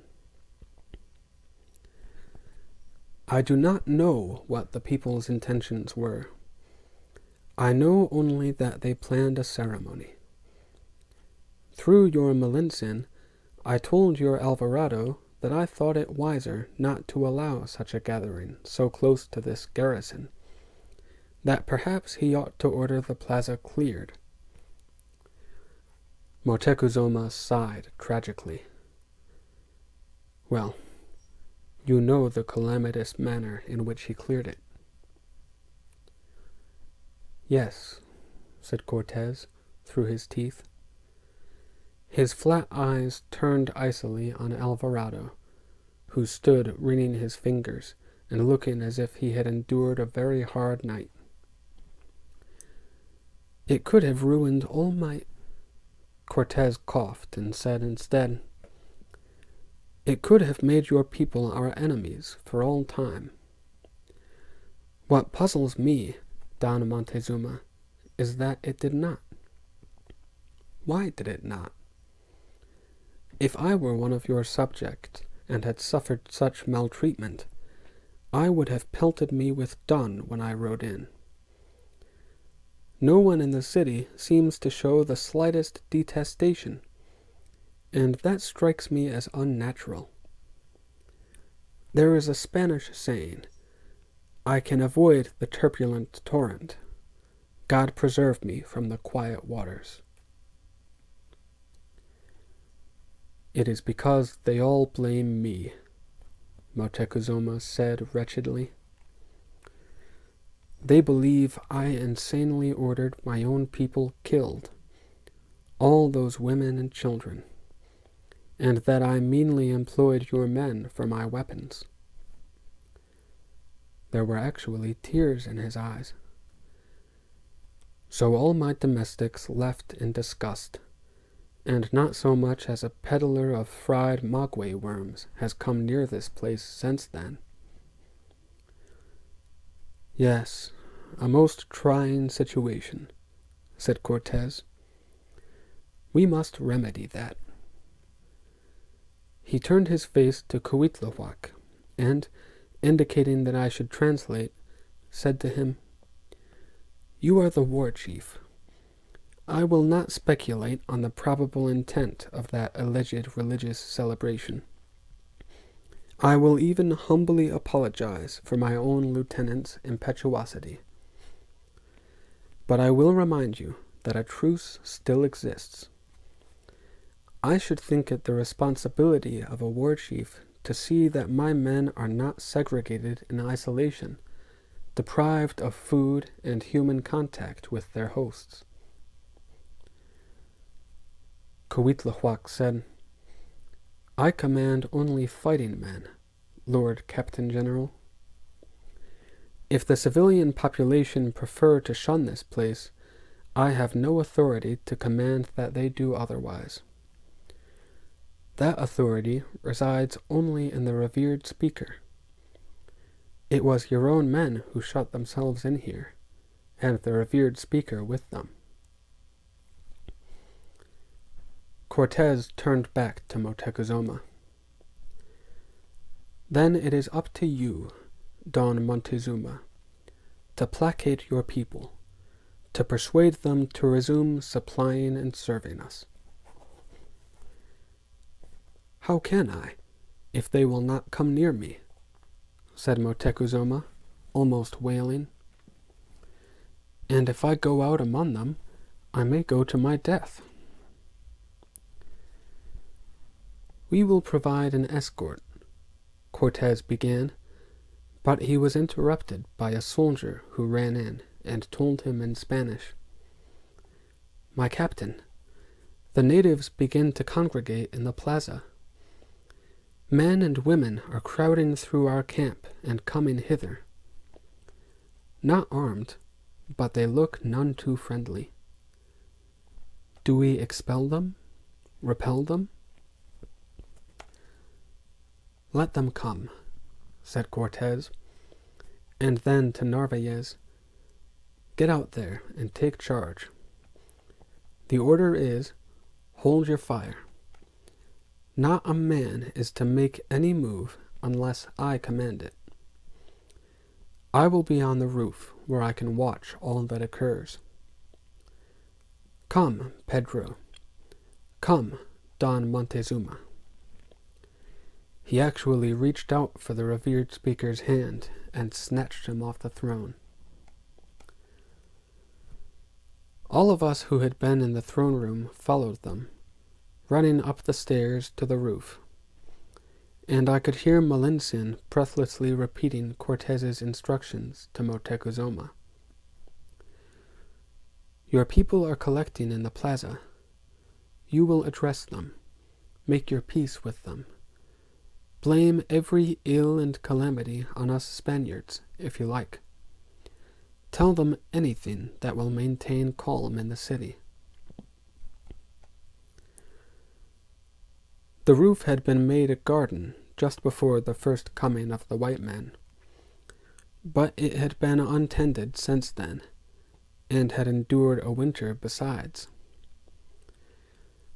Where the ground had not been scored and furrowed by the wheels of the heavy cannons, it was a wasteland of dry soil, withered stalks, bare-branched shrubs, dead flower heads, and windrowed brown leaves. It was a most bleak and desolate platform for Moctezuma's last speech. We all went to the parapet that overlooked the plaza, and, standing in a line along that wall, peered down at the heart of the one world. The 1,000 or so Spaniards were easily identifiable by their glints of armor, as they stood or moved uncertainly among the twice as many Mexica pouring into the area and converging below us. As the messenger had reported, there were both men and women, and they wore only their everyday dress, and they showed no interest in the soldiers or the unprecedented fact of an armed camp erected on that sacred ground. They merely made their way through the clutter, in no haste but with no hesitation, until there was a densely packed crowd of them right below us. "The corporal was right," said Alvarado. "They bear no weapons." Cortez said bitingly, "Just the kind of opponents you prefer, eh, Pedro?" And Alvarado's face went almost as red as his beard. To all his men present, Cortez said, "Let us step back out of view. Let the people see only their own ruler and lords." He and Melanson and the others withdrew to the middle of the roof.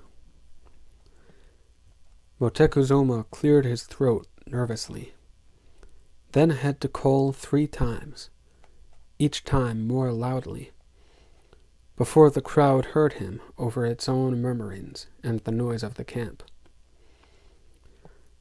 Some of the black dots of heads turned to flesh color as their faces lifted, then more and more of them.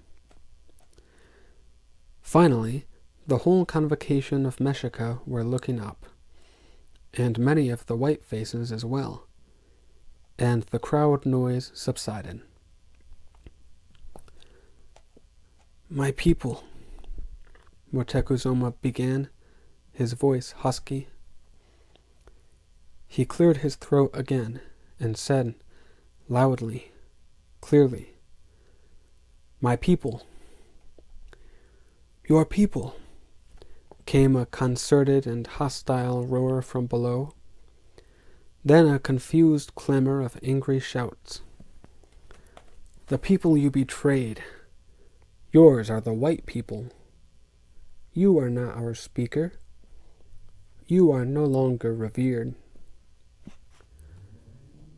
It startled me, even though I had been expecting it, knowing that it had all been arranged by Cuitlahuac, and that the men in the crowd were all warriors, only temporarily unarmed for the seemingly spontaneous community outburst of vilification. I should say they were unarmed with ordinary weapons, for at that moment they all produced stones and fragments of adobe brick. Men from under their mantles, women from beneath their skirts, and, still shouting imprecations, began hurling them upward. Most of the women's missiles fell short and thudded against the palace wall below us, but enough others reached the roof to make all of us duck and dodge. The priest of Huitzilopochtli uttered a most unpriestly exclamation when one of the rocks hit him on the shoulder. Several of the Spaniards behind us also cursed as rocks fell among them. The only man, I must say it, the only man who did not move was Moctezuma. He stood where he was, upright still, and raised his arms in a conciliatory gesture, and shouted above the noise, "Wait!" He said it in Nahuatl, "Mixchia." And then a rock hit him squarely in the forehead, and he staggered backward, and he fell unconscious. Cortez instantly took command again.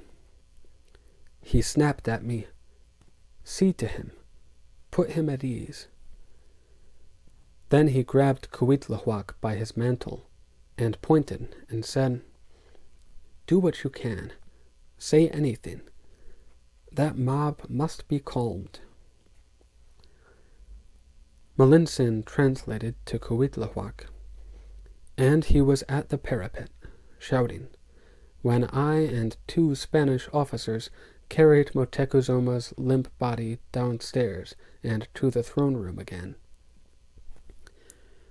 We laid the unconscious man on a bench there, and the 2 officers ran out the door, presumably to fetch one of their army surgeons.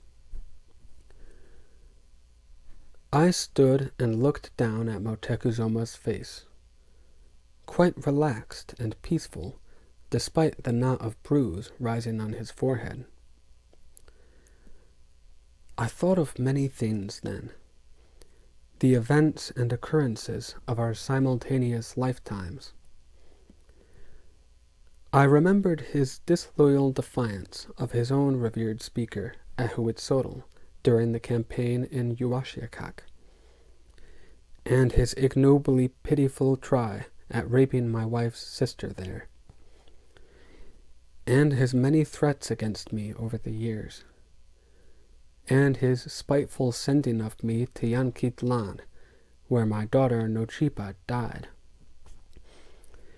and his weakling vacillations ever since the first white man had appeared off our shores.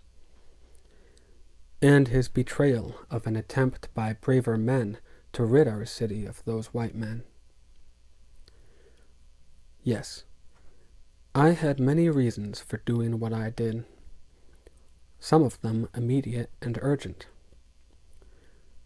But I suppose, as much as for any other reason, I slew him to avenge his long-ago insult to Bayou Ribe, who had been Zayanya's sister, and was now in name my wife. Those reminiscences went through my mind in only a moment.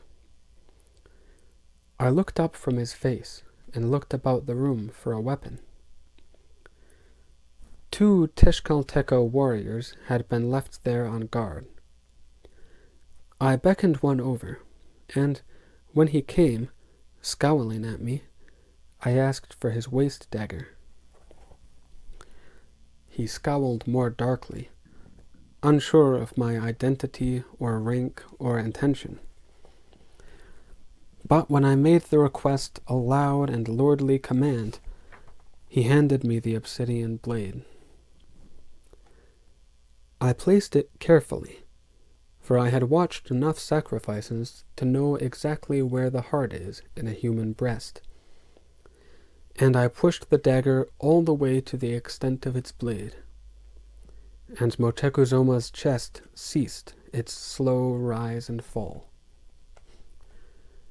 I left the dagger in the wound, so only a very little blood welled up from around it.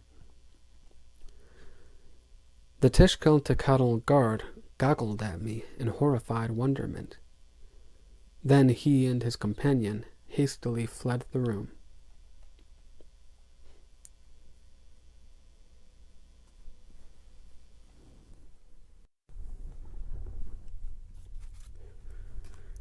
I had only just had time. I heard the uproar of the crowd in the plaza subside to a still wrathful but lesser rumble. Then all the people who had been on the roof came clattering down the stairs, along the hall, and into the throne room. They were conversing excitedly or worriedly in their different languages, but they fell suddenly silent as they stood in the doorway and saw and realized and contemplated the enormity of my deed. They approached slowly, Spaniards and Mexica lords together, and stared speechless at the body of Motecuzoma and the dagger haft protruding from his chest, and at me standing unperturbed beside the corpse. Cortez turned his flat eyes on me and said with ominous quietness, "What have you done?" I said, "As you commanded, my lord. I put him at ease." "Damn your impudence, you son of a whore," he said, but still quietly, with contained fury. "I have heard you make mockeries before." I calmly shook my head. "Because Motecuzoma is at ease, Captain General, perhaps all the rest of us may be more at ease, including yourself." He jabbed a stiff finger into my chest, then jabbed it toward the plaza. "There is a war brewing yonder. Who now will control that rabble?" "Not Motecuzoma, alive or dead. But here stands his successor, his brother Coitlahuac, a man of firmer hand and a man who is still respected by that rabble." Cortez turned to look doubtfully at the war chief, and I could guess his thinking. Coitlahuac might dominate the Mexica, but Cortez had yet no domination over Coitlahuac. As if also reading his thoughts, Melanson said, We can put the new ruler to a test, Senor Hernan. Let us all go again to the roof. Show Motecuzoma's body to the crowd.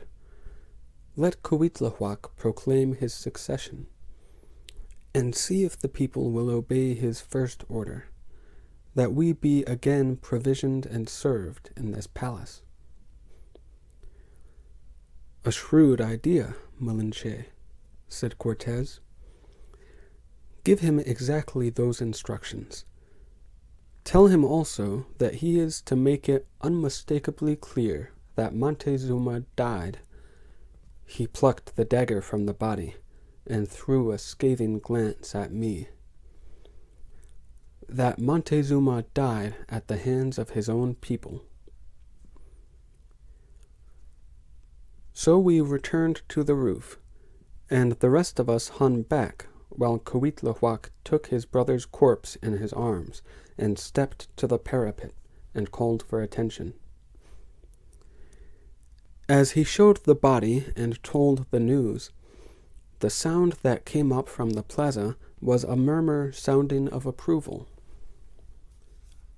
Another thing happened then. A gentle rain began to fall from the sky, as if Tlaloc alone, as if no other being but Tlaloc mourned the end of Motecuzoma's roads and days and rule. Cuitlahuac spoke loudly enough to be heard by the gathered people below, but in a persuasively placid manner. Malintzin translated for Cortez, and assured him, "The new ruler speaks as instructed."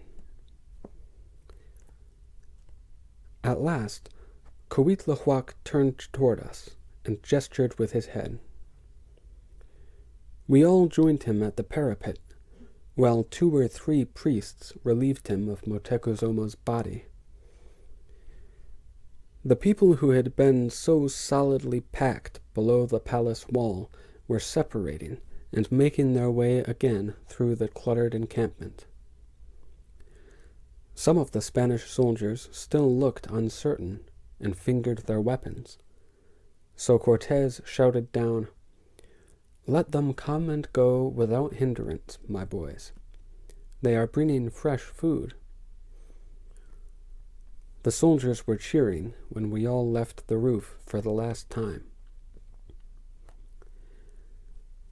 In the throne room again, Cuitlahuac looked at Cortez and said, "We must talk." Cortez agreed, "We must talk," and called for Malintzin, as if he would not trust my translation without his own interpreter present. Cuitlahuac said, "My telling the people that I am their Yue Tlatoani does not make it so. There are formalities to be observed, and in public. We will commence the ceremonies of succession this very afternoon, while there is still daylight. Since your troops have occupied the heart of the one world, I and the priests and the speaking council," he swept his arm to include every one of us Mexica in the room, "will remove to the pyramid at Tlatelolco." Cortez said, "Oh, surely not now. The rain is becoming a downpour. Wait for a more clement day, my lord. I invite the new revered speaker to be my guest in this palace, as Montezuma was." Cuitlahuac said firmly, "If I remain here, I am not yet the revered speaker. Therefore I am useless as your guest. Which will you have?" Cortez frowned. He was not accustomed to hearing a revered speaker speak like a revered speaker. Cuitlahuac went on, "Even after I am formally confirmed by the priests and the speaking council, I must win the trust and approval of the people. It would help me gain the people's confidence if I could tell them exactly when the Captain General and his company plan to depart this place. Well, said Cortez, drawing out the word, to make plain that he had not himself given thought to that, and was in no hurry to. I promised your brother that I would take my leave when I was ready to take the gift of treasure he offered to donate. I now have that. But I will need some time to melt it all down so we can transport it to the coast. That might take years, said Cuitlahuac. Our goldsmiths have seldom worked with more than small amounts of gold at a time. You will find no facilities in the city for desecrating, for melting all those countless works of art. And I must not impose on my host's hospitality for years, said Cortez.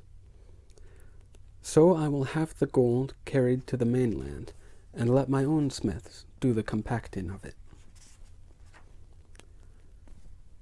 Rudely, he turned from Cuitlahuac to Alvarado, and said in Spanish, Pedro, have some of our artificers come in here. Let me see. They can take down these ponderous doors, and all the other doors throughout the palace. Have them build us a couple of heavy sledges to carry all that gold. Also order the saddlers to contrive harness for enough horses to drag the sledges. He turned back to Cuitlahuac. In the meantime, Lord Speaker, I ask your permission that I and my men remain in the city for at least a reasonable while. Most of my current company, as you know, were not with me during my earlier visit, and they are naturally most eager to see the sights of your great city. For a reasonable while, then, repeated Cuitlahuac, nodding. I will so inform the people, and bid them be tolerant, even affable, if they will. Now, I and my lords will leave you, to begin the preparations for my brother's funeral and my own accession. The sooner we complete those formalities, the sooner I will be your host in truth. When all of us who had been summoned by Moctezuma left the palace, the Spanish carpenter soldiers were eyeing the mountain of treasure in the downstairs dining hall, estimating its bulk and weight. We passed through the snake wall into the square, and paused to watch the activity there. The white men moved about their various camp tasks, looking uncomfortably soggy, for the rain had become heavy. An equal number of our own men moved among the Spaniards, busy or managing to look busy, all stripped to their loincloths, so the rain was not so much of a discomfort to them. Thus far, Cuitlahuac's plan was progressing as he had explained it to us, except for the unforeseen but by no means unfortunate demise of Moctezuma. All that I have recounted, reverend scribes, had been arranged by Cuitlahuac in every detail, long before our arrival in Cortez's presence. It had been at his order that the crowd of Mexica men and women gathered to clamor outside the palace. It had been at his order that they then dispersed to fetch food and drink for the white men. But what none of the Spaniards had noticed in the confusion It was only the women in that crowd who had left the plaza at that command. When they returned, they did not again enter the encampment, but handed their trays and jars and baskets to the men who had remained. So there were no longer any women in the danger area, except for Melinzin and her Tezcatlipoca maids, for whose safety we cared nothing. And our men were still coming and going, in and out of the palace, back and forth through the camp, dispensing meat and maize and such, bringing dry wood for the soldiers' fires, cooking in the palace kitchens, doing every kind of duty that would account for their being on the scene, and would keep them there until the temple conch trumpets signaled midnight. Midnight is the striking time, Coitlahuac reminded us. By then, Cortez and all these others will have become used to the constant traffic and the apparent servility of our nearly naked and clearly unarmed men. Meanwhile, let Cortez hear the music and see the incense smoke of what appears to be a jubilant ceremony preliminary to my inauguration. Find and collect every possible priest.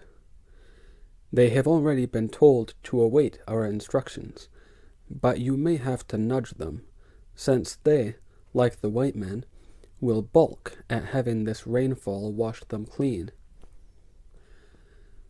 Assemble the priests at the pyramid of Tlatelolco. Have them put on the loudest, most fire-lit performance they have ever done. Also assemble there all the island's women and children, and every man excused from fighting. They will make a convincing multitude of celebrants, and they should be safe there. Lord Regent, said one of the council elders, I mean, Lord Speaker, if the Outlanders are all to die at midnight, why did you press Cortez to name a date for his departure? Coitlahuac gave the old man a look. I wagered that the old man would not much longer be a member of the council. Cortez is not such a fool as you, my lord. He certainly knows that I wish to be rid of him. Had I not spoken testily and insistently, he would have had cause to suspect a forcible ouster. Now I can hope he feels secure in my reluctant acceptance of his presence. I fervently hope he has no reason to feel otherwise between now and midnight. He did not. But while Cortez evidently felt no anxiety for the security of himself and his fellows, he apparently was most anxious to get the plundered treasury out of reach of its owners. Or perhaps he decided that the rain-wet streets would make the sledges easier for his horses to pull. Anyway, despite their having to work in drenching rain, his carpenter soldiers had the two crude land boats hammered together not long after dark. Then other soldiers, helped by some of our own many men who were still making themselves useful to the Spaniards, carried the gold and jewels out of the palace and distributed them in equal piles on the sledges.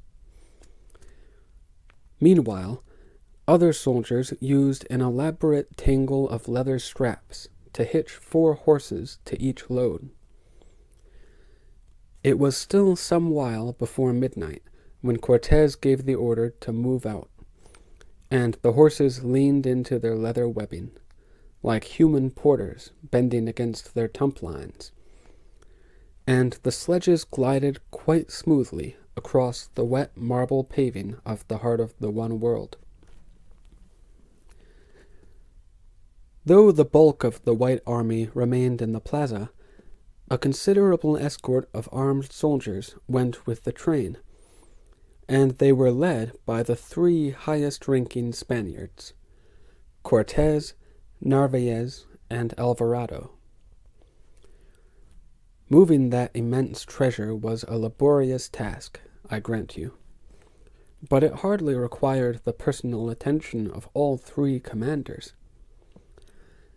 I suspect that they all went because no one of them would trust either or both of the others to be in possession of all those riches, unwatched, even for a little while. Melinsin also accompanied her master, probably just to enjoy a refreshing excursion after her long time spent in the palace. The sledges slid west across the plaza and onto the Tlacopan Avenue. None of the white men evinced any suspicion at finding the city outside the square empty of people, for they could hear the throb of drums and music coming from the northern end of the island, and could see the low clouds yonder tinted red by the glow of urn fires and torchlights. Like our earlier, unexpected opportunity to remove Moctezuma as a possible obstacle to our plans, Cortez's unexpectedly sudden removal of the treasure was an unforeseen circumstance, and impelled Cuitlahuac to make his attack earlier than planned. Like Motecuzuma's demise, Cortez's precipitate move worked to Cuitlahuac's advantage. When the treasure train slithered onto the Tlacopan Avenue, it was obviously taking the shortest crossing to the mainland, so Cuitlahuac could recall the warriors he had posted to man the other 2 causeways, and add them to his striking force. Then he passed the word to all his knights and Quachichten. Do not wait for the midnight trumpets. Strike now.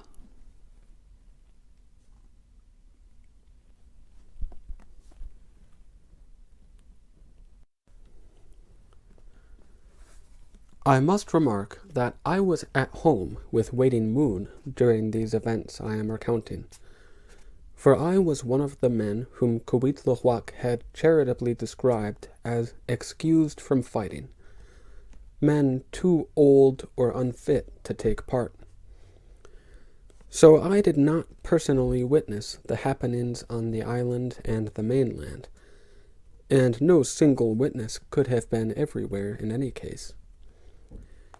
But I was later present to hear the reports of our various commanders, so I can tell you more or less accurately, Lord Friars, all the occurrences of what Cortez has ever since called the sad night.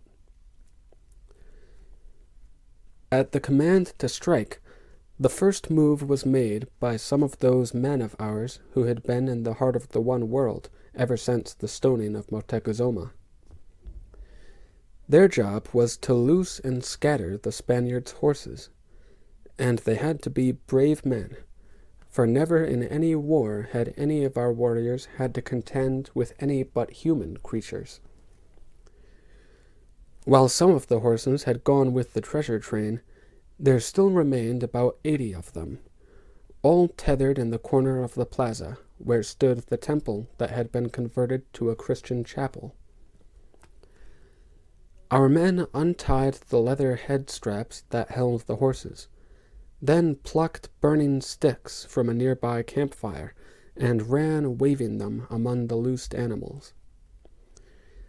The horses panicked and charged away in all directions, galloping through the camp, kicking over the stacked harquebuses, trampling several of their owners, and throwing all the other white men into a confusion of running and shouting and cursing. Then the mass of our armed warriors poured into the square. Each of them carried 2 macuahuime, and the extra weapon he tossed to one of the men who had already been long inside the plaza. None of our warriors wore the quilted armor, because it was not much protection in close combat, and would have been constrictive when sodden by the rain. Our men fought wearing only their loincloths. The plaza had been but dimly lighted all night, since the soldiers' cooking fires had had to be sheltered from the rain by propping shields and other objects to lean over them. The running and plunging horses pounded most of those fires to pieces, and so disconcerted the soldiers that they were quite taken by surprise when our nearly naked warriors leaped out of the shadows, some slashing and chopping at any glimpse of white skin or bearded face or steel-wearing body, others forcing their way inside the palace Cortez had so recently quit. The Spaniards manning the cannons on the palace roof heard the commotion below, but could see little of what was happening, and anyway could not discharge their weapons into the camp of their comrades. Another circumstance which worked in our favor was that the few Spaniards in the plaza who could lay hands on a harquebus found that it had got too wet to spit lightning and thunder and death. A number of the soldiers inside the palace did manage to use their harquebuses just once, but had no time to recharge them before our swarming warriors were upon them. So every white man and Tezcatlicatl inside the palace was killed or captured, and our own men suffered few casualties in the process. But our warriors fighting outside, in the heart of the one world, were not so quickly or entirely victorious. After all, the Spaniards and their Tezcatlica allies were brave men and trained soldiers. Recovering from their first surprise, they staunchly fought back. The Tezcatlica had weapons equal to ours, and the white men, even deprived of their harquebuses, had swords and spears far superior to ours. Though I was not there, I can imagine the scene. It must have seemed like a war taking place in our Mictlan or your hell. The vast square was only barely lighted by the remains of campfires, and those smoldering embers sporadically exploded into sparks as men or horses stumbled through them. The rain was still falling and making a veil which prevented any group of fighters from seeing how their fellows fared elsewhere. The entire expanse of pavement was littered with tangled bedding, the spilled contents of the Spaniards' packs, the remains of the evening meal, many fallen bodies, and blood, making the marble even more slippery underfoot. The flash of steel swords and bucklers and pale white faces contrasted with the bare but less visible bodies of our copper-skinned warriors. There were separate duels taking place up and down the stairs of the Great Pyramid, and in and out of the many temples, and under the tranquil gaze of the innumerable sightless eyes of the skull rack. Making the whole battle even more unreal, the terrified horses still milled and reared and ran and kicked. The snake wall was too high for them to jump, but occasionally a horse would fortuitously find one of the wall's avenue openings and escape into the city streets. At one point, a number of the white men turned and retreated to a far corner of the plaza, while a line of their comrades wielded their swords to keep our men from pursuing them. And that apparent retreat proved to be a clever feint. Those who fled had all snatched up harquebuses as they did so, and, during their brief respite from attack, they put dry charges from their belt pouches into the weapons. The swordsmen suddenly stood back. The harquebusiers stepped forward, and all together discharged their lethal pellets into the crowd of our warriors who had been pressing them, and many of our men fell dead or wounded in that single roll of thunder. But the harquebuses could not again be charged before more of our men were pressing forward. Thereafter, the battle continued to be fought with stone weapons against steel weapons. I do not know what made Cortés aware that something was happening to the army he had left leaderless. Perhaps one of the loose horses came clattering toward him through the streets, or perhaps it was a soldier escaped from the battle, or perhaps the first he heard of it was that one concerted thunderclap of the massed harquebuses.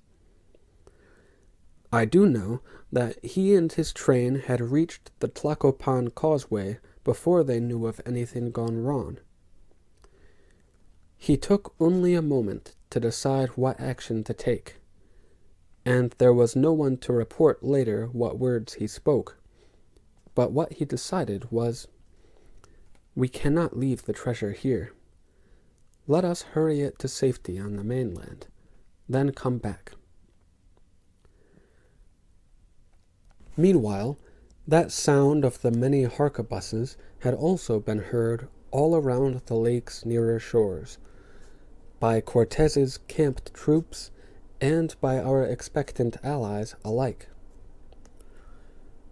Cuitlahuac had instructed our mainland forces to wait for the midnight trumpets, but they had the good sense to move immediately when they heard that noise of combat. Cortés's detachments, on the other hand, had had no instructions. They must have jumped alert at the sudden sound, but did not know what to do. Likewise, the white men at the cannons set around the lakeshore had them already charged and aimed, but they could hardly send their projectiles flying into the city, where their captain general and most of their comrades were in residence. So I suppose all of Cortés's mainland troops were simply standing, indecisive, staring bewildered toward the island dimly visible through the rain, when they were attacked from behind. Around the whole western arc of the lakeshore, the armies of the Triple Alliance rose up. Though many of their best warriors were in Tenochtitlan fighting alongside our Mexica, there were still multitudes of good fighters on the mainland. From as far south as the Xochimilca and Chalca lands, troops had secretly been moving northward and massing for that moment, and they fell upon Prince Blackflower's Acolhua forces camped about Coyohuacan. On the other side of the straits there, the Colhua attacked Cortés's Totonaca forces camped on the promontory of land around Ixtapalapan. The Tecpaneca rose up against the Tezcalteca camped about Tlacopan. At about the same time, the beleaguered Spaniards in the heart of the One World made the sensible decision to run. Some one of their officers seized a horse as it pounded through the camp, swung himself onto its back, and began shouting in Spanish. I cannot repeat his exact words, but, in effect, the officer's command was, "Close ranks and follow after Cortés." That gave the surviving white men at least a destination, and they fought their way from all the corners of the plaza to which they had been scattered, and they managed to bunch themselves in a tight pack which bristled with sharp steel. As a prickly little boar can roll itself into a ball of quills and defy even coyotes to swallow it, so that pack of Spaniards fought off our men's repeated assaults. Still heeding the shouted directions of the one man astride a horse, they moved in that bristling clump backward toward the western opening in the snake wall. Several others of them, during that slow retreat, were able to catch and mount horses. When all those white men and Tezcatlipoca were outside the plaza, on the Tlacopan Avenue, the mounted soldiers formed a rear guard. Their swinging swords and the pummeling hooves of the horses held back our pursuing warriors long enough for the men afoot to flee in the direction Cortez had gone. Cortez must have met them on his own way back toward the city's center, for of course he and his treasure train had gone only as far along the causeway as the first canoe passage interrupting it, where they saw that the spanning wooden ramp had been removed, that they could not cross the gap. So Cortez alone rode back to the island, and there met the disorganized, ravaged remnant of his army, drenched with rain and blood, cursing their enemies and moaning over their wounds, but all fleeing for their lives. And he heard, not far behind them, the war cries of our pursuing warriors, still trying to fight past the barriers of horsemen. I know Cortez, and I know he did not waste time asking for a detailed explanation of what had occurred. He must have told those men to stand fast there, where the causeway joined the island, to hold off the enemy as long as possible. For he immediately galloped back along the causeway to where Alvarado and Narvaez and the other soldiers waited, and shouted for them to shove all the treasure into the lake, to clear the sledges, and then shove them across the gap to make a bridge. I dare say everybody from Alvarado to the lowliest trooper raised a howl of protest, and I imagine Cortez silenced them with some command like, "Do it, or we are all dead men." So they obeyed, or most of them did. Under cover of darkness, before they helped to empty the sledges, many of the soldiers emptied whatever traveling packs they carried, and then crammed into their packs, inside their doublets, even down the wide tops of their jackboots, every scrap of gold small enough for them to steal. But the bulk of the treasure vanished into the lake waters there, and the horses were unhitched, and the men pushed the sledges across the break in the causeway. By that time, the rest of the army was coming from the city along the causeway, not entirely voluntarily, being pressed backward along it as they fought our advancing warriors. When they had retreated to the point where Cortez and the others waited, the retreat halted momentarily, and the front ranks of the Spaniards and Mexica came together in a toe-to-toe, standstill fight. The reason was that, although the causeway was broad enough for 20 men to walk abreast, not so many could fight efficiently side by side. Perhaps no more than the foremost 12 of our warriors could engage the front 12 of theirs, and the weight of our numbers in the rear ranks was of no avail. Then the Spaniards suddenly seemed to give way and fell back. But as they did so, they slid with them their sledge bridges, leaving our forward fighters teetering for balance on the edge of the sudden breach. One of the sledges, and several of our men, and several of the Spaniards, too, fell into the lake. But the white men on the other side had little time to catch their breath. Our warriors were not heavily clothed, and they were good swimmers.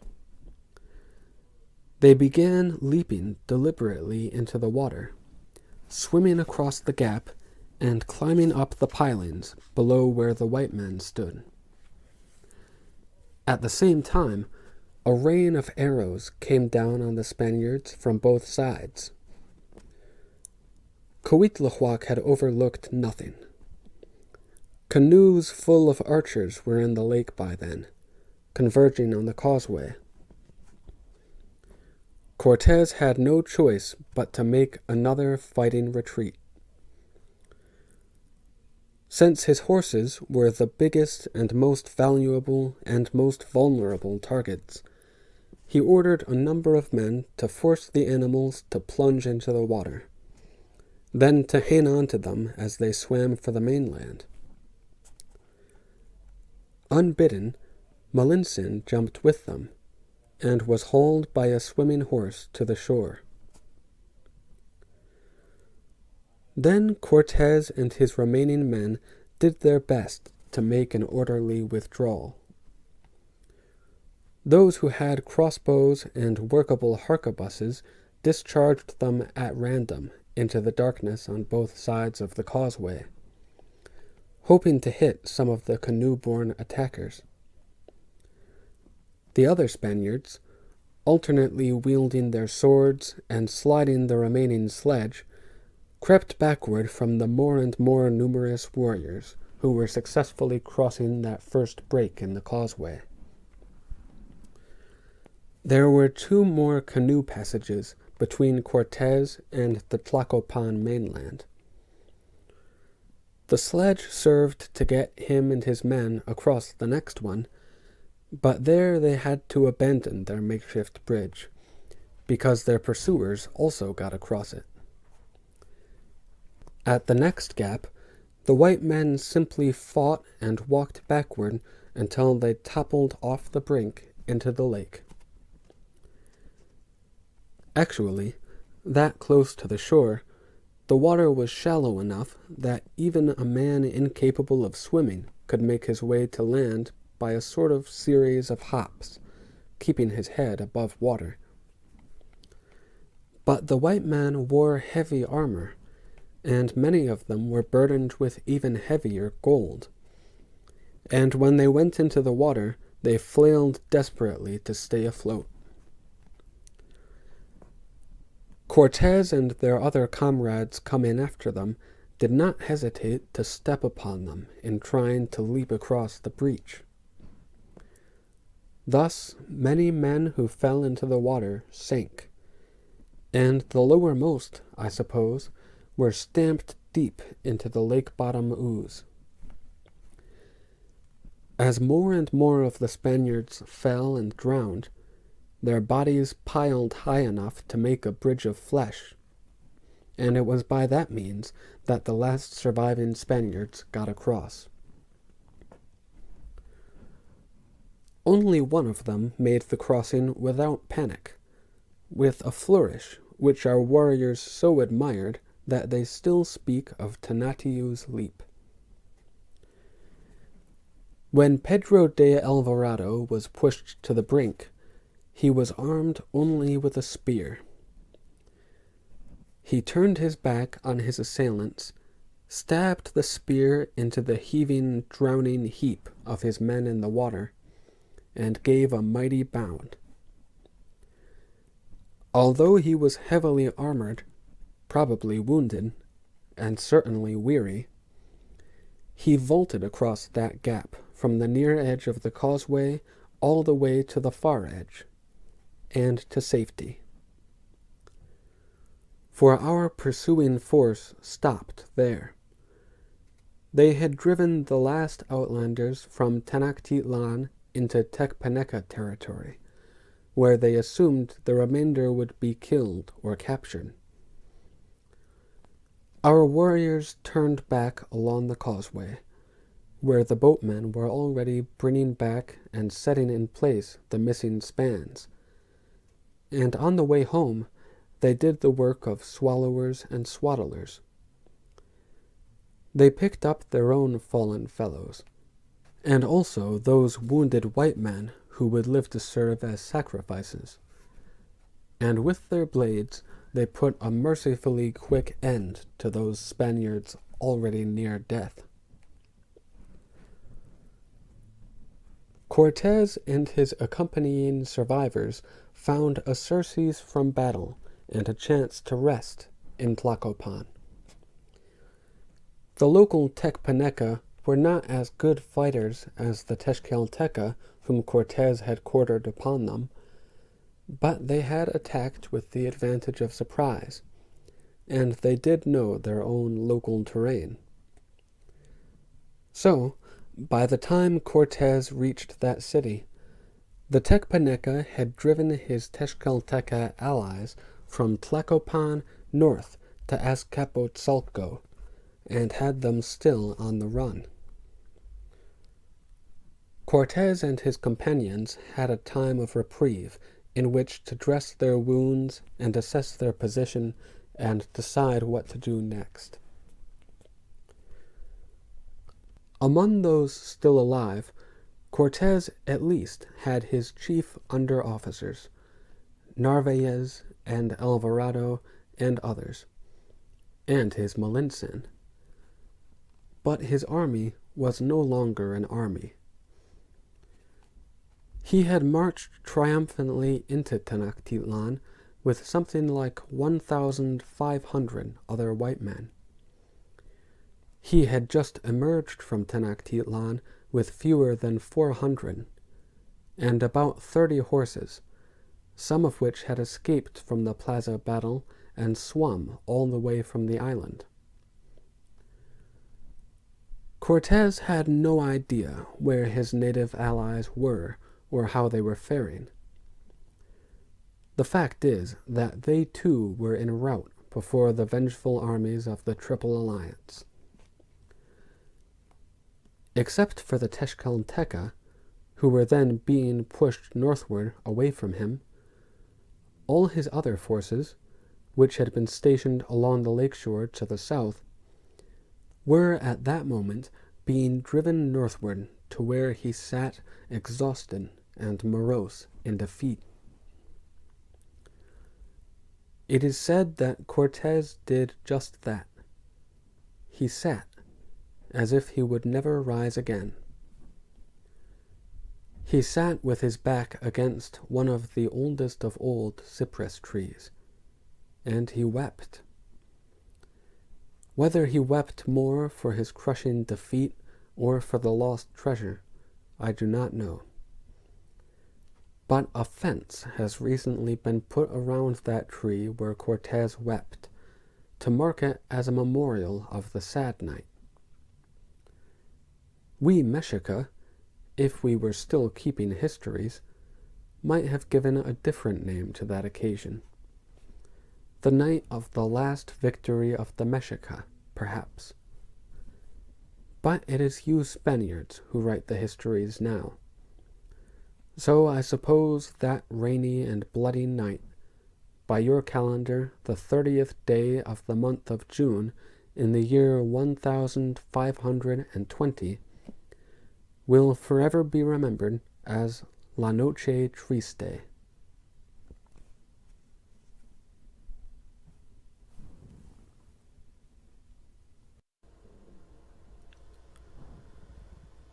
In many respects, that was a less than happy night for the one world, too. The most unfortunate circumstance was that all our armies did not continue their pursuit of Cortez and his remaining white men and native supporters until they were slain to the last man. However, as I have said, the warriors of Tenochtitlan believed that their mainland allies would do just that, so they turned back to the island to devote the rest of the night to a celebration of what seemed a total victory.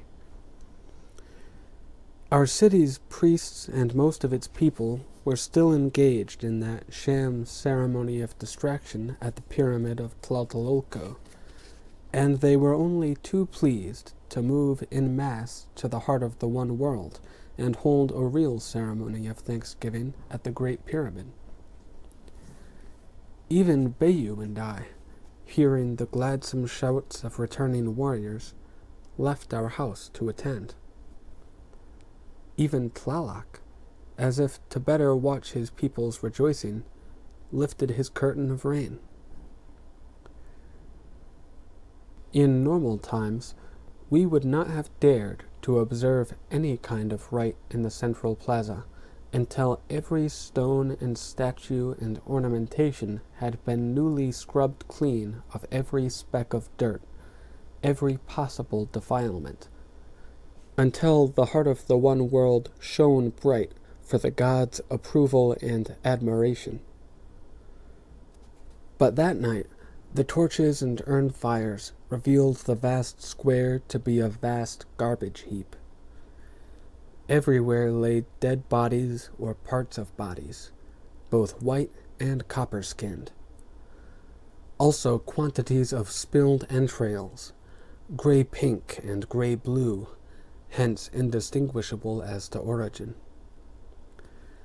Everywhere lay broken and discarded weapons, and the excrement of frightened horses, and of men who had incontinently defecated as they died, and the rancid bedding and clothing and other effects of the Spaniards. But the priests uttered no complaint about that foul setting for the ceremony, and the celebrants crowded in without showing too much disgust at the nasty things they trod on or in. We all trusted that the gods would not, that one time, take offense at the plaza's filthy condition, inasmuch as it was their enemies as well as ours whom we had defeated there. I know it has always distressed you, reverend scribes, to hear me describe the sacrifice of any human beings, even the heathens despised by your church. So I will not dwell on the sacrifice of your own Christian countrymen, which commenced when the sun Tonatiuh began to rise. I will only remark, though it will make you think us a very foolish people, that we also sacrificed the 40 or so horses which the soldiers had left behind, because, you see, we could not be sure that they were not also Christians of a sort. I might say also that the horses went to their flowery deaths much more nobly than did the Spaniards, who struggled while they were being undressed, and cursed while they were dragged up the staircase, and cried like children when they were bent backward on the stone. Our warriors recognized some of the white men who had most bravely fought them, so, after those men died, their thighs were cut off for broiling, But perhaps you will not look so nauseated, Lord Friars, if I assure you that most of the bodies were without ceremony fed to the animals of the city menagerie. Very well, my lords. I will return to the less gala events of that night. While we were thanking the gods for the riddance of the Outlanders, we were unaware that our mainland armies had not annihilated them. Cortes was still sulking miserably in Tlacopan when he was roused by the noisy approach of his other fleeing forces, the Acalhua and Totonaca, or what was left of them, being chased northward by the Xochimilca and Cholca. Cortes and his officers, with Melintzin no doubt shouting louder than she had ever had to shout in her life, managed to halt the headlong rout and restore some semblance of order. Then Cortes and his white men, some on horseback, some walking, some limping, some in litters, led the reorganized native troops farther on northward before their pursuers caught up. And those pursuers, probably believing that the fugitives would be dealt with by the other Triple Alliance forces beyond, or perhaps overeager to commence their own victory celebrations, let the fugitives go. Sometime about daybreak, at the northern extremity of Lake Supanco, Cortez realized that he was closely trailing our allied Tecpaneca, and they, still on the trail of his allied Tezcalteca, were surprised and displeased to find themselves trudging along between two enemy forces. Deciding that something had gone amiss with the general battle plan, the Tecpaneca also abandoned their pursuit, dispersed sideways off the trail, and made their way home to Tlacopan. Cortez eventually caught up to his Tezcalteca, and his whole army was again intact, though notably diminished and in dismal spirits. Still, Cortez may have been somewhat relieved that his best native fighters, the Tezcalteca, because they were the best fighters, had suffered the fewest losses. I can imagine what went through Cortez's mind then.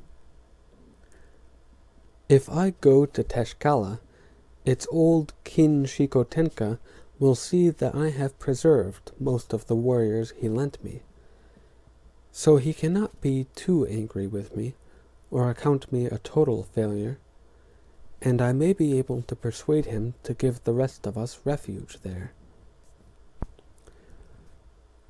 Whether or not that was his reasoning, Cortez did lead his wretched troops on around the northern extent of the lakelands toward Tezcala.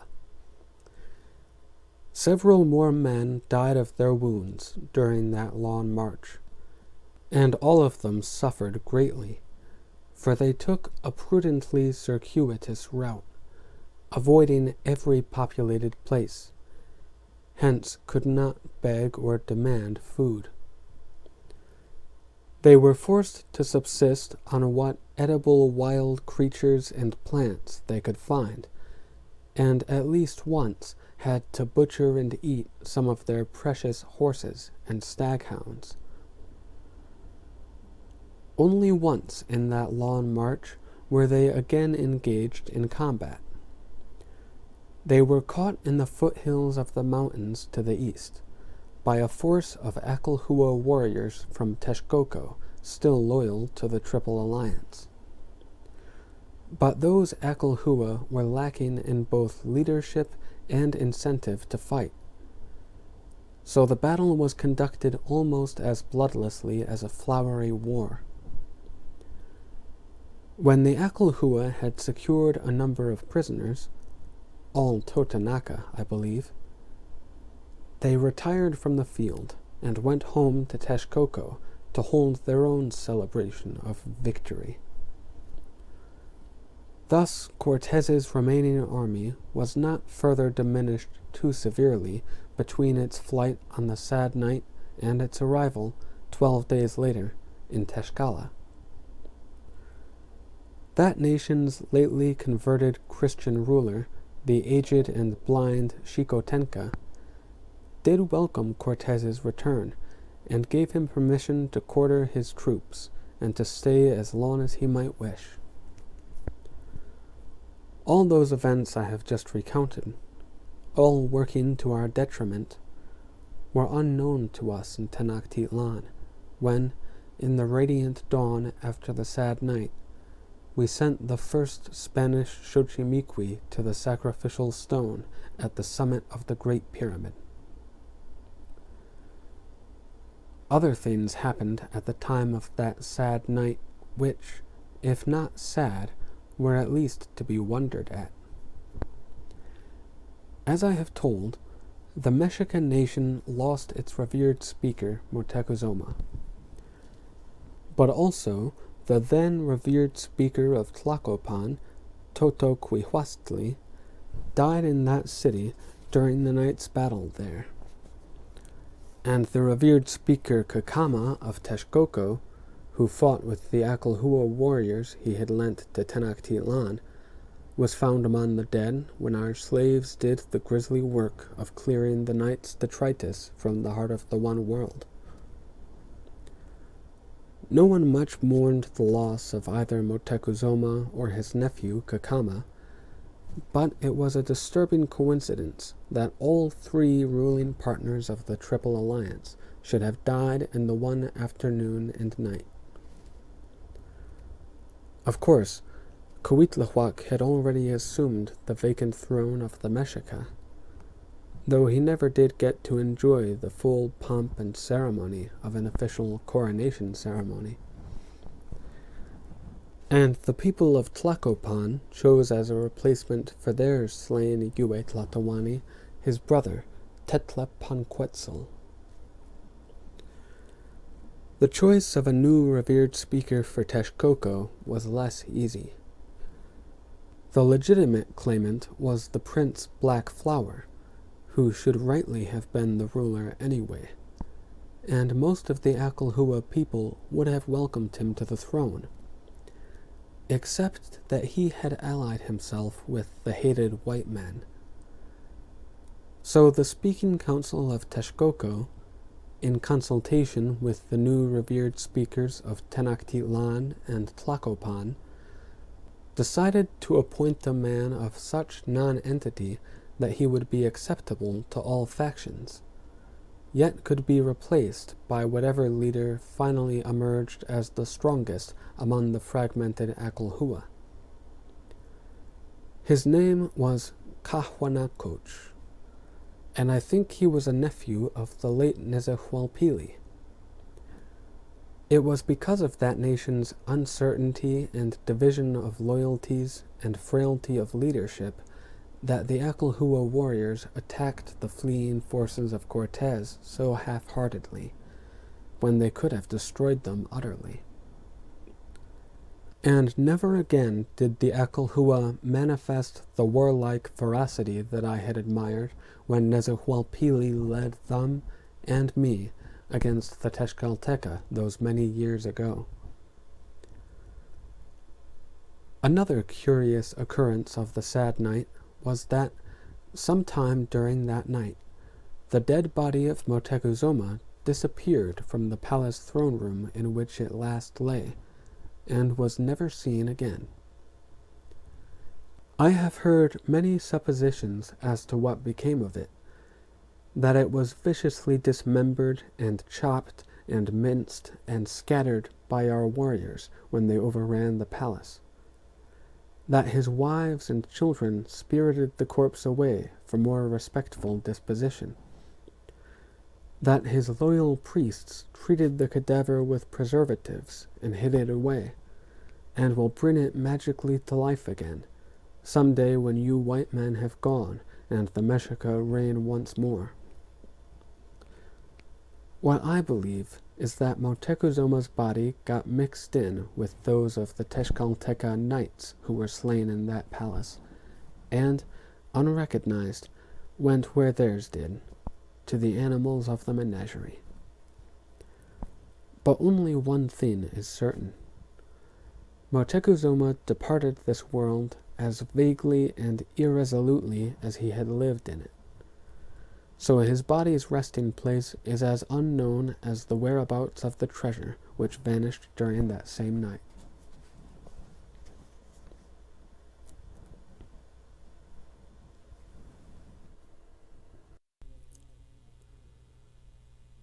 Ah, yes, the treasure. What is now called the lost treasure of the Aztecs. I wondered when you would ask me about it. In after years, Cortez often called me in to help Melinson interpret while he interrogated many persons, each of them many times and in many interestingly persuasive ways. and he often demanded to know what I might know about the treasure, though he did not subject me to any of the persuasions. Many other Spaniards besides Cortez have repeatedly asked me and other former courtiers to tell them of what did the treasure consist, and how much was it worth, and above all, where is it now? You would not believe some of the inducements I am still being offered to this day, but I will remark that some of the most persistent and most generously inclined inquirers are high-born Spanish doñas. I have already told you, reverend friars, of what the treasure consisted. As to its worth, I do not know how you would appraise those innumerable works of art. Even considering the gold and gems simply in bulk, I have no way of reckoning their value in your currency of maravedis and reals. But from what I have been told of the great wealth of your King Carlos and your Pope Clement and other rich personages of your old world, I think I can declare that any man possessing the lost treasure of the Aztecs would be by far the wealthiest of all wealthy men in your old world. But where is it? Well, the old causeway still stretches from here to Tlacopan, or Tacuba, as you prefer to call it. Though the span is shorter now than it used to be, the farthest west canoe passage is still there, and that is where many Spanish soldiers sank from the weight of gold in their packs and doublets and boots.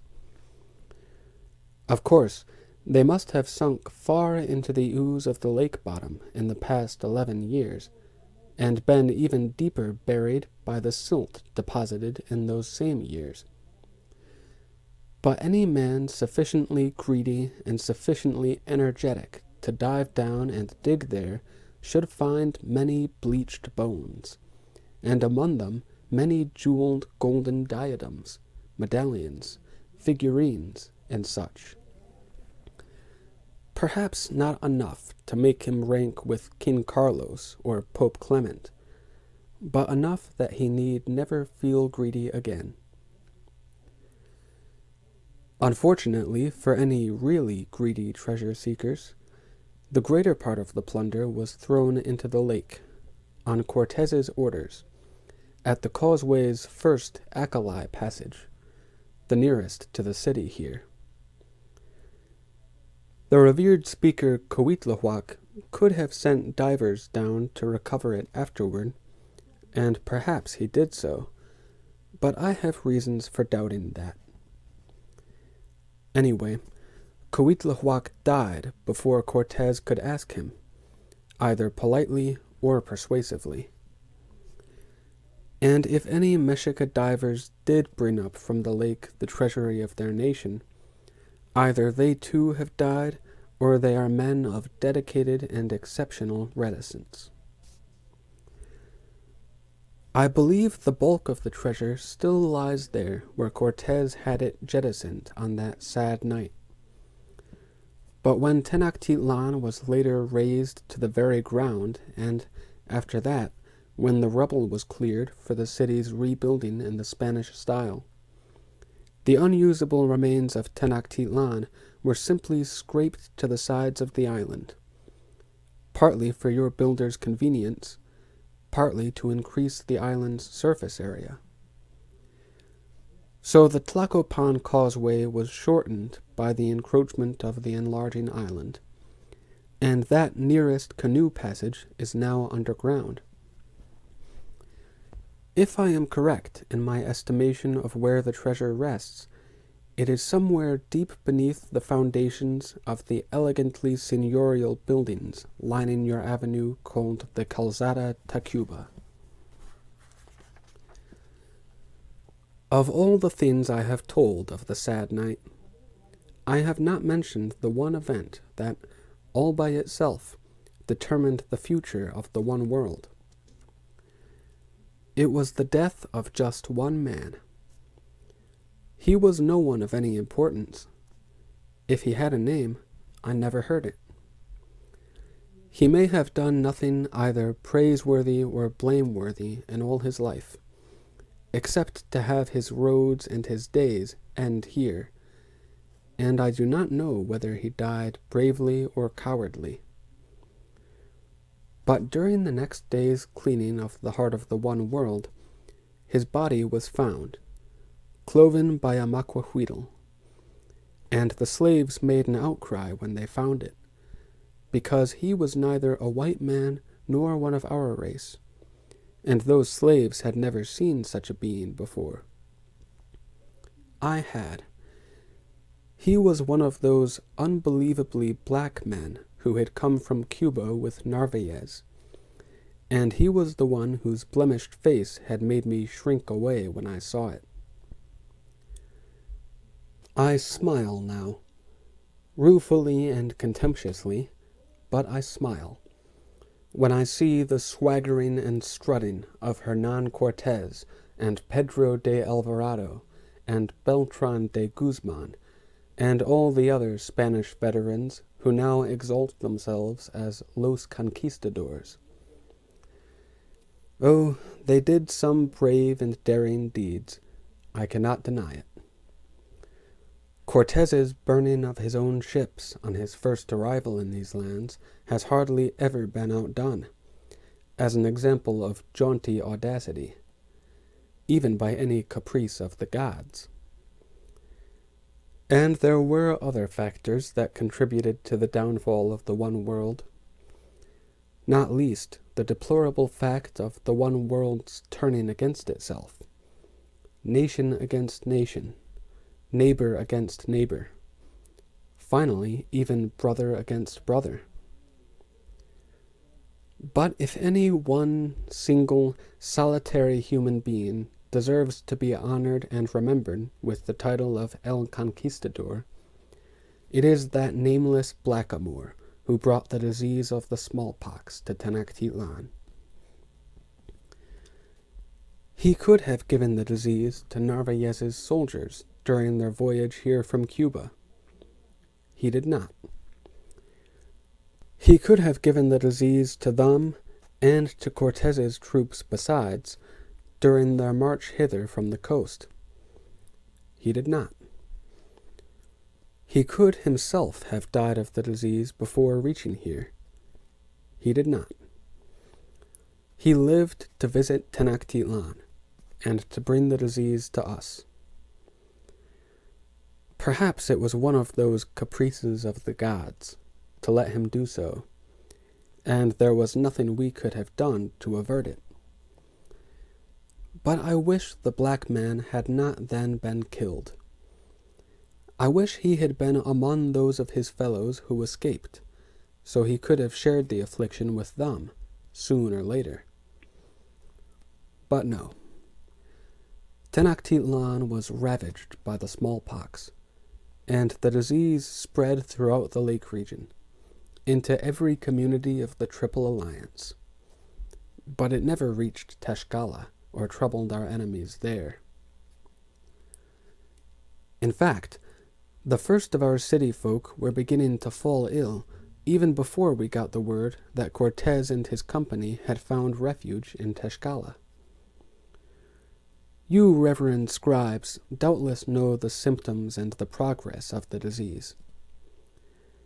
Anyway, I long ago described to you how I had seen, many years earlier, a young Shiyu girl die of the smallpox in the faraway town of Tiho. So I need only say that our people died in the same manner, strangling on the swollen tissues inside their noses and throats, or in some manner equally dreadful, thrashing and screaming in violent delirium until their brains could no longer stand the torment, or vomiting blood until their bodies were empty of blood, until they died more husk than human. Of course, I early recognized the disease and told our physicians, It is a common affliction among the white men, and they hold it of little account, for they seldom die of it. They call it the smallpox.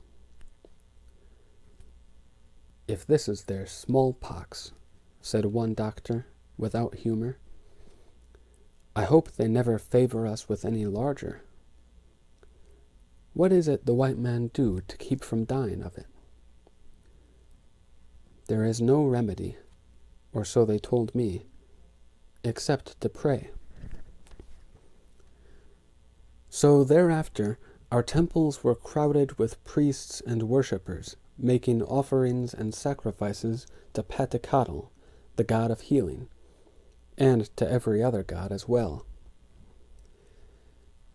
The temple that Moctezuma had lent to the Spaniards was also crowded, with those of our people who had submitted to baptism, and who suddenly, devoutly hoped that they had truly been made Christians, meaning they hoped that the Christian god of the smallpox would look on them as simulated white men, and so spare them.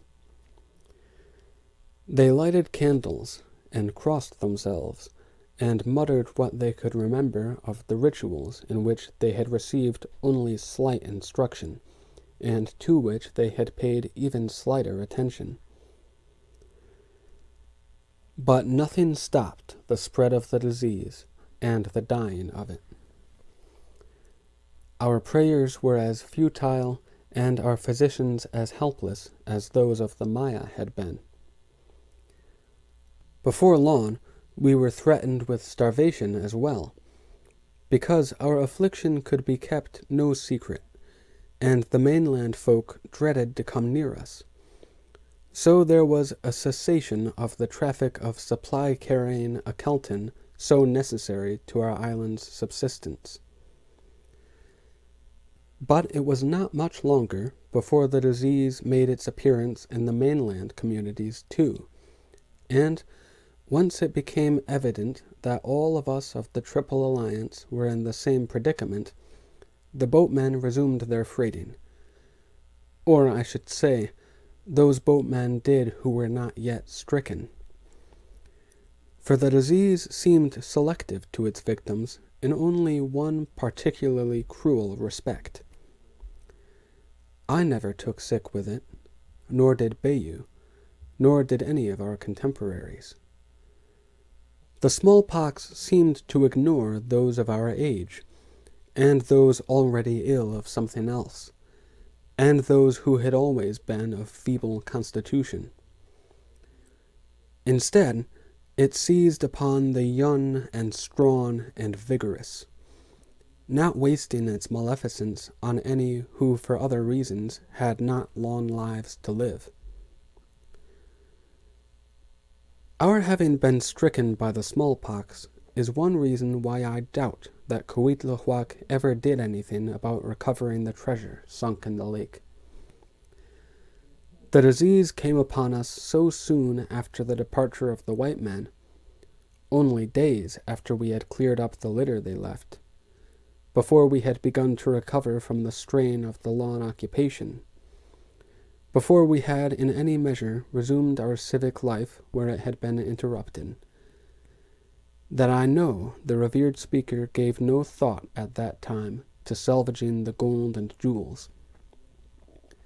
And later, as the disease became a devastation, he had other reasons for neglecting that task. You see, we were for a long while cut off from all news of the world beyond the lake region. Merchants and messengers of other nations refused to enter our tainted area, and Coatlicue forbade our own Pocteca and travelers to go elsewhere and possibly carry the contamination. I think it was fully 4 months after the sad night when one of our Quimichime mice, posted in Teshkala, summoned up the courage to come up from there and tell us what had been happening during that time. Know then, revered speaker, he said to Coatlicue and the others, including myself, who were eager to hear him. Cortez and his company spent some while merely resting and eating ravenously and convalescing from their injuries and generally regaining their health. But they did not do so in preparation for continuing on to the coast, to go aboard their ships and leave these lands. They have been recuperating for one purpose only, to gather strength to make another assault upon Tenochtitlan.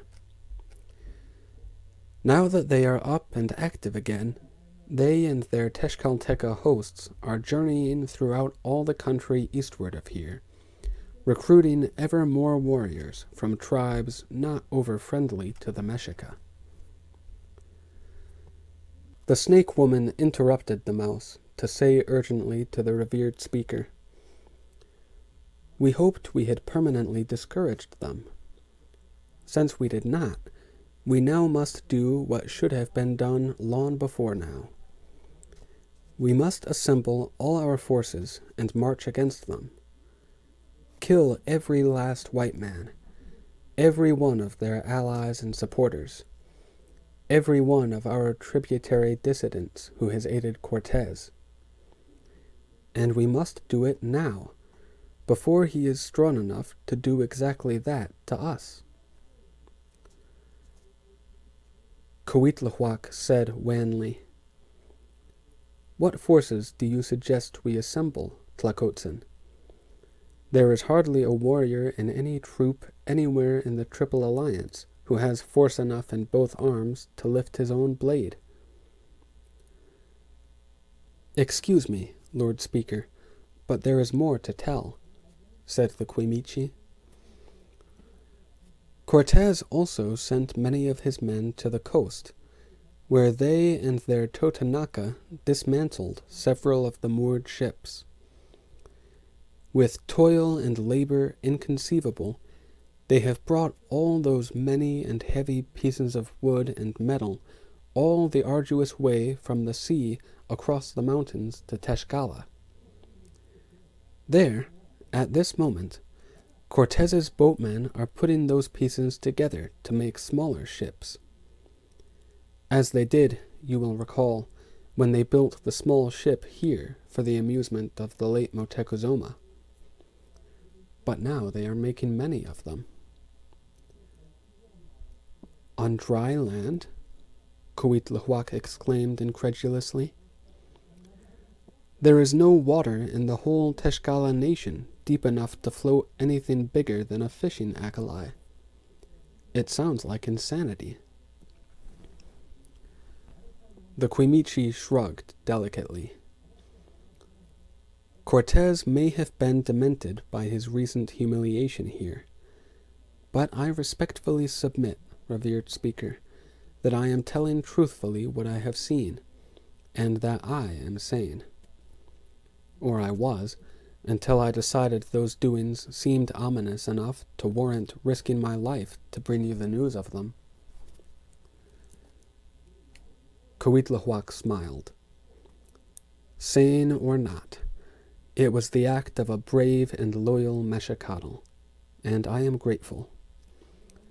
You will be well rewarded, and then given an even greater reward, my permission to depart this pestilent city again as swiftly as you can." So it was that we knew Cortez's actions, and at least some of his intentions. I have heard many persons, who were not here at the time, speak critically of our apparent apathy or stupidity or deluded sense of security, because we stayed in isolation and did nothing to prevent Cortez's rallying of his forces. But the reason that we did nothing was that we could do nothing. From Sumpanco in the north to Xochimilco in the south, from Tlacopan in the west to Texcoco in the east, every able-bodied man and woman who was not helping to nurse the afflicted was himself ill or dying or dead. In our weakness, we could only wait, and hope that we should have recovered to some degree before Cortez came again. About that, we had no delusions. We knew he would come again. And it was during that drear summer of waiting that Cuitlahuac made a remark, in the presence of myself and his cousin Cuauhtémoc.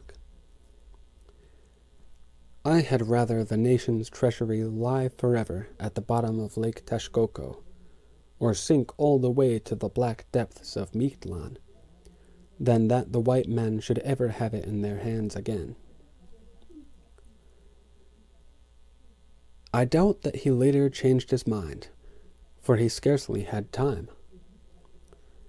Before the rainy season was over, he had fallen ill of the smallpox, and vomited up all his blood, and died. Poor Cuitlahuac. He became our revered speaker without the proper ceremonies of installation, and, when his brief reign ended, he was not honored with the funeral befitting his station. By that time, not the noblest of noblemen could be accorded a service with drums and mourners and panoply, or even the luxury of earth burial. There were simply too many dead, too many dying every day. There were no longer any available places left in which to bury them, or men to dig the graves for them, or time enough to dig all the graves that would have been necessary. Instead, each community designated some nearby wasteland spot where its dead could be taken and unceremoniously piled together and burned to ashes. And even that mode of mass disposal was no easy matter in the damp days of the rainy season. Tenochtitlan's chosen burning place was an uninhabited spot on the mainland behind the rise of Chapultepec, and the busiest traffic between our island and the mainland consisted of the freight barges. Rowed by old men indifferent to the disease, they shuttled back and forth, all day long, day after day. Cuitlahuac's body was just one among the hundreds ferried on that day he died.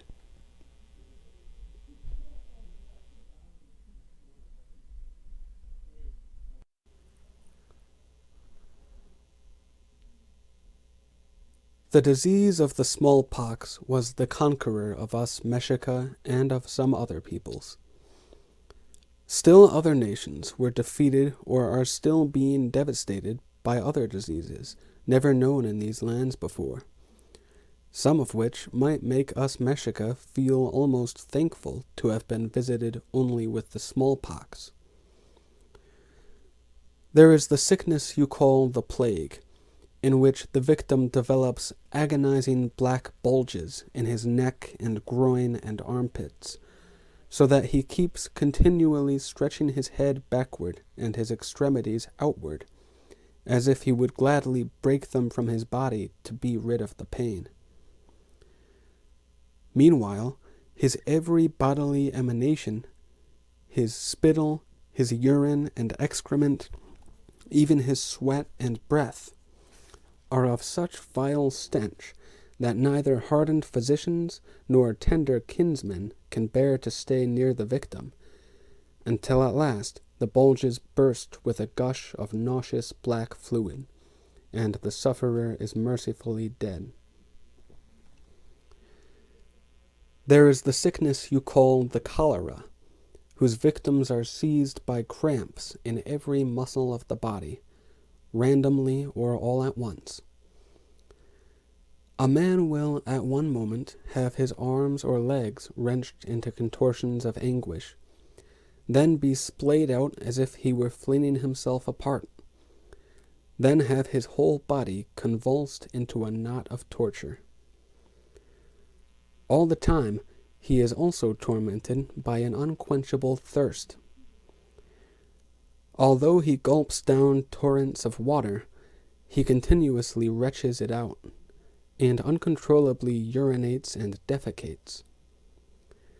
Since he cannot contain any moisture, he dries and shrivels, so that, when at last he dies, he looks like an old seed pod.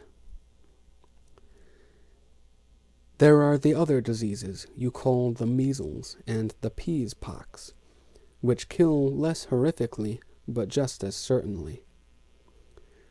Their only visible symptom is an itchy rash on the face and torso, but invisibly those sicknesses invade the brain, so the victim subsides first into unconsciousness and then into death. I am telling you nothing you do not already know, Lord Friars. But did you ever think of this? The ghastly diseases brought by your own countrymen have often spread out ahead of them faster than the men themselves could march. Some of the people they set out to conquer were conquered and dead before they knew they were the objects of conquest. Those people died without ever fighting against or surrendering to their conquerors, without ever even seeing the men who killed them. It is entirely possible that there are still reclusive peoples in the remote corners of these lands. Tribes like the Raramuri and the Ziu Huave, for instance, who do not even yet suspect that such beings as white men exist. Nevertheless, those people may at this moment be dying horribly of the smallpox or the plague, dying without knowing that they are being slain, or why, or by whom. You brought us the Christian religion, and you assure us that the Lord God will reward us with heaven when we die, but that unless we accept him, we are damned to hell when we die. Why then did the Lord God send us also the afflictions which kill and damn so many innocents to hell before they can meet his missionaries and hear of his religion? Christians are constantly bidden to praise the Lord God and all his works, which must include the work he has done here. If only, Reverend Friars, you could explain to us why the Lord God chose to send his gentle new religion trailing behind the cruelly murderous new diseases. We who survived them could more joyously join you in singing praises to the Lord God's infinite wisdom and goodness, his compassion and mercy, his fatherly love of all his children everywhere.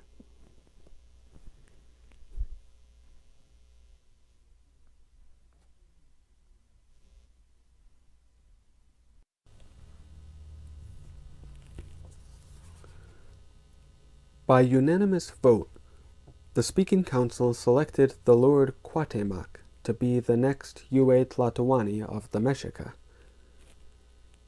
It is interesting to speculate on how different our history and our destiny might have been if Cuauhtémoc had become revered speaker, as he should have done, when his father Ahuitzotl died 18 years earlier. Interesting to speculate, but of course fruitless. If is a small word in our language, tla, as it is in yours. But I have come to believe that it is the most heavy-laden word of all the words there are.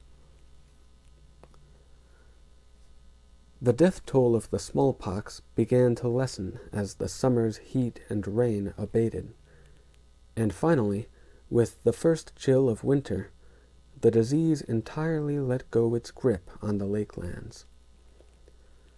But it left the Triple Alliance weak in every sense of the word.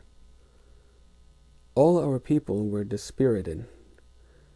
We grieved for the countless dead. We pitied those who had survived to be gruesomely disfigured for the rest of their lives. We were wearied by the long visitation of calamity. We were individually and collectively drained of our human strength.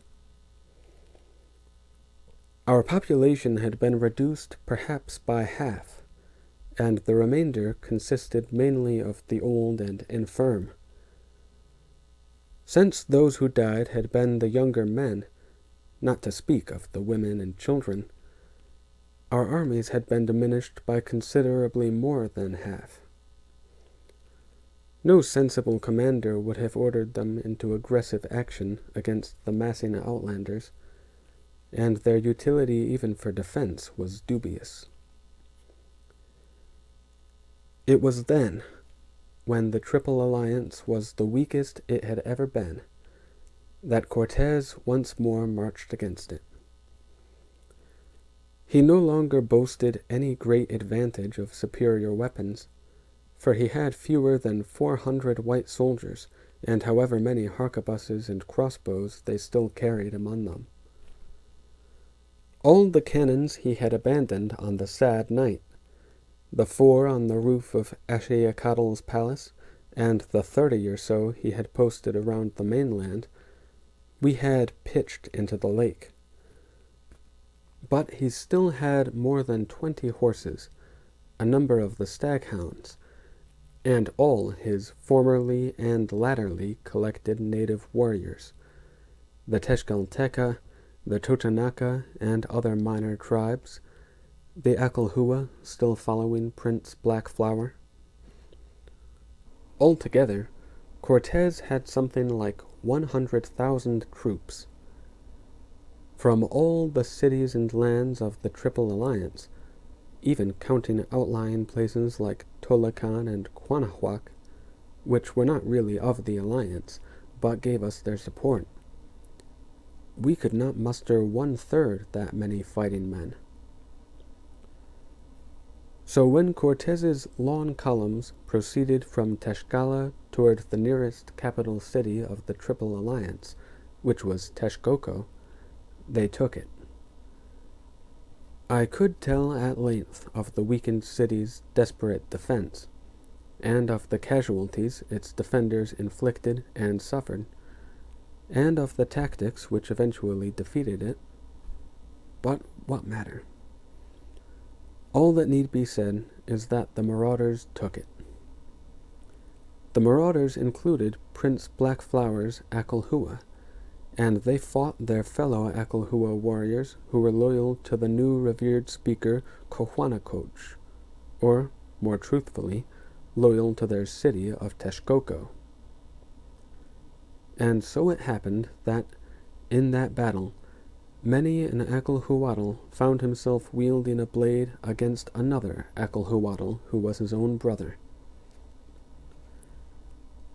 At least Texcoco's warriors were not all killed in the battle, and perhaps 2,000 escaped before they could be trapped there. The troops of Cortés had assailed the city from its landward side, so the defenders, when they could no longer hold firm, were able to withdraw slowly to the lake shore. There they took every fishing and fowling and passenger and freight accolade, including even the elegant Akelton of the court, and propelled themselves out into the lake. Their opponents, having been left no craft in which to pursue them, could only send a cloud of arrows after them, and the arrows did little damage. So the Acolhua warriors crossed the lake and joined our forces on Tenochtitlan, where, because so many people had lately died, there was ample room to quarter them. Cortés would have known, from his conversations with Moctezuma, if from no other source, that Texcoco was the strongest bastion city of our Triple Alliance, after Tenochtitlan. And, having conquered Texcoco so easily, Cortés was confident that the taking of all our other and smaller lakeside cities and towns would be even easier. So he did not commit his whole army to that task, nor did he command it in person. To the mystification of our spies, he sent one entire half of his army back to Tlaxcala, The other half he divided into detachments, each led by one of his under-officers: Alvarado, Narvaez, Montejo, Guzman. Some left Texcoco going northward, others southward, and they began circling the lake, along the way attacking the various small communities separately or simultaneously. Although our revered speaker Cuauhtemoc employed the fleet of canoes brought by the fugitive Acalhua to send those same warriors and our own Mexica to the aid of the beleaguered towns, the battles were so many and so far apart that he could not send enough men to any one of them to make any difference in the outcome. Every place the Spanish-led forces attacked, they took. The best our men could do was to evacuate from those towns whatever local warriors were left alive, and to bring them to Tenochtitlan as reinforcements for our own defense, when our turn should come. Presumably, Cortes, by means of messengers, directed the general strategy of his several officers and their detachments, but he, and Malintzin, remained in the luxurious residence of the Texcoco Palace, in which I myself had once lived, and he kept the hapless revered speaker Cojuanacoch there too, as his compulsory host, or guest, or prisoner. For I should mention here that the Crown Prince Black Flower, who had grown old waiting to become Yue Tlatoani of the Acalhua, never did get that title and that eminence. Even after the taking of the Acalhua's capital city, in which Black Flower's troops had played no small part, Cortes decreed that the inoffensive and uncontroversial Cojuanacoch should remain on the throne. Cortes knew that all the Acalhua, except those warriors who had for so long followed Black Flower, had come to loathe the once respected Crown Prince as a traitor to his own people and a tool of the white men. Cortes would not risk provoking a future uprising of the whole nation by giving the traitor the throne for which he had turned traitor. Even when Black Flower groveled in the rite of baptism, with Cortes for his godfather, and in flagrant obsequiousness took the Christian name of Fernando Cortes Ixtlilxochitl, his godfather unbent in his resolve only sufficiently to appoint him Lord Ruler of 3 insignificant provinces of the Acalhua lands. At that, Don Fernando Black Flower showed one last flicker of his former lordly temperament, protesting angrily, "You give me what already belongs to me? What has always belonged to my forefathers?" But he did not long have to endure his dissatisfaction and debasement. He stormed out of Texcoco to take up his rule in one of those backwoods provinces, and arrived there just when the disease of the smallpox was also arriving, and within a month or two he was dead.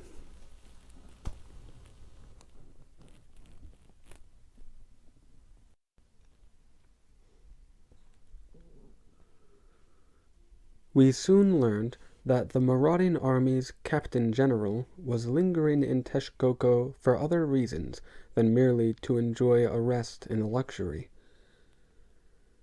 Our Quimichime came to Tenochtitlan to report not more mystification, but the news that the departed half of Cortes's force was returning to Texcoco, bringing on their backs or hauling on log rollers the many and various hulls and poles and other components of the 13 ships that had been partially constructed on the dry land of Tlaxcala. Cortes had stayed to be in Texcoco when they arrived, to oversee their assembly and launching upon the lake there. They were not, of course, any such formidable things as the sea-going ships from which they had been fashioned. They were more like our flat-bottomed freight barges, only with high sides, and with the wing-like sails that, we discovered to our dismay, made them far more swift than our many-oared biggest Akelton, and far more agile than our smallest. Besides the boatmen who controlled the vessel's movements, each carried 20 Spanish soldiers who stood on shelves behind those high sides. Thus they had the significant advantage of holding the height in any water battle with our low-slung canoes, and even stood high enough to discharge their weapons across our causeways. On the day they made their trial voyage from Texcoco into the lake, Cortez himself was aboard the leading craft, which he called La Capitana.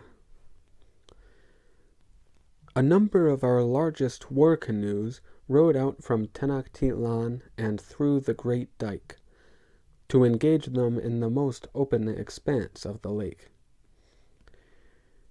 Each canoe carried 60 warriors, each of whom was armed with a bow and many arrows, an atlatl and several javelins. But on the choppy waters, the white men's heavier craft made much more stable platforms from which to discharge projectiles, so their harquebuses and crossbows were lethally more accurate than our men's handheld bows. Besides, their soldiers had to expose only their heads and arms and weapons, so our arrows either stuck in their boats' high sides or went harmlessly over them. But our men in the low, open canoes were exposed to the darts and metal pellets, and many of them fell dead or wounded. So the canoe's steersmen desperately tried to keep at a safer range, and that meant a distance too great for our warriors to fling their javelins. Before very long, all our war canoes came ignominiously home, and the enemy craft disdained to pursue them. For a while, they almost gaily danced in intricate crossings and patterns, as if to show they owned the lake, before going back to Texcoco. But they were out again the next day, and every day after that, and they did more than dance. By then, Cortez's under-officers and their various companies had marched all the way around the Lake District, laying waste or capturing and occupying every community in their path, until at that time they had reassembled in 2 sizable armies, positioned on the headlands jutting into the lake exactly north and south of our island. It only remained for them to destroy or subdue the larger and more numerous cities situated around the lake's western shore, and they would have Tenochtitlan completely surrounded. They went about it almost leisurely. While the other half of Cortez's army was resting in Texcoco, after its incredible labor of transporting those battle boats over land, the boats themselves went back and forth over the entire expanse of Lake Texcoco east of the Great Dike, clearing it of every other craft. They rammed and overturned, or they seized and captured, or they killed the occupants of every single canoe that plied the waters. And those were not war canoes.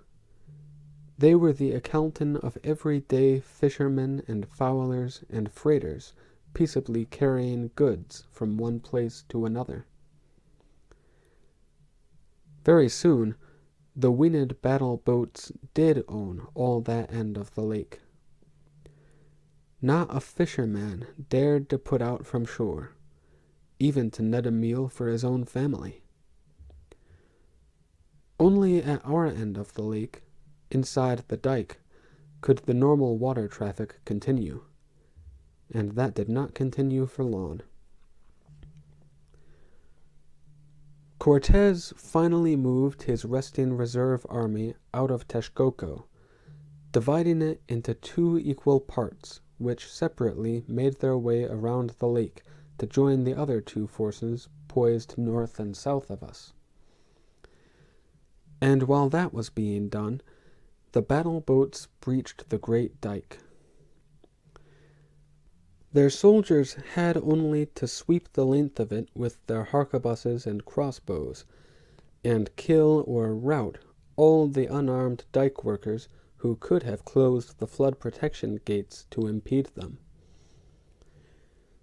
Then the boats slid through those passages, and were in Mexico waters. Though Cuauhtémoc immediately sent warriors to stand shoulder to shoulder along the northern and southern causeways, they could not long repel the advance of the boats, which headed directly for the causeway's canoe passages. While some of the white soldiers cleared away the defenders with their hail of metal pellets and crossbow darts, other soldiers leaned over the boat's sides to pry loose and topple into the water the wooden bridges that spanned those gaps. So the battle boats got past the last barriers, and inside them, and, as they had done in the outer reaches of the lake, they cleared this end too of all water traffic. War canoes, freight akelton, everything. The white men command all the causeways and the waterways as well, said the snake woman. When they besiege the other cities on the mainland, we have no way of sending our men to reinforce those cities. What is worse, we have no way of getting anything from the mainland. No additional forces, no additional weapons, and no food. There is enough in the island storehouses to sustain us for some while, said Cuauhtémoc, adding bitterly, we can thank the smallpox that there are fewer people to be fed than there might have been. And we have also the chinampa crops. The snake woman said, the storehouses contain only dried maize, and the chinampa are planted only with delicacies, tomatoes and chilies and coriander and the like. It will be a quaint diet, poor men's tortillas and mush, garnished with elegant condiments. That quaint diet you will remember fondly, said Cuauhtémoc, when your belly has Spanish steel in it instead. With the boats keeping our warriors pent on our island, Cortés's land troops resumed their march around the western curve of the mainland, and, one after another, the cities there were forced to surrender. First to fall was Tepeyaca, our nearest neighbor on the northern headland. Then the southern promontory towns of Ixtapalapan and Mexicalcinco. Then Tenayuca in the northwest, and Azcapotzalco. Then Coyohuacan in the southwest. The circle was closing, and we in Tenochtitlan no longer required Quimichime's spies to tell us of what was happening. As our mainland allies fell or surrendered, numbers of their warriors survived to flee to our island, under cover of night. either coming in a kelton and managing to elude the patrolling battle boats, or sneaking across the causeways and swimming the gaps in them, or swimming all the lone way across the water. On some days, Cortez was astride his horse she-mule, directing the implacable progress of his land forces. On other days, he was in his boat, La Capitana, directing with signal flags the movements of his other craft and the discharge of their weapons, killing or dispersing any warriors who showed themselves on the shore of the mainland or in our island's truncated causeways. To fend off those harrying craft, we on Tenochtitlan contrived the only defense possible. Every usable piece of wood on the island was sharpened at one end, and divers took those pointed stakes under water and fixed them firmly, angled outward, just under the surface of the shallows all about the island. Had we not done that, Cortez's battle boats could have come right into our canals and to the city's very center. The defense proved its worth when one of the boats one day moved close, apparently intending to tear up some of our food-growing chinampa, and impaled itself on one or more of those stakes. Our warriors immediately sent flocks of arrows at it, and may have killed some of the occupants before they worked the boat loose and retreated to the mainland to patch it. Thereafter, since the Spanish boatmen had no way of knowing how far from the island our sharp stakes were planted, they kept a discreet distance. Then Cortez's land troops began to find their cannons, which our men had tumbled into the lake during the sad night, because such heavy objects could not be thrown very far, and they began retrieving them. The immersion had not, as we might have hoped, ruined the cursed things. They needed only to be cleaned of mud and dried and recharged to make them workable again. As they were recovered, Cortez had the first 13 of them mounted, one apiece, in his battle boats, and those boats took up positions offshore of the cities where his troops were fighting, and there discharged their lightning and thunder and rain of man-killing projectiles. Unable to defend themselves any longer, when simultaneously beset from the front and from the side, the cities had to surrender, and when the last of them surrendered, Tlacopan, capital of the Tecpaneca, third bastion of the Triple Alliance, the encircling arms of Cortez's land forces met and joined. His battle boats were no longer needed to support the troops ashore, but the very next day they were moving about the lake again and discharging their cannons. We on the island could watch them, and for a while we could not understand their intent, since they were aiming neither at us nor at any apparent targets on the mainland.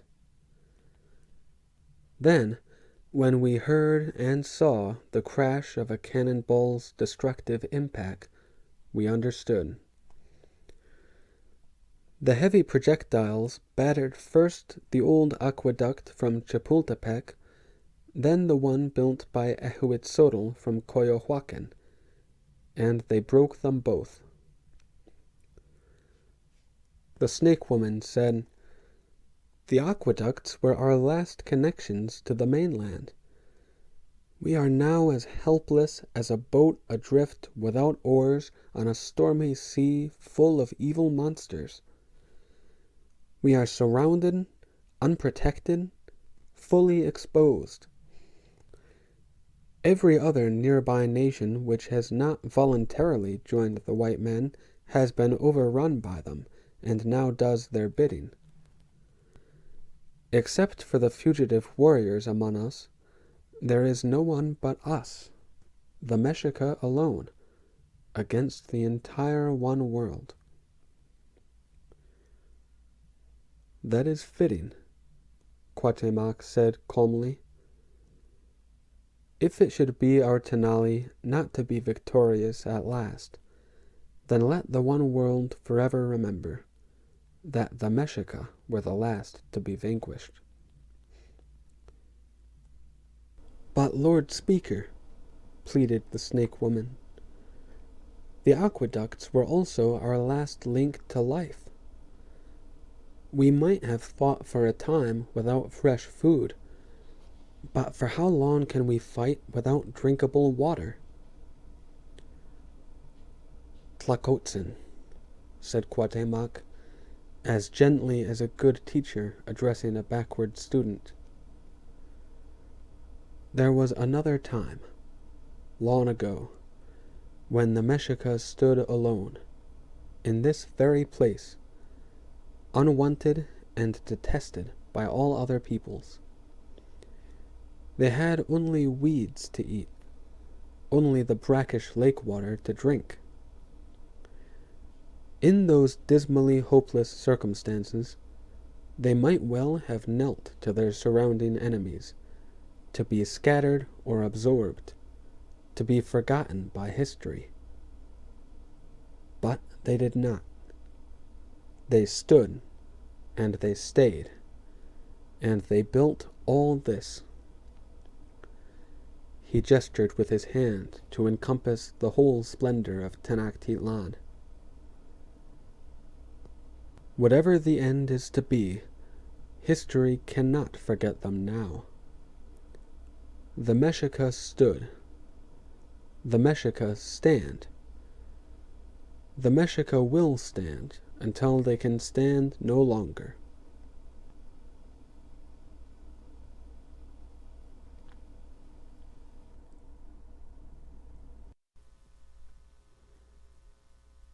After the aqueducts, our city was the target of the cannons, those repositioned on the mainland and those mounted on the boats which constantly circled the island. The iron balls coming from Chapultepec were the most damaging and frightening, for the white men had hauled some of their cannons all the way to the crest of that hill, and from there they could send the balls flying in a high arc, so that they dropped almost directly downward, like great iron raindrops, on Tenochtitlan. One of the very first to fall in the city, I might remark, demolished the temple of Huitzilopochtli atop the Great Pyramid, at which our priests cried, "Woe!" and "Awful omen," and commenced to hold ceremonies that combined abject prayers for the war god's forgiveness and desperate prayers for the war god's intercession on our behalf. Although the cannons continued that first thundering for some days, they did so only at intervals, and it seemed a most desultory attack compared to what I knew those cannons could do. I believe Cortez was hoping to make us concede that we were marooned and defenseless and inevitably to be defeated, to make us surrender without a fight, as he would expect any sensible people to do under those conditions. I do not believe he was showing any merciful compunction about having to slay us. He merely wanted to take the city intact, so he could present to his King Carlos the colony of New Spain, complete with a capital that was superior to any city in Old Spain. However, Cortez is and was an impatient man. He did not waste many days waiting for us to take the sensible course of surrender.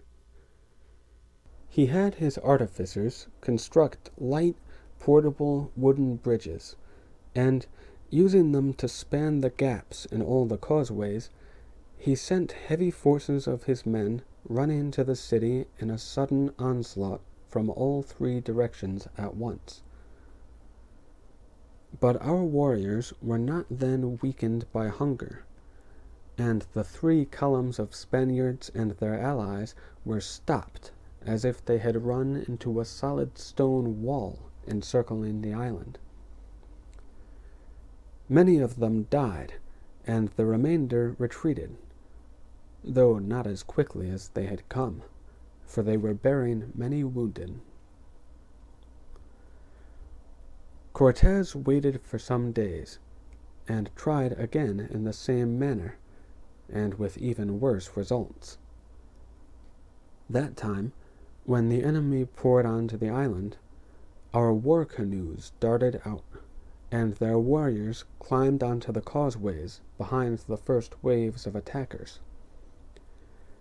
They kicked away the portable bridges, and so had a goodly portion of the assault forces marooned with us in the city. The trapped Spaniards fought for their lives, but their native allies knew better what was in store, and fought until they were killed instead of captured. That night, our whole island was lighted with celebratory torches and urn fires and incense burners and altar fires. The Great Pyramid in particular was brightly illuminated. So Cortez and the other white men could see, if they approached close enough, and if they cared to watch, what happened to their 40 or so comrades we had caught alive. And evidently Cortez did witness that mass sacrifice, or enough of it to put him in a retaliatory rage. He would exterminate all of us in the city, even if in the process he had to pulverize much of the city he wanted to preserve. He suspended his invasion attempts, but subjected our city to a vicious and unremitting cannonade, the balls being discharged from the cannons as rapidly and regularly as I suppose could be done without the cannons melting from the prolonged exertion. The projectiles plummeted down on us from the mainland and whistled across the water from the circling boats. Our city began to crumble, and many of our people died. A single cannonball could knock a sizable chunk out of an edifice even as massively built as the Great Pyramid, and many of them did, until that once beautifully smooth structure looked like a mound of bread dough gnawed and nibbled by giant rats. A single cannonball could knock down one entire wall of a sturdy stone house, and an adobe house would simply go all to clods and dust. That iron rain went on for at least 2 months, day after day, abating only at night. But even during the nights, the cannoneers would send 3 or 4 balls crashing down among us, at unpredictably irregular intervals, just to ensure that our sleep was made uneasy, if not impossible, and that we had no chance to rest undisturbed. After some time, the white men's iron projectiles were used up, and they had to gather and employ rounded stones. Those were slightly less destructive to our city buildings, but they often shattered on impact, and their flying fragments were even more destructive to human flesh. But those who died in that manner at least died quickly. The rest of us seemed doomed to a slower and more wretchedly dwindling death. Because the stores and the granaries had to last as long as possible, the dispensing officials doled out the dry maize in the meagerest amounts that would help sustain life. For a while, we were able also to eat the dogs and fowl of the island, and we shared the fish caught by men who sneaked out at night upon the causeways with nets, or out onto the chinampa to dangle lines down among their roots. But eventually, all the dogs and fowl were gone, and even the fish began to shun the island vicinity. Then we divided and ate all but the absolutely inedible creatures in the public menagerie, and the very rarest and most beautiful specimens, with which the keepers could not bear to part. Those remaining animals were kept alive. Indeed, were kept in rather better health than their keepers, by being fed the bodies of our slaves who perished of hunger. In time, we resorted to catching rats and mice and lizards. Our children, those few who had survived the smallpox, got quite adept at snaring almost every bird foolhardy enough to perch on the island. Still later, we cut the flowers of our roof gardens and stripped the leaves from the trees and made cooked greens of them. Toward the end, we were searching those gardens for edible insects and peeling the bark from the trees, and we were chewing rabbit fur blankets and hide garments and the fawn-skin pages of books for whatever meat value might be extracted from them.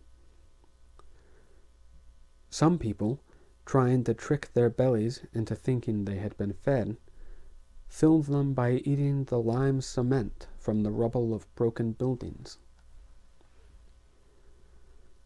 The fish had not left our neighborhood for fear of being caught. They left because our surrounding waters had become so foul. Though the rainy season was by then upon us, the rains fell during only a part of each afternoon. We set out every pot and bowl to catch it, and hung out lengths of cloth to be drenched and run.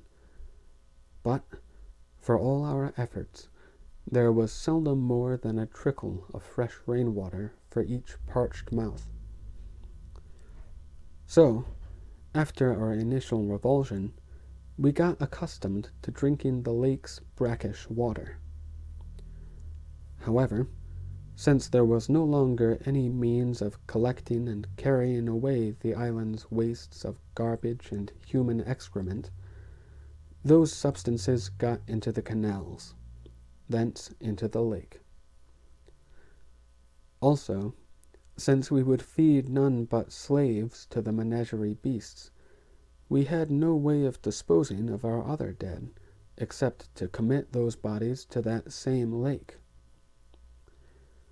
Cuauhtémoc ordered that the corpses be shoved off the island only on its western side, because the eastern lake was the wider water, and was more or less constantly refreshed by the prevailing east wind. Thus he hoped that the water on that side could be kept less contaminated.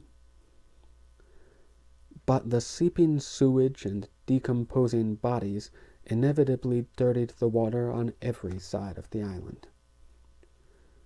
Since we still had to drink it when thirst drove us to it, we strained it through cloths and then boiled it. Even so, it knotted our guts with agonies of gripes and fluxes. Of our older people and young children, many died just from drinking that putrid water. One night, when he could no longer watch his people suffer so, Cuauhtémoc called all the city's populace together in the heart of the one world during that night's lull in the cannonade, and I think everyone who could still walk was there. We stood about the pits in what had been the sleek marble paving of the plaza, surrounded by the jagged upcrops remaining of what had been the undulating snake wall, while the revered speaker addressed us from part way up what remained of the great pyramid's shattered staircase. If Tenochtitlan is to last even a little longer, it must be no longer a city, but a fortification, and a fort must be manned by those who can fight. I am proud of the loyalty and endurance shown by all my people, but the time has come when I must regretfully ask an end to your allegiance. There still remains one storehouse unopened, but only one. The assembled crowd neither cheered nor clamored in demand. It merely murmured. But the combined sound was like the hungry rumbling of a very large stomach. When I unseal that store, Cuauhtémoc went on, the maize will be shared out equally among all who apply. Now, it can provide every person in this city perhaps one last and very scant meal. Or it would suffice to feed our warriors slightly better, to strengthen them for fighting to the end, whenever that end shall come, and whatever that end may be. I will not command you, my people. I will only ask that you make the choice and the decision. The people made no sound at all. He resumed, I have this night had the northern causeway spanned so it can be crossed. The enemy waits warily on the other side, wondering why that has been done. I did it so that all of you who can depart, and will, may do so. I do not know what you will find yonder in Tepeyaca, food and relief, or a flowery death. But I beg you who can no longer fight, take this opportunity to leave Tenochtitlan. It will be no desertion, no admission of defeat, and you will incur no shame in the departure. To the contrary, you will enable our city to stand in defiance a while longer. I say no more.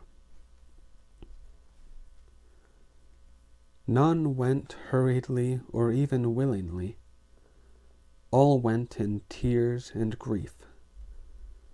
But they recognized the practicality of Cuauhtémoc's plea, and in that one night the city emptied of its old and its youngest people, its ill and crippled and infirm, its priests and temple attendants, all who could no longer be of use in combat. Carrying bundles or tump-lined packs of what few most valued possessions they could snatch up as they left, they drifted northward through the streets of all four quarters of Tenochtitlan, began to converge in the area of the Tlatelolco market, then formed a column crossing the causeway. They were met with no bursts of lightning and thunder at the northern end. As I learned later, the white men yonder were simply indifferent to their arrival, and the Tezcatlipoca occupying that position deemed those stumbling, emaciated seekers of refuge too scrawny even to be worth sacrificing as a celebration of victory.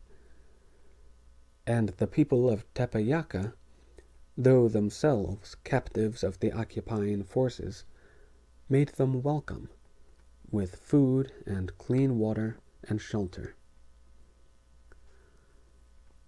In Tenochtitlan there remained Cuauhtémoc, the other lords of his court and his speaking council, the wives and families of the revered speaker and some other nobles, several physicians and surgeons, all the knights and warriors still fit, and some few stubborn old men, myself among them, who had been in good enough health before the siege that we had not been severely weakened by it, and could still fight if necessary. There also remained the young women of fair health and strength and potential usefulness, and one elderly woman, who, for all my urgings, declined to leave the sick-bed she had occupied for some while past. "I am less of a nuisance lying here," said Bayeux, "than being carried on a litter by others who can barely walk. Also, it has been a long time since I cared to eat much, and I can as easily eat nothing at all. My staying may earn me an earlier end to my tediously long illness. Besides, sir, you yourself once ignored an opportunity to go safely away. It might be foolish, you said, but you wished to see the end of things." She smiled weakly. "Now, after all your foolishness I have put up with, would you refuse to let me share the one that will likely be your last?"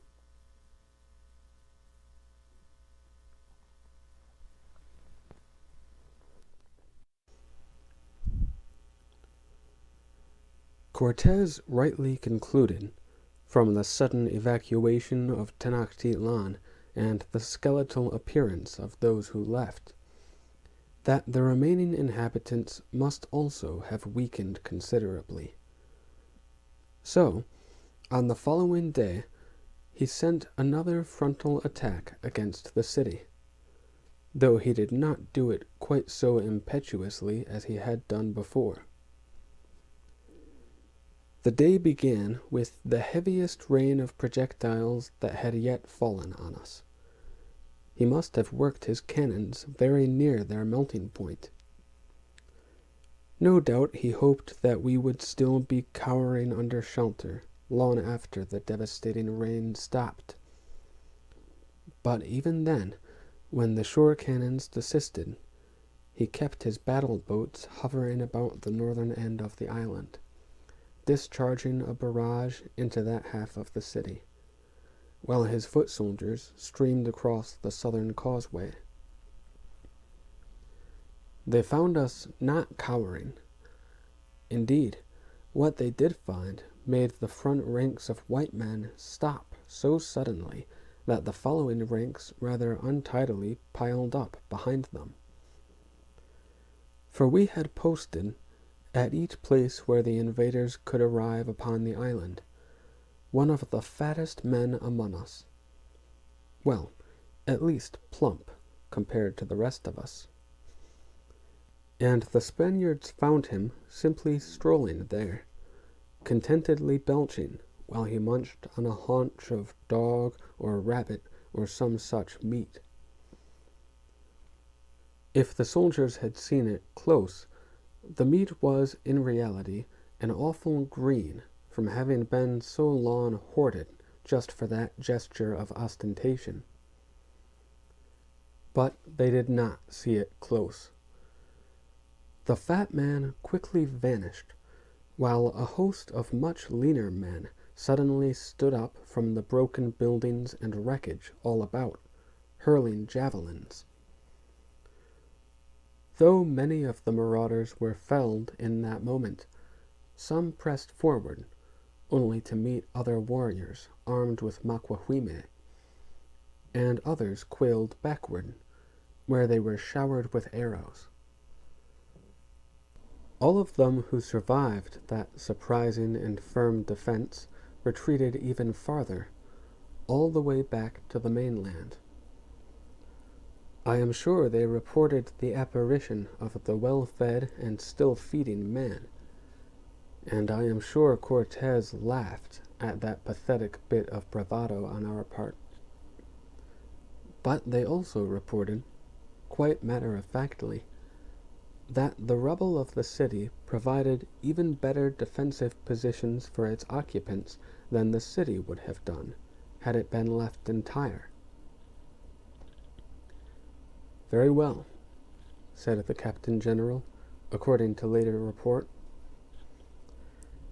"I had hoped to save at least some of it, for the amazement of our countrymen, who will come later as colonists. But we will level it. Level every standing stone and timber of it. Level it until not even a scorpion has a hiding place from which to creep upon us." Of course, that is what he did, and this is how he did it. While the boat's cannons continued to pound the northern half of the city, Cortez wheeled several of his shore cannons along the southern and western causeways. They were followed by fighting men, some on horses, some on foot, accompanied by staghounds, and those were followed by many more men, armed only with mallets and axes and pry-bars and battering beams. First, the cannons were employed to blow down everything possible in front of them, and to kill our warriors in hiding, or at least to keep them crouching harmlessly. Then the soldiers advanced into the area of devastation. When our warriors rose up to fight, they were ridden down by the horsemen or overrun by the foot soldiers. Our men fought bravely, but they were weak from hunger and half dazed by the cannonade they had just endured, and they invariably died or had to withdraw deeper into the city. Some of them tried to remain undetected in their hiding places while the fighting swept on past them, hoping that when the enemy was later off guard, they could make just one killing javelin throw or maquahuitl stroke before they were slain. But none got that chance. They were always quickly unearthed. That was what the soldiers had brought the dogs for. Those huge staghounds could sniff out a man, however securely hidden, and if they themselves did not rend him apart, they disclosed his position to the soldiers. Then, as the area was cleared of defenders and danger, the working parties moved in with their tools of demolition, and they cleared whatever was left. They tore down houses and towers and temples and monuments, and they set afire everything that would burn. When they were done, there remained only a flat and featureless plot of ground. That would be one day's work. On the following day, the cannons would be able to advance unimpeded across that cleared area and batter at a new portion, to be followed by the soldiers and the dogs, then the demolishers. And so, day by day, the city diminished a little more, as if afflicted by the being eaten by the gods. We in the yet unafflicted sections of the city could stand on our rooftops and watch the progress of the leveling and its approach toward us. I remember the day the wreckers reached the heart of the one world. First, they amused themselves by shooting fire arrows at those tremendous feather banners, which, although sadly tattered, still floated majestically overhead. And the banners, one by one, disappeared in flares of flame. But many more days were required for the destruction of that city within a city. The temples, the Tlachtli court, the skull rack, the palaces and court buildings. Though the Great Pyramid was already a gnawed ruin, and could afford no stronghold or concealment worth Cortez's concern, he must have felt that, simply because it was Tenochtitlan's most magnificent and distinguishing symbol, it had to come down. It did not come down easily, even when swarmed over by hundreds of workmen with heavy steel tools. But at last it yielded, layer by layer, revealing the older pyramids inside it, each of them smaller and more crudely built. And they came down too. Cortez had his men work rather more gently and carefully when they began dismantling the palace of Moctezuma Xochitl, for he obviously expected to find the nation's treasury reinstalled in the thick-walled chambers there. When he did not, he let the demolition proceed with a vengeance. I remember also the burning of the great menagerie just outside the plaza's fragmented snake wall. For that day I was watching from the roof of a house close enough that I could hear the bellowing and roaring and howling and screeching of its occupants as they burned alive. True, the menagerie's population had been reduced by our having been forced to eat a good number of its occupants, but still there remained many wondrous beasts and birds and reptiles. Some of them may now be irreplaceable, should you Spaniards ever decide to build a similar showplace. For example, at that time, the Hall of Animals exhibited a totally white jaguar, a rarity we Mexica had never seen before, and no one may ever see again. Cuauhtémoc, well knowing the weakness of his warriors, had intended that they should merely fight a defensive withdrawal, delaying the enemy's advance in so far as possible, and slaying as many invaders as they could in the process. But the warriors themselves were so outraged by the desecration of the heart of the one world that they exceeded their orders, and their anger gave them a surge of strength, and they several times emerged from the wreckage around the plaza, shouting war cries and pounding their weapons on their shields, to take offensive instead of defensive action. Even our women were infuriated and joined in, flinging down from rooftops nests full of wasps and fragments of stone, and other things less mentionable, upon the despoilers. Our warriors did kill some of the enemy's soldiers and wreckers, and perhaps somewhat slowed their work of destruction. But a greater number of our men died in the doing so, and they were every time beaten back. Nevertheless, to discourage their harassment, Cortez sent his cannons continuing on to the north, blasting away more of the city, and his soldiers and dogs and work parties had to follow the cannons, to level what they left.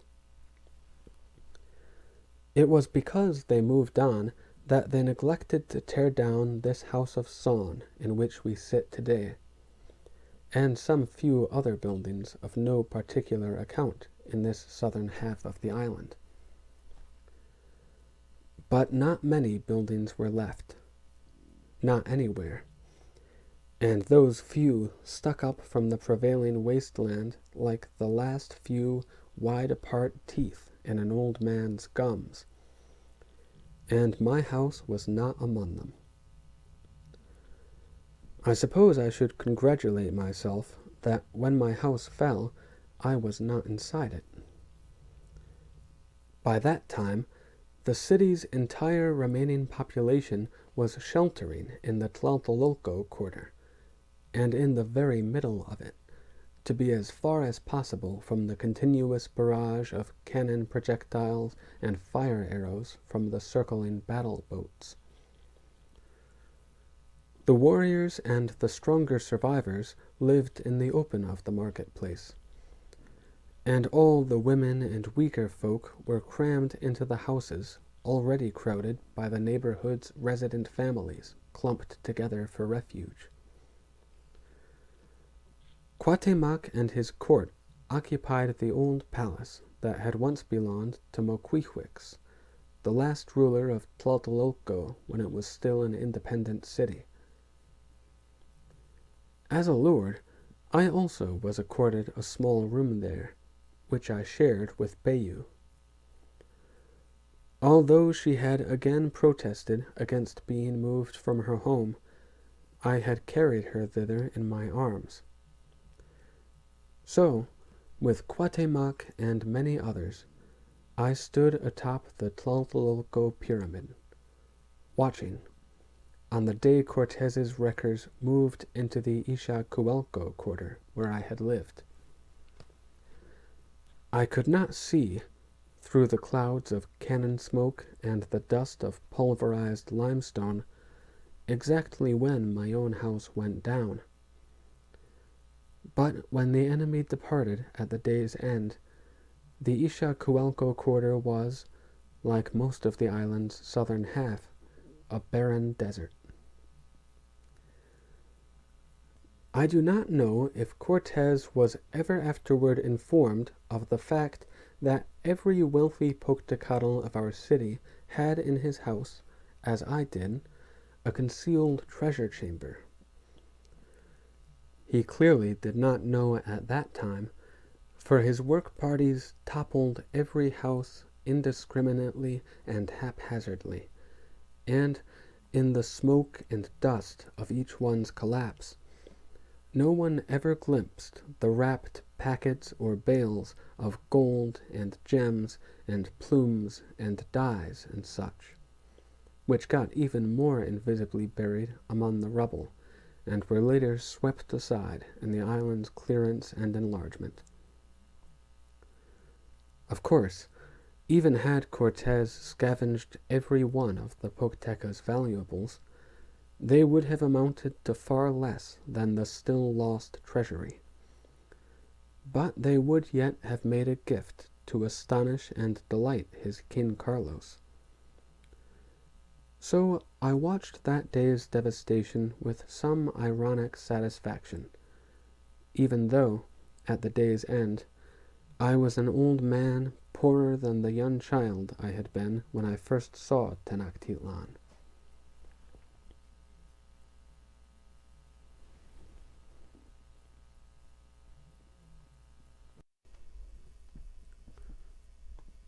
Well, so was every other Meshicatl still alive, including even our revered speaker.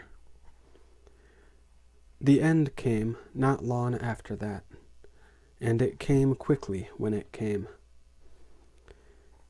We had been for countless days devoid of every commodity that could be remotely regarded as food, and our very ability to move about, even to talk to each other, was enfeebled to listlessness.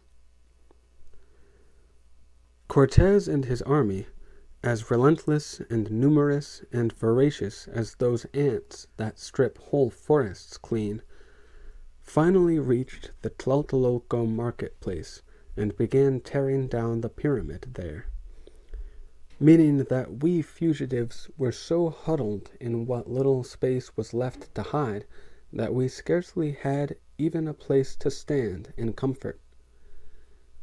Still, Cuauhtémoc would have stood, if he had had to do it on one foot. But, after I and the snake woman and some other counselors had privately conferred, we went to him and said, "Lord Speaker, if you are taken by the outlanders, the whole of the Mexican nation falls with you. But if you escape, the rulership goes where you go. Even if every other person on this island is slain or captured, Cortez will not have bested the Mexica." "Escape," he said dully. "To where? To do what?" "To go into exile, with just your closest family and a few of your chief lords. It is true that we no longer have trustworthy allies anywhere among the lands closest to here. But there are farther countries from which you can recruit supporters. It may be a long time before you can hope to return in force and triumph, but however long it may take, the Mexica will still be unvanquished." "What farther countries?" he asked, without enthusiasm. The other lords looked to me, and I said, "To Aztlan, revered speaker. Go back to our very beginnings." He stared as if I were mad, but I reminded him how we had, only comparatively recently, renewed our ties with our cousins of our first home place, and I gave him a map I had drawn to show him the way there. I added, "You can expect a hearty welcome, Lord Cuauhtémoc." When their speaker Tlaltecmictli left here, Moctezuma sent with him a force of our warriors and a number of Mexica families skilled in all our modern crafts of city building. You may find they have already made of Aztlan a miniature Tenochtitlan. At the very least, the Azteca could be the seed kernels, as once before they were, from which to grow a whole new and mighty nation. It took a good deal more persuasion to get Cuauhtémoc to agree, but I will not relate it all, since it all went for naught. I still think the plan should have succeeded. It was well conceived and executed, but the gods decreed that it should not. At twilight, when the battle boats ceased their day-long barrage and began to turn homeward toward the mainland, a goodly number of our own men accompanied Cuauhtémoc and his chosen companions down to the edge of the island. They all got into canoes, and at a signal the many canoes paddled into the lake, all at once, but each in a different direction, moving fast, appearing to be a sudden mass scurry for safety. The accolade carrying Cuauhtémoc and his abbreviated court headed for the little mainland bay between Tenayuca and Azcapotzalco. Since there were few, if any, habitations at that spot, it was presumably unguarded by any of Cortez's camps or sentries, and Cuauhtémoc should easily have been able to slip inland from there and keep going northwest to Aztlan. But the battle boats, spying the sudden eruption of a Kelton from the island, turned back and began to whisk busily about among them, seeking to determine if they really were en route. And, by ill chance, one of the boat captains was astute enough to notice that one of the occupants of one canoe was rather too richly dressed to be a mere warrior. That boat dropped iron hooks and grappled the canoe fast to its side, and hauled aboard the revered speaker, and carried him straight to the Captain General Cortez. I was not present at that meeting, but I learned later that Cuauhtémoc spoke, through the interpreter Melanson, saying, "I did not surrender. It was for my people's sake that I sought to elude you. But you caught me fairly." He pointed to the dagger at Cortez's belt. Since I was taken in war, I deserve, and I request, the death of a warrior. I ask that you slay me now, where I stand. Magnanimous in victory, or at least unctuous, Cortez said, "No, you did not surrender, and you have not ceded your rule. I decline to slay you, and I insist that you retain your leadership of your people. For we have much work to do, and I pray you will help me do it. Let us together build your city in a new grandeur, my esteemed Lord Cuauhtémoc." Cortez probably pronounced it Guatemoc, as he always later did. I think I long ago mentioned, Reverend Friars, that the name Cuauhtémoc meant swooping eagle, but I suppose it was inevitable and even fitting that, after that day, by our calendar the day 1 serpent of the year 3 house, by your calendar the 13th day of August in the year 1521, our last revered speaker's name was ever afterward translated into Spanish as Falling Eagle.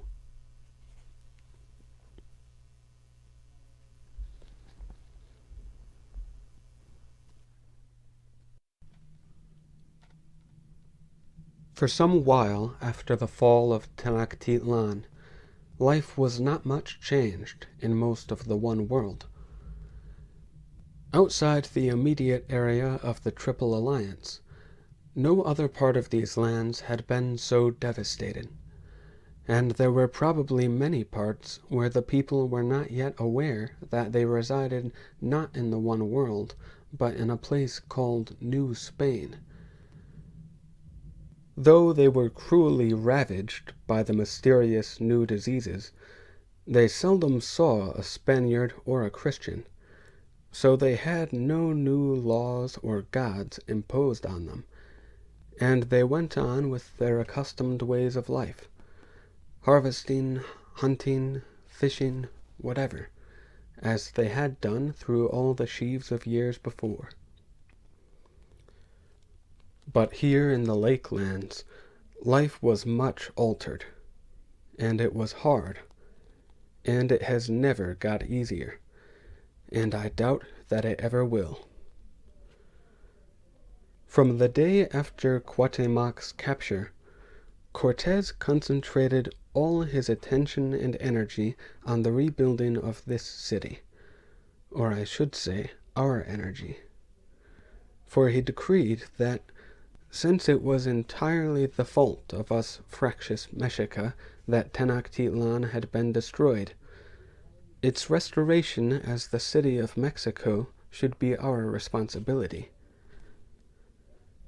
Though his architects drew the plans, and his artificers oversaw the work, and his most brutal soldiers wielded the whips to make the work get done, it was our people who did the work, and we who supplied the materials, and if we would eat after our labors, it was we who had to provide the food.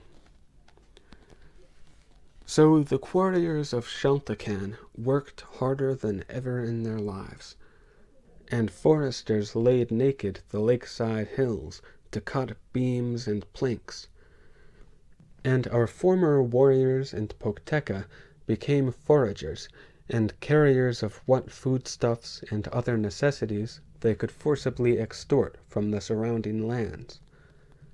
And our women, when they were not being openly molested by the white soldiers, even raped before the eyes of all who cared to watch, were pressed into service as porters and messengers, and even small children were put to work mixing mortar. Of course, the first things attended to were those most important.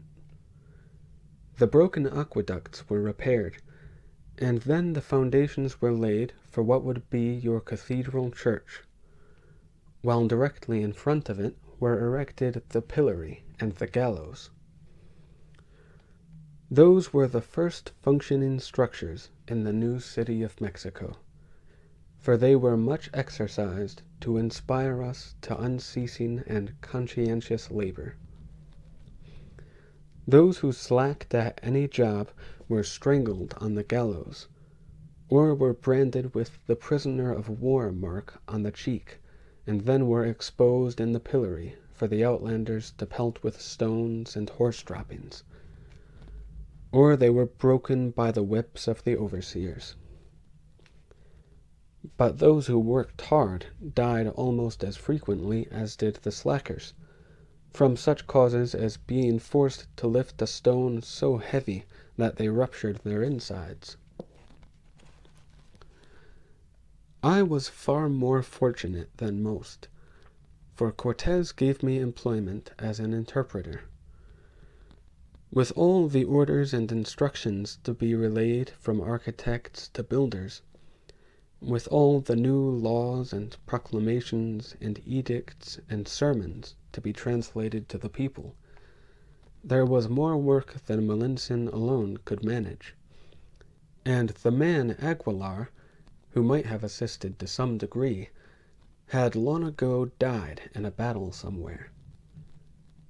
So Cortez engaged me, and even paid me a small wage in Spanish coin, in addition to giving me and Bayu accommodation in the splendid residence, what had once been Motecuzoma's country palace near Quanahuac, which he had appropriated for himself and Melanson and his ranking officers and their concubines, and where he also kept under his eye Cuauhtémoc and his family and courtiers. Perhaps I should apologize, though I do not know to whom, that I took employment with the white men, rather than died defying them. But since the battles were all over, and I had not perished in the struggle, it seemed my tonali ordained that for at least a while longer I should struggle not to perish. I had once been bidden stand, endure, remember, and that was what I determined to do. For some time, a major part of my interpreting duties consisted in my translating Cortez's incessant and insistent demands to know what had become of the Mexica's vanished treasury. If I had been a younger man, and able to work at any other trade that would have supported myself and my ever-ailing wife, I would right then have quit that degrading occupation. It required me to sit with Cortez and his officers, as if I were one of them, while they bullied and insulted my fellow lords, calling them damned, lying, greedy, treacherous, clutching Indians. I was especially ashamed of myself when I had to participate in the repeated interrogations of the Yue Tlatoani, Cuauhtémoc, whom Cortez no longer addressed with unction or even the least respect. To Cortez's reiterated queries, Cuauhtémoc could or would say nothing but a disclaimer. To the best of my knowledge, Captain General, my predecessor Cuitlahuac left the treasure in the lake where you threw it. At which Cortez would snarl, I have sent down my best swimmers and yours. They find nothing but mud. And Cuauhtémoc could or would make only the rejoinder, the mud is soft. Your cannons made the whole Lake Texcoco tremble. Any objects as heavy as gold would have settled ever deeper in that ooze. I felt most ashamed on the day I had to watch the persuasion of Cuauhtémoc and the two old men of his speaking council who had accompanied him to that session of questioning. After I had many times translated those same words so many times exchanged before, Cortez exploded in a temper. He ordered his soldiers to rake from the palace kitchen's hearth 3 large bowls of embers, and made the 3 lords of the Mexica sit with their bare feet in those smoldering coals, while he again asked the identical questions, and they, gritting their teeth against the pain, gave the identical replies. At last, Cortez threw up his hands in a gesture of disgust and stalked out of the room. The 3 cautiously stood up from their chairs and stepped out of the bowls, and began gingerly to make their way to their quarters. The 2 old men and the younger one, doing their best to support each other, hobbled on their blistered and blackened feet, and I heard one of the elders moan, "Ayah, Lord Speaker, why do you not tell them something else? Anything. I hurt unbearably." "Be silent," snapped Cuauhtémoc. "Do you think I am this moment walking in a pleasure garden?"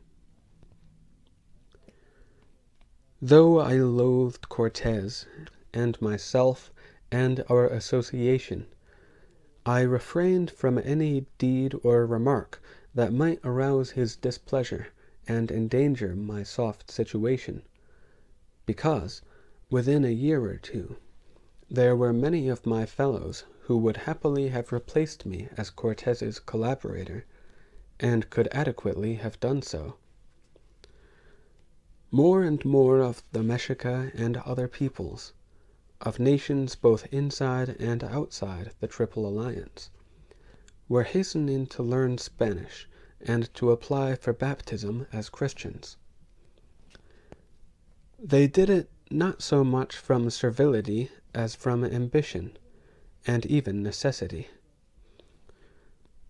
Cortez had early promulgated a law that no Indian could hold any position higher than that of common laborer, until and unless he was a confirmed Christian and proficient in the conqueror's spoken tongue.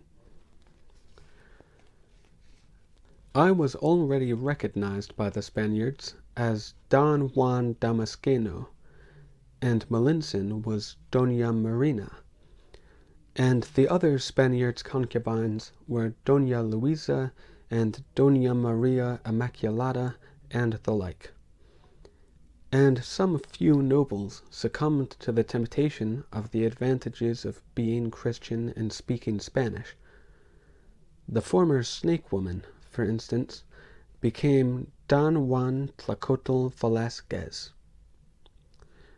But, as might have been expected, most others of the one-time Pipiltin, from Cuauhtémoc on down, disdained the white man's religion and language and appellations. However admirable their stand, it proved to be a mistake, for it left them nothing but their pride.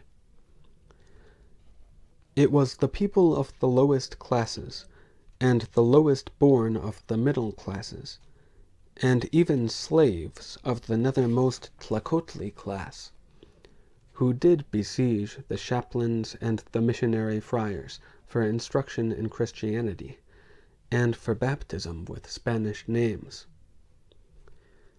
It was they who, to learn the Spanish tongue, eagerly gave their own sisters and daughters in payment to the Spanish soldiers who had enough education and intelligence to teach it. Thus it was the mediocrities and dregs of society who, having no inborn pride to discard, freed themselves of the drudge work and got themselves put in charge of the drudges, who in an earlier day had been their superiors, their leaders, even their owners.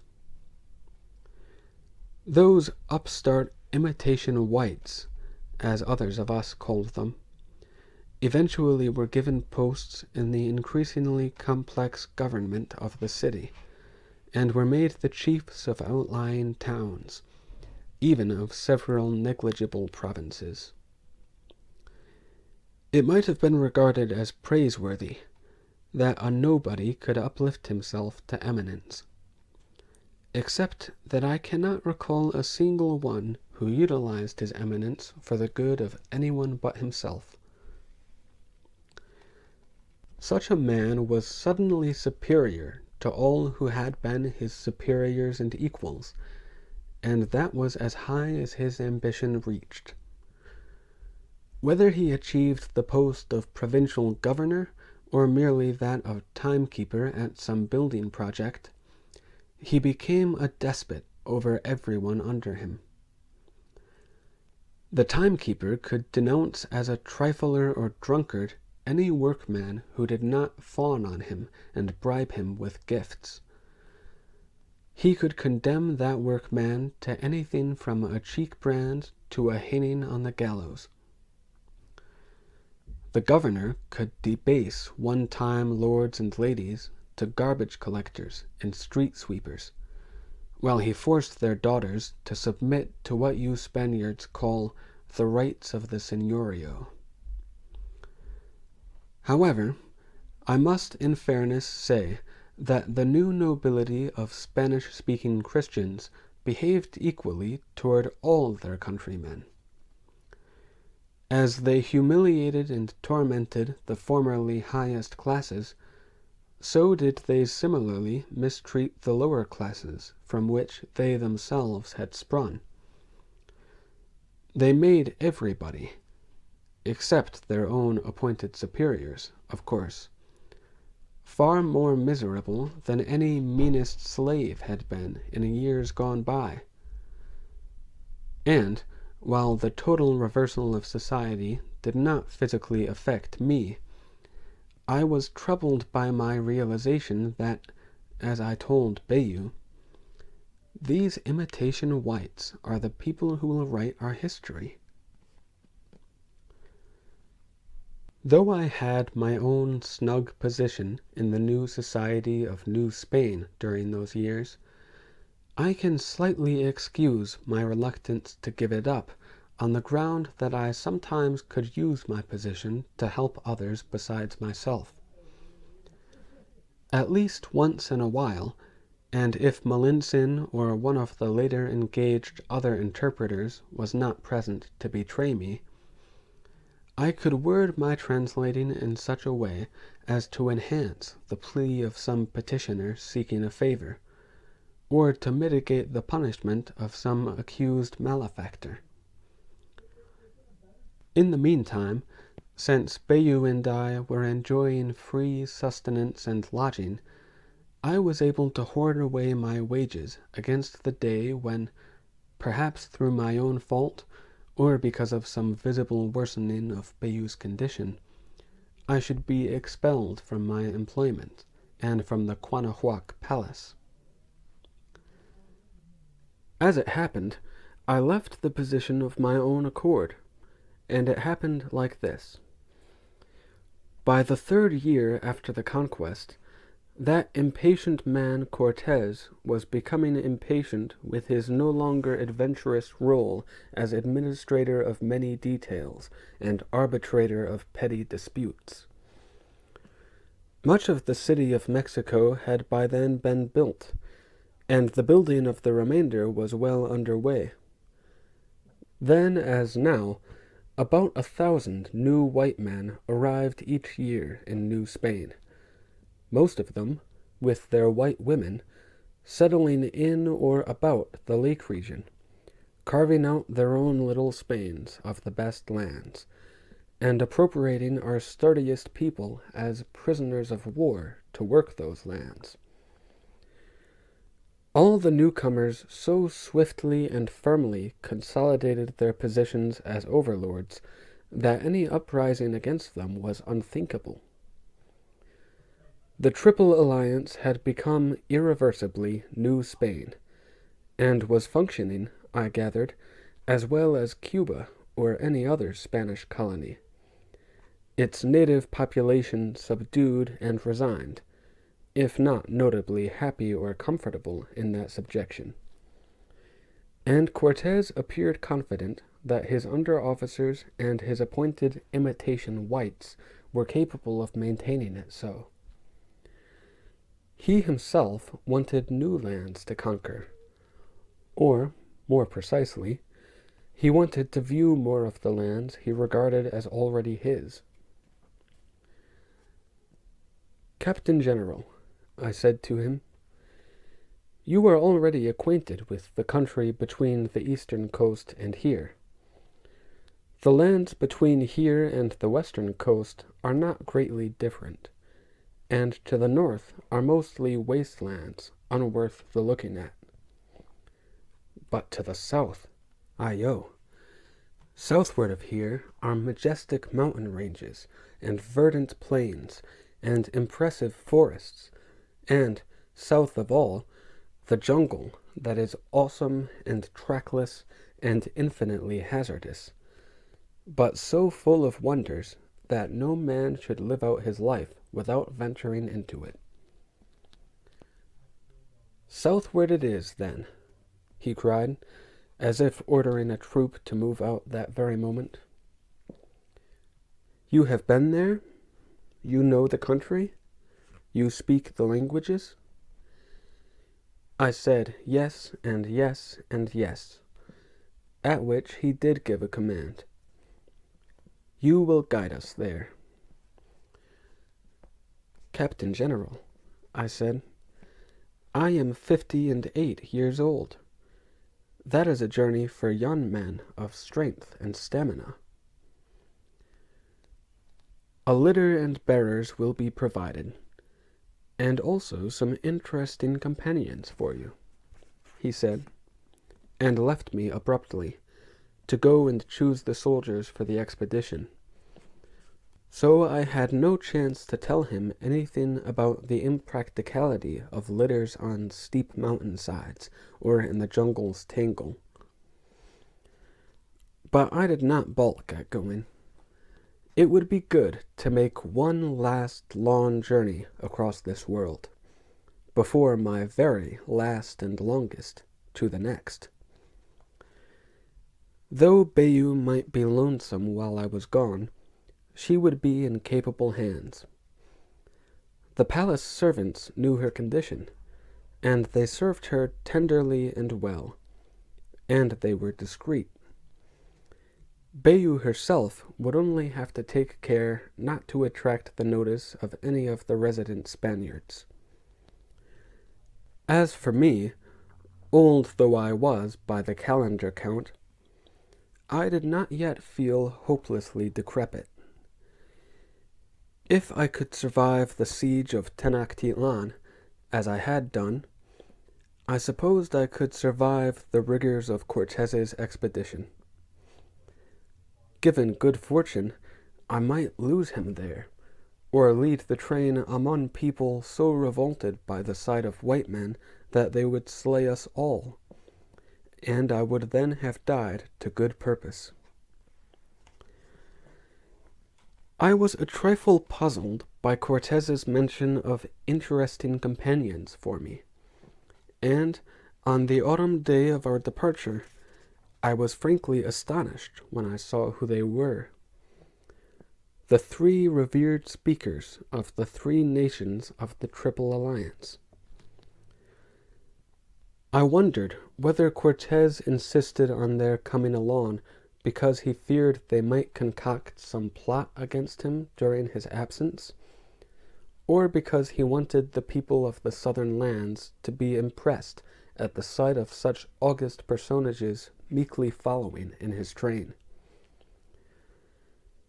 They certainly made a sight to see, because their rich litters were so often so unwieldy in so many terrains that the personages had to get out and walk, and because Cuauhtémoc had been permanently crippled on that occasion of Cortes's persuasive questioning. So, in many places along the trail, The local people were treated to the spectacle of the revered speaker Cuauhtémoc of the Mexica, limping and dangling from the shoulders of the two others supporting him. On one side, the revered speaker Tlatlapanquetzal of Tlacopan, and on the other, the revered speaker Cojuanacoch of Texcoco.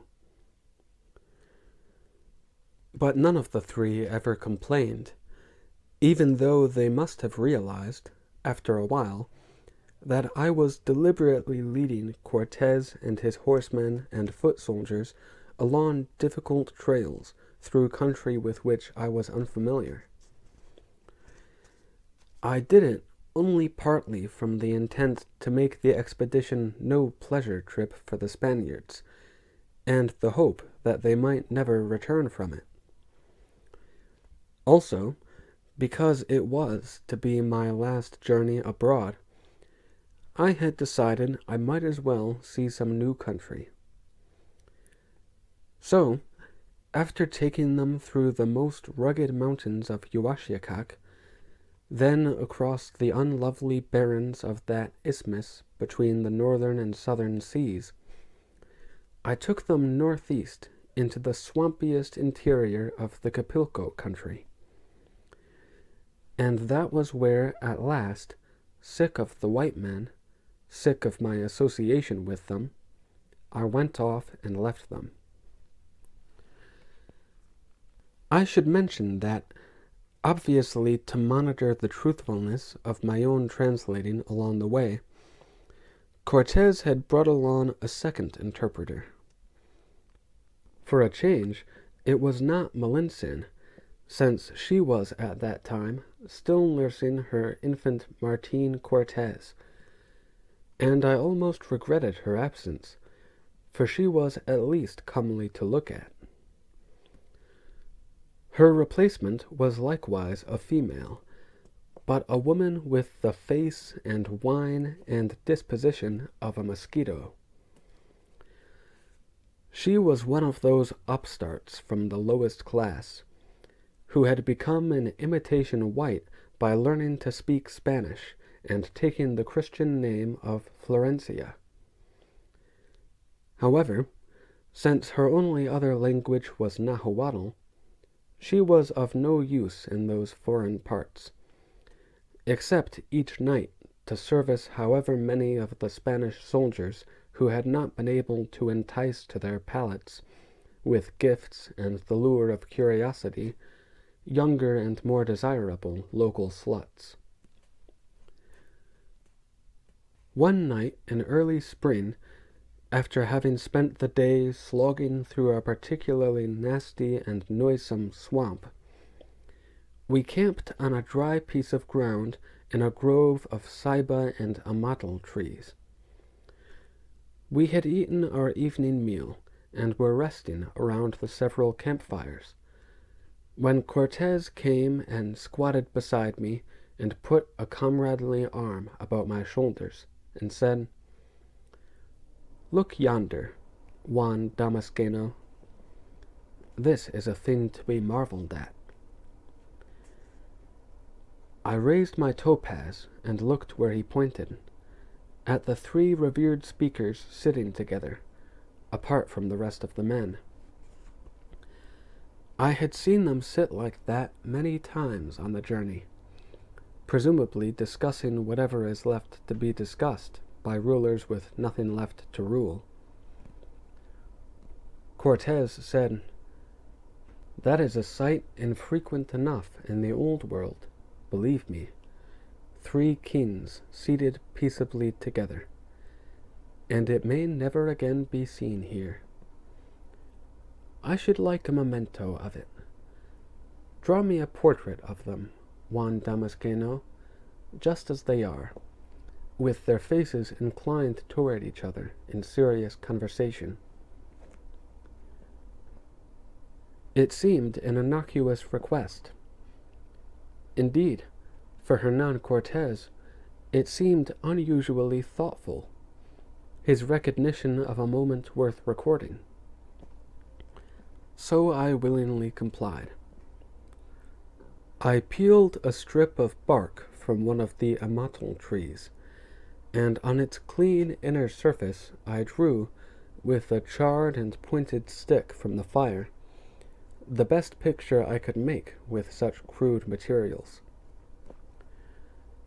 The three revered speakers were individually recognizable, and I caught the solemnity of their faces, so that anyone looking at the picture could divine that they spoke of lordly things. It was not until the next morning that I had cause to lament having broken my long-ago oath never to draw any more portraits, lest I bring ill fortune upon those portrayed. "We will not march today, my boys," Cortez announced at our arising. "For this day we have the unhappy duty of convening a martial court." His soldiers looked as startled and bewildered as I and the revered speakers did. "Doña Florencia," said Cortez, with a gesture toward the smirking woman, "has taken care to overhear the conversations between our three distinguished guests and the chiefs of the villages through which we have passed. She will testify that these kings have been conniving with the peoples hereabout to mount a mass uprising against us. I also have, thanks to Don Juan Damasceno," he waved the piece of bark, "a drawing which is incontrovertible proof of their being deep in conspiracy." The three speakers had thrown only a glance of disgust at the contemptible Florencia, but their look at me was full of sadness and disillusion. I leapt forward and cried, "This is not true!" Instantly, Cortez had his sword out, the point of it against my throat. "I think," he said, "for these proceedings, your testimony and translation might not be entirely impartial. Doña Florencia will serve as interpreter, and you will keep silent." So 6 of his under-officers sat as the tribunal, and Cortez presented the charges, and his witness Florencia provided the spurious supporting evidence. Perhaps Cortez had tutored her in advance, but I do not think that would have been necessary. Persons of her base sort, resentful that the world neither knows nor cares if they even exist, will grasp any chance to be recognized, if only for their egregious malignity. Thus Florencia seized that one opportunity to be noticed, by reviling her betters, and with seeming impunity, and before an apparently attentive audience which pretended to believe her. Dredging up her lifelong indignation at her own nonentity, she spewed a torrent of lies and fabrications and accusations intended to make the three lords seem creatures more despicable than she was. I could say nothing, not until now, and the revered speakers would say nothing.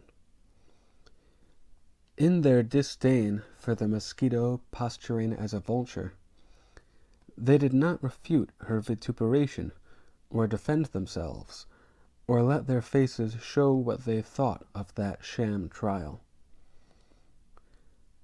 Florencia would probably have gone on for days, inventing even evidence that the three were devils from hell, if she had had the intellect to think of it. But the tribunal finally wearied of listening to her rant, and they summarily commanded her to desist, and then they just as summarily pronounced the three lords guilty of conspiring to revolt against New Spain. Without protest or expostulation, only exchanging ironic farewells with each other, the three let themselves be stood in a row under a massive ceiba tree, and the Spaniards threw ropes over a convenient limb, and the three were hauled up together. In that moment, when their revered speakers, Cuauhtémoc and Tetlapanquetzal and Cojuanacoch died, there also ended the last remaining trace of the existence of the Triple Alliance. I do not know the exact date of the year, because on that expedition I had not been keeping a journal. Perhaps you reverend scribes can calculate the date, for when the execution was concluded, Cortez shouted merrily, "Now let us hunt, my boys, and kill some game and make a feast. Today is Meat Tuesday, the last day of carnival."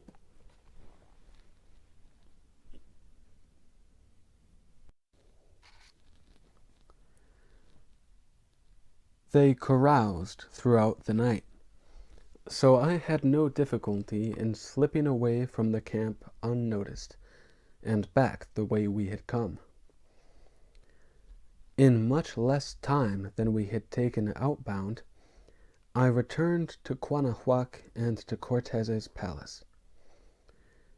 The guards were accustomed to my comings and goings, and they indifferently accepted my offhand remark that I had been sent home in advance of the rest of the expedition. I went to Bayou's room and told her of all that had happened. "I am now an outcast," I said, "but I believe Cortez is totally unaware that I have a wife, or that she is in residence here.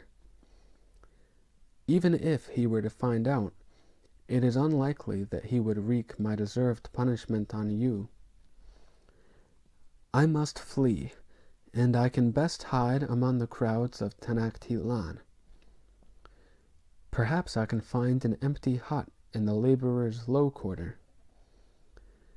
I would not wish you to live in such squalor, Waiting Moon, when you can stay and be comfortable here." "We are now outcasts," she interrupted, her voice husky but determined. "I may even be able to walk to the city, Sa, if you will lead me." I argued and pleaded, but she would not be dissuaded. So I made a pack of our belongings, which were not many, and I called for 2 slaves to bear her in a litter, and we traveled over the mountain rim, back into the lakelands, and across the southern causeway into Tenochtitlan. And here we have been ever since.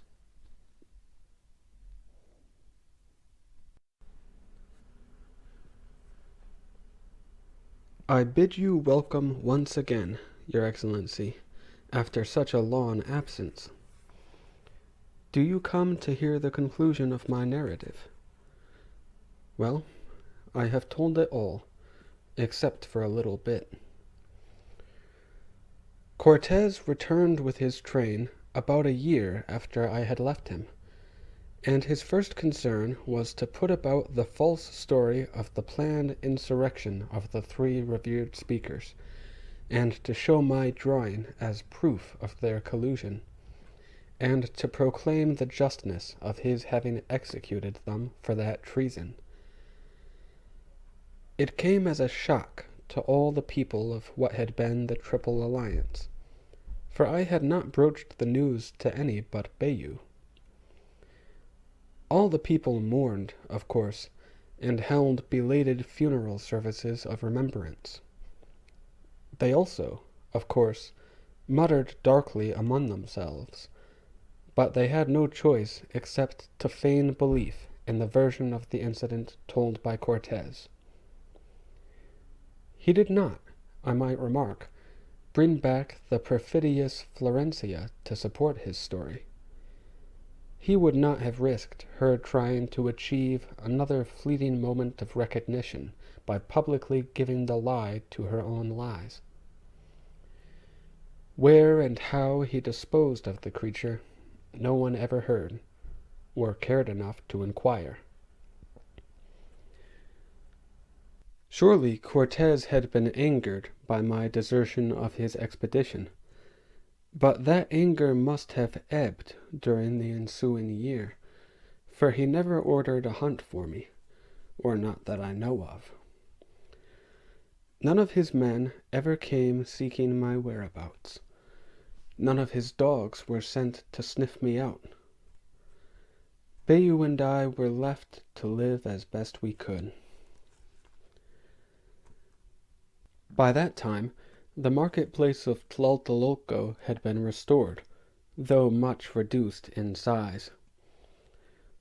I went there to see what was being bought and sold, and by whom, and for what prices. The market was as crowded as in the old days, though at least half the crowd consisted of white men and women. I noticed that most of the goods exchanged between my own people went by barter. I will give you this Galipovo fowl for that pottery bowl. But the Spanish buyers were paying in trade currency, ducados and reals and maravedis. And, while they bought foodstuffs and other commodities, they also bought a great many things of only trifling use or decorative worth. Listening to them talk, I gathered that they were buying quaint native handicrafts to keep for their curiosity value, or to send to their kinfolk back home as mementos of New Spain. As you know, Your Excellency, many different flags have flown over this city during the years since its reconstruction as the City of Mexico.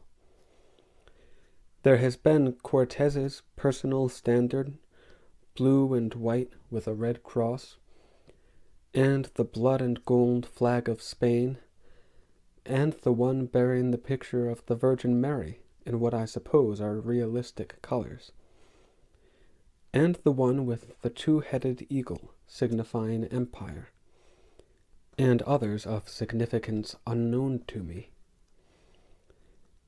In the market that day, I saw many artisans obsequiously offering for sale miniature copies of those various flags, well or badly done. But even the best did not seem to arouse any fervor among the browsing Spaniards.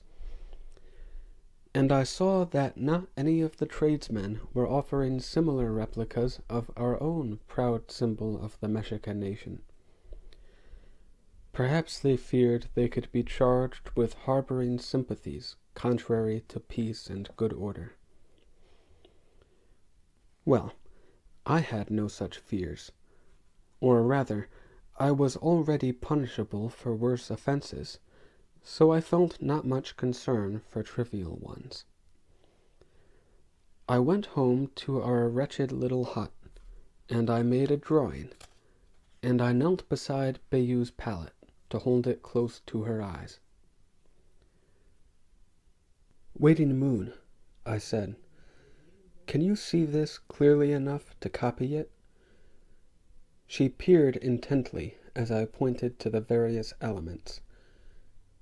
"See, it is an eagle, with his wings poised for flight, and he perches on a Nepali cactus, and in his beak he holds the war symbol of intertwined ribbons." "Yes," she said. "Yes, I can better make out the details, now that you have explained them." "But copy it, Sa? What do you mean?" "If I buy the materials, Could you make a copy of this by embroidering with colored threads upon a small square of cloth? It need not be as exquisite as the pictures you used to make. Just brown for the eagle, green for the Nepali, perhaps red and yellow for the ribbons." "I believe I could. But why?" "If you can make enough such copies, I can sell them in the market, to the white men and women. They seem to fancy such curiosities, and they pay in coin for them." She said, "I will make one while you watch me, so you can correct me where I go wrong. When I have one done right, and can feel it with my fingertips, I can use it for a pattern to do any number of others."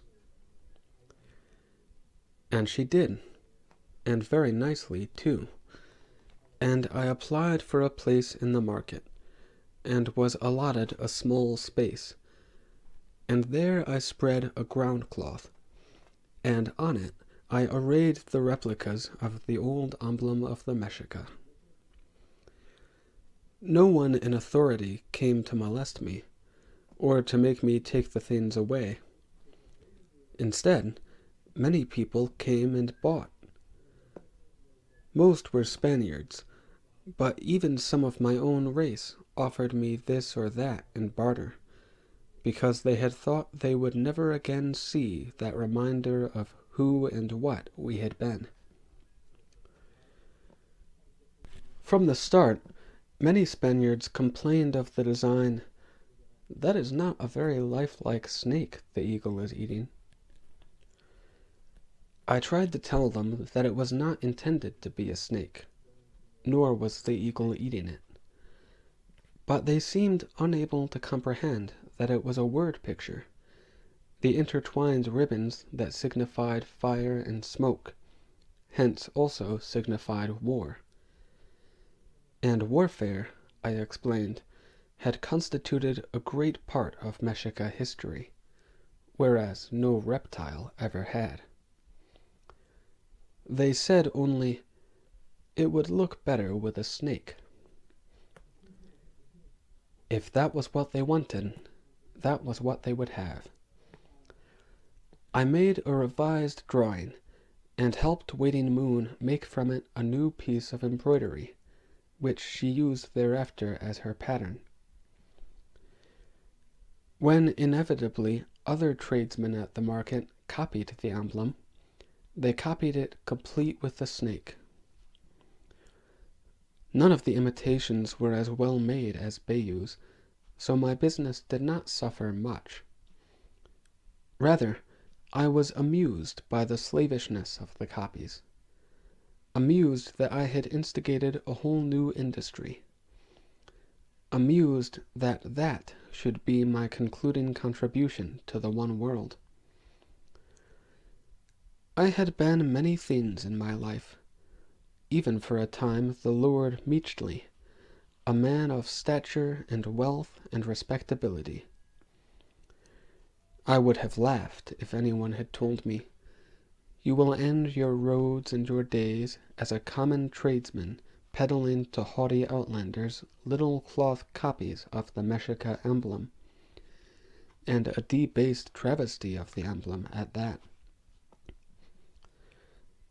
I would have laughed, so I did laugh, as I sat there day after day in the marketplace, and those who stopped to buy from me thought me a jolly old man.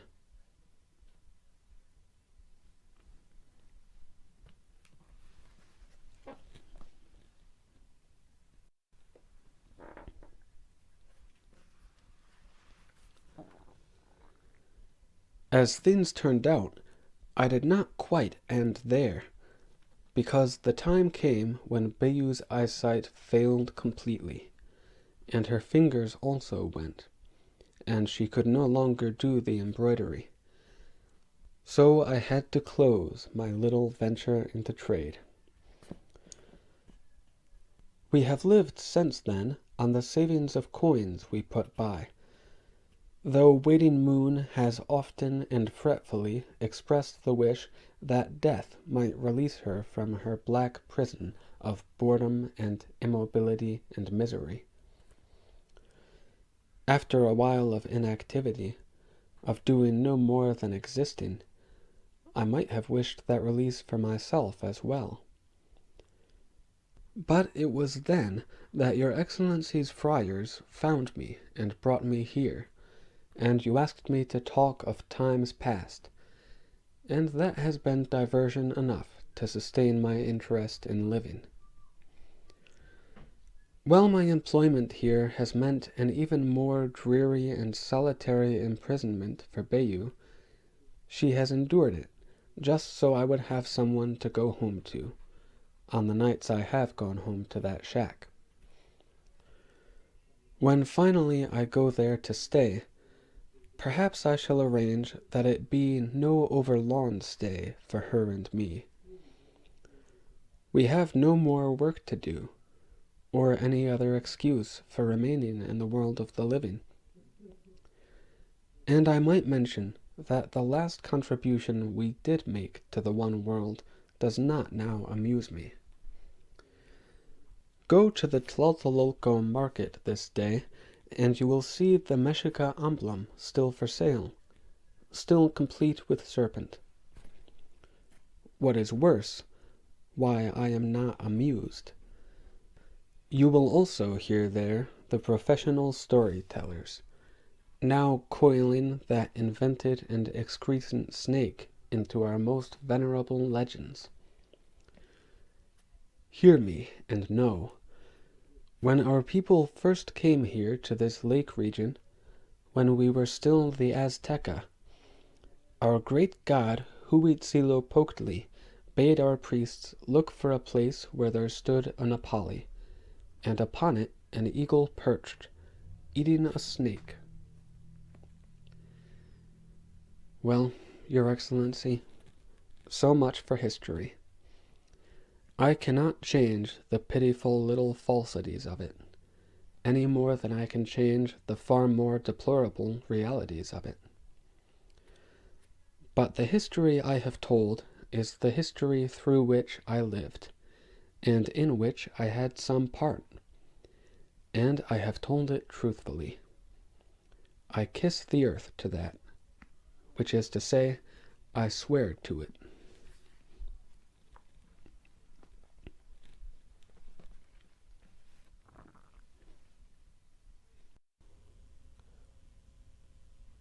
Now, it may be that I have here and there in my narrative left a gap that Your Excellency would like bridged, or there may be questions Your Excellency would wish to put to me, or further details Your Excellency would desire on one subject or another. But I beg that they be postponed for a time, and that I be allowed a respite from this employment. I ask Your Excellency's permission now to take my leave of you and the reverend scribes and this room in what was once the house of song. It is not because I am weary of speaking, or because I have said all that might be told, or because I suspect you may be weary of hearing me speak. I ask to take my leave because last night, when I went home to my hut and sat down beside my wife's pallet, something astounding occurred. Waiting Moon told me that she loved me. She said that she loved me, and that she always had, and that she still does. Since Bayou never in her life said any such thing before, I think she may be approaching the end of her long dying, and that I ought to be with her when it comes. Forlorn things though we are, she and I, we are all we have. Last night, Bayou said she loved me ever since our first meeting, long ago, in Tequantepec, in the days of our greenest youth. But she lost me the first time, and she lost me forever, she said. when I decided to go seeking the purple dye, when she and her sister Zianya did the choosing of the twigs to see which of the girls would accompany me. She had lost me then, she said, but she had never ceased to love me, and never encountered another man she could love. When she made that astonishing revelation last night, an unworthy thought went through my mind. I thought, if it had been you, Bayu, who went with me, who married me soon after, then it would be Zianya whom now I would still have with me. But that thought was chased away by another. Would I have wanted Zianya to suffer as you have suffered, Bayu? And I pitied the poor wreckage lying there, saying she loved me. She sounded so sad that I endeavored to make light of it. I remarked that she had chosen some odd ways in which to manifest her love, and I told how I had seen her dabbling in the magic art, making a mud image of me, as witch women do when they would work harm upon a man. Bayu said, and she sounded sadder yet, that she had made it to do me no hurt, that she had waited long and in vain for us to share a bed, that she had made the image that she might sleep with it, and possibly enchant me into her embrace and into love of her.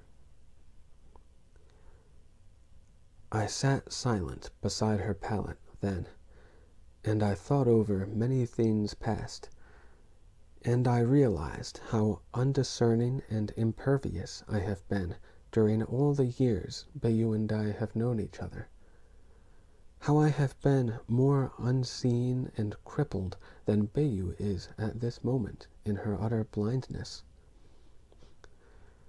It is not a woman's place to announce that she loves a man, and Bayu had respected that traditional inhibition. She had never said it. She had disguised her feelings with a flippancy that I had obstinately and always taken for scorn or mockery. She had let slip her ladylike restraint only a few times. I remembered her once saying wistfully, "I used to wonder why I was named Waiting Moon." And I had refused ever to recognize those moments, when all I need have done was hold out my arms. True, I loved Zianya, and I have gone on loving her, and I always will. But that would not have been diminished by my later loving Bayu too. The years I have thrown away. And it was I who deprived myself. I can blame no one else.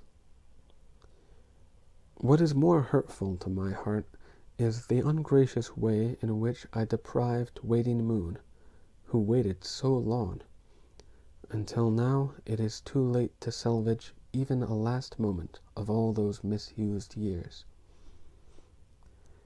I would make them up to her if I could, but I cannot. I would have taken her to me last night and lain with her in the act of love, and perhaps I could have done it, but what remains of Bayu could not. So I did the only thing possible, which was to speak, and I spoke it honestly, saying, "Bayu, my dear wife, I love you too." She could not reply, for the tears came and choked what little voice she has left, but she put out her hand to mine. I squeezed it tenderly, and I sat there holding it, and I would have entwined our fingers, but I could not even do that, since she has no fingers. As you have probably already divined, my lords, the cause of her long dying has been the being eaten by the gods, and I have described what that is like. So I would prefer not to tell you what the gods have left uneaten of the woman who was once as beautiful as Ziania.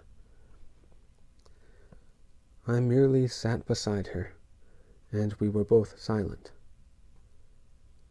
I do not know what she was thinking, but I was remembering the years we have lived together, and never together, and what a waste they have been, of each other and of love, which is the most unpardonable waste there is. Love and time, those are the only two things in all the world and all of life that cannot be bought, but only spent. Last night, Bayu and I at last declared our love, but so late, too late. It is spent and cannot be bought back.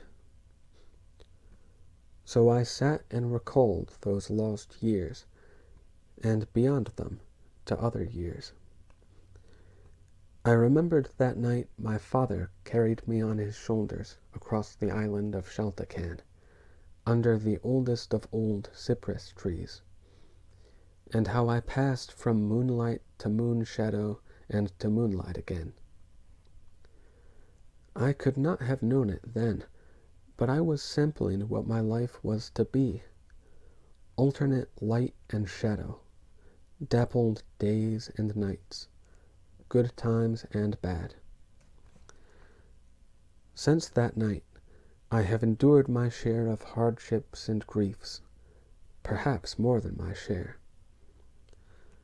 But my unforgivable neglect of Bayu Ribe is proof enough that I have caused hardship and grief to others as well. Still, it is futile to regret or complain of one's Tonali. And I think, on balance, my life has been more often good than bad. The gods favored me with many fortunes, and with some occasions to do worthwhile deeds. If I were to lament any one aspect of my life, it is only that the gods refused me the one last best fortune, that my roads and my days had come to their end when my few worthy deeds were done.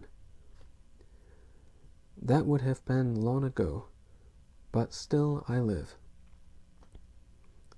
Of course, I can believe, if I choose, that the gods have their reason for that too. Unless I choose to remember that distant night as a drunken dream, I can believe that two of the gods even told me their reason.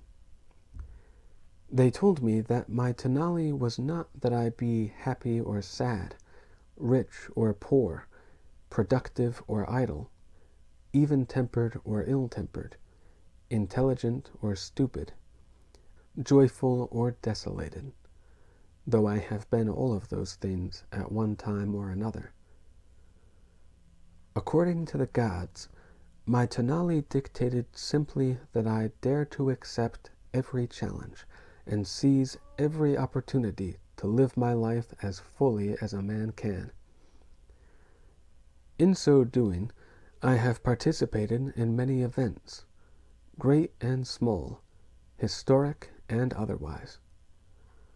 But the gods said, if they were gods, and if they spoke truly, that my real function in those events was only to remember them, and tell of them to those who would come after me, so that those happenings should not be forgotten.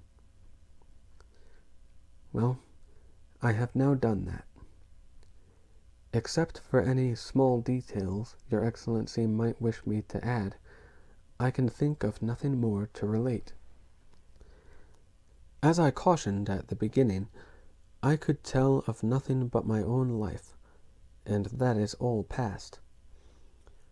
If there is a future, I cannot foresee it, and I think I would not wish to. I recall the words I heard so many times during my journey in search of Aztlan. The words Mochekuzoma repeated that night we sat atop the Teotihuacan pyramid in the moonlight, repeating them as if he spoke an epitaph. The Azteca were here, but they brought nothing with them, and they left nothing when they went. The Azteca, the Mexica, whatever name you prefer, we are going now. We are being dispersed and absorbed, and soon we will all be gone, and there will be little left to remember us by. All the other nations, too, overrun by your soldiers enforcing new laws, by your lords proprietors demanding slave labor, by your missionary friars bringing new gods.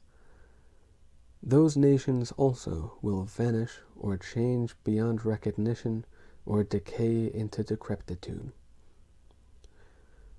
Cortez is at this moment planting his colonists in the lands along the Southern Ocean. Alvarado is fighting to conquer the jungle tribes of Guatemalan. Montejo is fighting to subdue the more civilized Maya of Ulumilcuts. Guzman is fighting to vanquish the defiant Purimpeca of Michoacan. At least those peoples, like us Mexica, will be able to console themselves that they fought to the last. I pity more those nations, even our ancient enemy Tlaxcala, which now so bitterly regret what they did to help you white men hasten your taking of the one world. I said a moment ago that I could not foresee the future, but in a sense I already have seen it. I have seen Melinsin's son, Martin, and the ever-increasing number of other little boys and girls, the color of cheap, watered-down chocolate. That may be the future. Not that all our peoples of the one world will be exterminated, but that they will be diluted to an insipid weakness and sameness and worthlessness. I may be wrong. I doubt it, but I can hope that I am. There may be people somewhere in these lands, so remote or so invincible that they will be left in peace, and they will multiply. And then, Akin Ishnentla. Ayo, I should almost like to live to see what could happen then. My own ancestors were not ashamed to call themselves the weed people, for weeds may be unsightly and unwanted, but they are fiercely strong and almost impossible to eradicate. It was not until after the weed people's civilization had flourished and flowered that it was cut down. Flowers are beautiful and fragrant and desirable, but they are perishable. Perhaps somewhere in the one world there exists, or will exist, another weed people, and perhaps it will be their Tenali next to flourish, and perhaps you white men will not be able to mow them down, and perhaps they will succeed to what was once our eminence. It could even happen that, when they march, some of my own descendants will march among them. I take no account of whatever seeds I may have scattered in the far southern lands. The people there have been so long degenerate that they will never be anything else, not even with my possible infusion of Mexicatl blood among them. But in the north, well, among the many places I have dallied, there is still Aztlan. And I long ago realized the meaning of the invitation extended to me by that lesser speaker who was also named Tlalektic Michtli. He said, "You must come again to Aztlan, brother, for a small surprise." But it was not until afterward that I remembered I had lain many nights with his sister, and I knew what the waiting surprise must be. I have often wondered, a boy or a girl, but this I know. He or she will not torpidly or fearfully stay behind in Aztlan, should another migration move out from there. And I wish that young weed all success. But I wander again, and your Excellency fidgets. If I have your leave, then, Lord Bishop, I will now make my departure. I will go and sit with Bayou, and I will keep telling her that I love her, for I want those to be the last words she hears each night before she sleeps, and before she begins the last sleep of all. And when she sleeps, I will get up and go out into the night, and I will walk the empty streets. Explicit. The chronicle told by an elderly male Indian of the tribe commonly called Aztec, as recorded verbatim ab origine by Friar Gaspar de Guyana J., Friar Toribio Vega de Aranjuez, Friar Geronimo Munoz G., Friar Domingo Villegas y Ibarra, Alonso de Molina, interpres. Feast Day of St. James, Apostle, 25 July, A.D. 1531.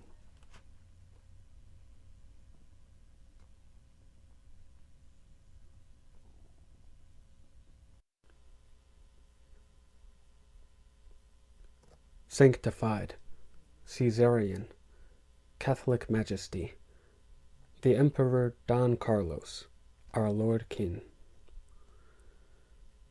Most magisterial Majesty, from this city of Mexico, capital of New Spain, this day of the Holy Innocents, in the year of our Lord 1531, greeting. Please to forgive the long interval since our last communication, sire. As Captain Sanchez Santovenia will attest, his courier caravel was much delayed in its arrival here, owing to contrary winds about the Azores, and a long becalming in the doldrum latitudes of the Sargasso Sea. Hence we have only now received your magnanimous Majesty's letter, directing us to arrange, as recompense for his services rendered to the Crown, that our Aztec chronicler be granted for himself and his woman a comfortable house on a suitable plot of land, and a pension adequate to sustain them through their remaining lifetimes. We regret to say, sire, that we cannot comply. The Indian is dead, and if his invalid widow still lives, we have no idea where. Since we had earlier inquired as to your Majesty's pleasure regarding the Aztec and what was to become of him upon the termination of his employment here, and since the only reply was an ambiguously long silence, we may perhaps be excused for having assumed that your devout Majesty shared this cleric's belief, often stated during our campaign against the witches of Navarre, that to overlook heresy is to encourage heresy. After waiting a reasonable while for any directive from you, sire, or any expression of your wishes regarding a fitting disposition of the matter, we took the measure we thought eminently justified. We instituted against the Aztec a formal charge of heresy, and he was bound over for trial. Of course, had your forgiving Majesty's letter arrived earlier, it would have constituted a tacit royal pardon of the man's offenses, and the denunciation would have been dismissed. However, your Majesty might reflect, could it not have been an indication of God's will that the winds of the ocean sea delayed the courier? In any case, we will remember our sovereign's own oath, once declared in our hearing, that you were ready to lay down your dominions, friends, blood, life, and soul for the extinction of heresy. So we are confident that your crusading Majesty will approve of our having helped the Lord to rid the world of one more minion of the adversary. A court of inquisition was convened in our chancellery on St. Martin's Day. All protocol and formalities were carefully and strictly observed. There were present, besides ourselves as your Majesty's Apostolic Inquisitor, our Vicar General acting as President of the Court, our Chief Constable, our Apostolic Notary, and, of course, the accused. The proceedings occupied only the one morning of that one day, inasmuch as we were both the accuser and the prosecutor, and the accused was the sole witness called to testify, and the only evidence presented was a selection of quotations excerpted from the chronicle told by the accused and transcribed by our friars. According to his own admission, the Aztec had embraced Christianity only fortuitously, by happening to be present at that mass baptism conducted by Father Bartolome de Olmedo many years ago, and he had submitted to it as casually as all his life he had submitted to every opportunity for sinning. But whatever his attitude at that time, frivolous, inquisitive, skeptical, it could in no way abrogate the sacrament of baptism. The Indian called Meechly, among innumerable other names, died in that moment when Father Bartolome asperged him, and he was cleansed of all his actual sins and of original sin, and he was born blameless in the character indelibilis of Juan Damasceno. However, during the years after that conversion and his professed confirmation of belief, Juan Damasceno committed many and diverse iniquities, most notably in making those comments, derisive and derogatory of Holy Church, which he either slyly or brazenly expressed in the course of narrating his Aztec history. Thus Juan Damasceno was charged and tried as a heretic of the third category, i.e., one who, having embraced the faith, having abjured all earlier sins, has subsequently lapsed into heinous error. For politic reasons, we omitted from the denunciation of Juan Damasceno some of the corporal sins whose commission since his conversion he had admitted without the least contrition. For example, if we accept that he was, by existing folk law, married at the time of his admitted fornication with the woman then called Malinche, he was clearly guilty of the mortal sin of adultery. However, we deemed it would be imprudent for us to call subpoena the now respectable and esteemed Doña Señora Morena Viuda de Jaramillo to testify in that regard. Besides, the purpose of an inquisition is not so much to examine the particular offenses of the accused, as to ascertain his incorrigible tendency or susceptibility to fum peccati, the igniting tinder of sin. So we were satisfied to charge Juan Damasceno not with any of his carnal immoralities, but only with his lapsi fidei, which were numerous enough. The evidence was presented rather in the form of a litany, with the apostolic notary reading a selected passage from the transcription of the accused man's own words, and then the prosecutor responding with the appropriate charge, e.g., profaning the sanctity of Holy Church. The notary would lead with another quotation, and the prosecutor would respond, contempt and disrespect of the clergy. The notary would read again, and the prosecutor would respond, promulgating doctrines contrary to the holy canons of the Church. And so on, through the whole roster of charges, that the accused was the author of an obscene, blasphemous, and pernicious book, that he had inveighed against the Christian faith, that he had encouraged apostasy, that he had propounded sedition and lèse-majesté, that he had ridiculed the monastic state, that he had pronounced words which a pious Christian and a loyal subject of the crown might neither speak nor hear.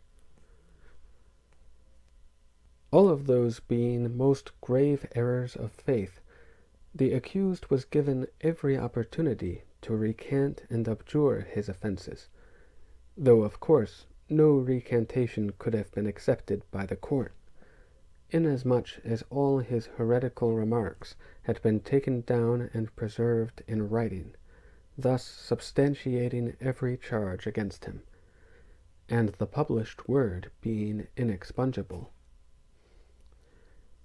In any event, when the notary again read out to him, one by one, the selected passages from his own narrative, e.g., his idolatrous remark that some day my chronicle may serve as my confession to the kindly goddess Filth-eater, and asked, after each such quotation, Don Juan Damasceno, are those indeed your words? He readily and indifferently conceded that they were. He posted no brief in defense or mitigation of his offenses, and when he was most solemnly advised by the court president of the dire penalties he faced if found guilty, Juan Damasceno volunteered only one comment. It will mean I do not go to the Christian heaven. He was told that that would indeed be the worst of his punishments, that he most assuredly would not go to heaven, at which his smile sent a thrill of horror through every soul of the court. We, as apostolic inquisitor, were obliged to advise him of his rights, that although an acceptable recantation of his sins was impossible, he could still confess and manifest contrition, thereby to be received as a penitent, and reconciled with the Church, and subject only to the lesser penalty prescribed by canon and civil law, viz., condemnation to spend his remaining life at labor in your Majesty's prison galleys. We also recited the standard adjuration, You behold us sincerely afflicted at your culpable obstinacy. We pray that heaven will endow you with the spirit of repentance and contrition. Do not grieve us by persisting in error and heresy. Spare us the pain of being compelled to invoke the just but severe laws of the Inquisition. But Juan Damasceno remained recusant, yielding not to any of our persuasions or inducements, only continuing to smile faintly, and murmuring something about his destiny having been decreed by his pagan Tonali, a sufficient heresy in itself. Whereupon the constable returned the accused to his cell, while the court considered its judgment, and of course found for conviction, and pronounced Juan Damasceno guilty of contumacious heresy. As provided by canon law, on the following Sunday his sentence was formally and publicly proclaimed. Juan Damasceno was brought from his cell and marched to the center of the Grand Plaza, where all the city's Christians had been commanded to attend and pay heed. So there was a large crowd, which included, besides the Spaniards and Indians of our several congregations, also the oidores of the Audiencia, the other secular officials of the Justicia Ordinaria, and the provisor in charge of the auto de fe. Juan Damasceno came wearing the sackcloth San Benito garment of the condemned, and on his head the Carroza straw crown of infamy. And he was accompanied by Fray Gaspar de Guyana, bearing a large cross. An elevated platform had been specially erected in the square for us of the Inquisition, and from that eminence the secretary of the Holy Office read aloud to the crowd the official account of the offenses and charges, the court's judgment and verdict, all of which was repeated in the Nahuatl language by our interpreter, Molina, for the comprehension of the many Indians present.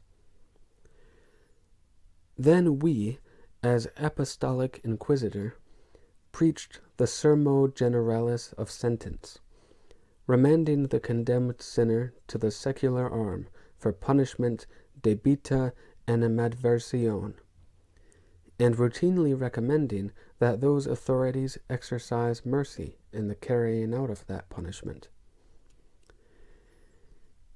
We find ourselves bound to declare Don Juan Damasceno to be a contumacious heretic, and do pronounce him as such. We find ourselves bound to remit, and thus do remit him, to the secular arm of the Justicia Ordinaria of this city, whom we pray and charge to deal with him humanely. Then we addressed Juan Damasceno directly, making the obligatory last plea that he abandon his recusancy, that he confess and abjure his heresies, which penitence would at least earn him the mercy of a quick execution by garrote before his body was relaxed to the fire. But he remained as obdurate as ever, smiling and saying only, "Your Excellency, once when I was still a small child, I vowed to myself that if ever I were selected for the flowery death, even on an alien altar, I would not degrade the dignity of my going."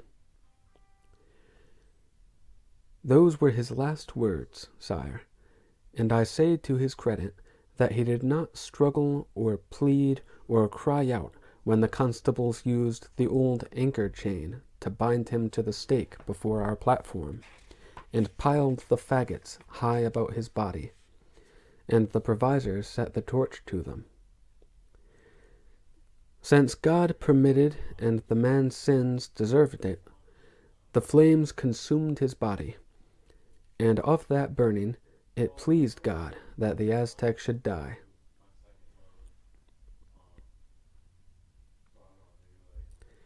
We subscribe ourselves our gracious sovereign's loyal defender of the faith, pledging our constancy in the service of God for the salvation of souls and of nations. Bishop of Mexico, Apostolic Inquisitor, Protector of the Indians. In otin ihuan in tonaltin nikan sonquika, Here end the roads and the days.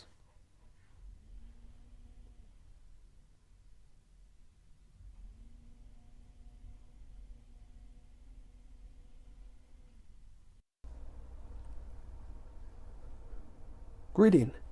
If you're still listening to this all the way at the end, thanks for listening. I love you. I hope you love this book. It's a pretty dang good book. I did feel kind of like the all the soap opera drama stuff took more of the front stage than I would have preferred personally. But hey, that's life. I love the way that Gary Jennings ends his books. They don't all end like this, and I haven't quite read all of them. But Raptor also ends similarly to this, where it's just like, hey, everything you read, it was all garbage. It was blasphemy and heresy, and it's been wiped from the face of the earth. Which is it's sad, but I'm glad we all got to experience it together still. I have some very big plans for the future regarding another Gary Jennings novel, which, if you've been paying close attention to all the descriptions and all the comments and whatever, you may already know what I'm talking about, but if you don't, I'm going to keep it that way. I do apologize for words that were not pronounced correctly. To be perfectly honest with you, I didn't really have the patience to stop and look the words up every time, so I just kind of powered through it. My next big plan will be more polished, though, and it will be rehearsed, and I will not be mispronouncing words. It will also not be set in an ancient civilization with, totally ancient languages. So that'll help, for one thing. But yeah, anyway, I'm really, really, really, really excited to get to that. It's already in the works. I love you. I got nothing more to say. Thank you. Peace be with you.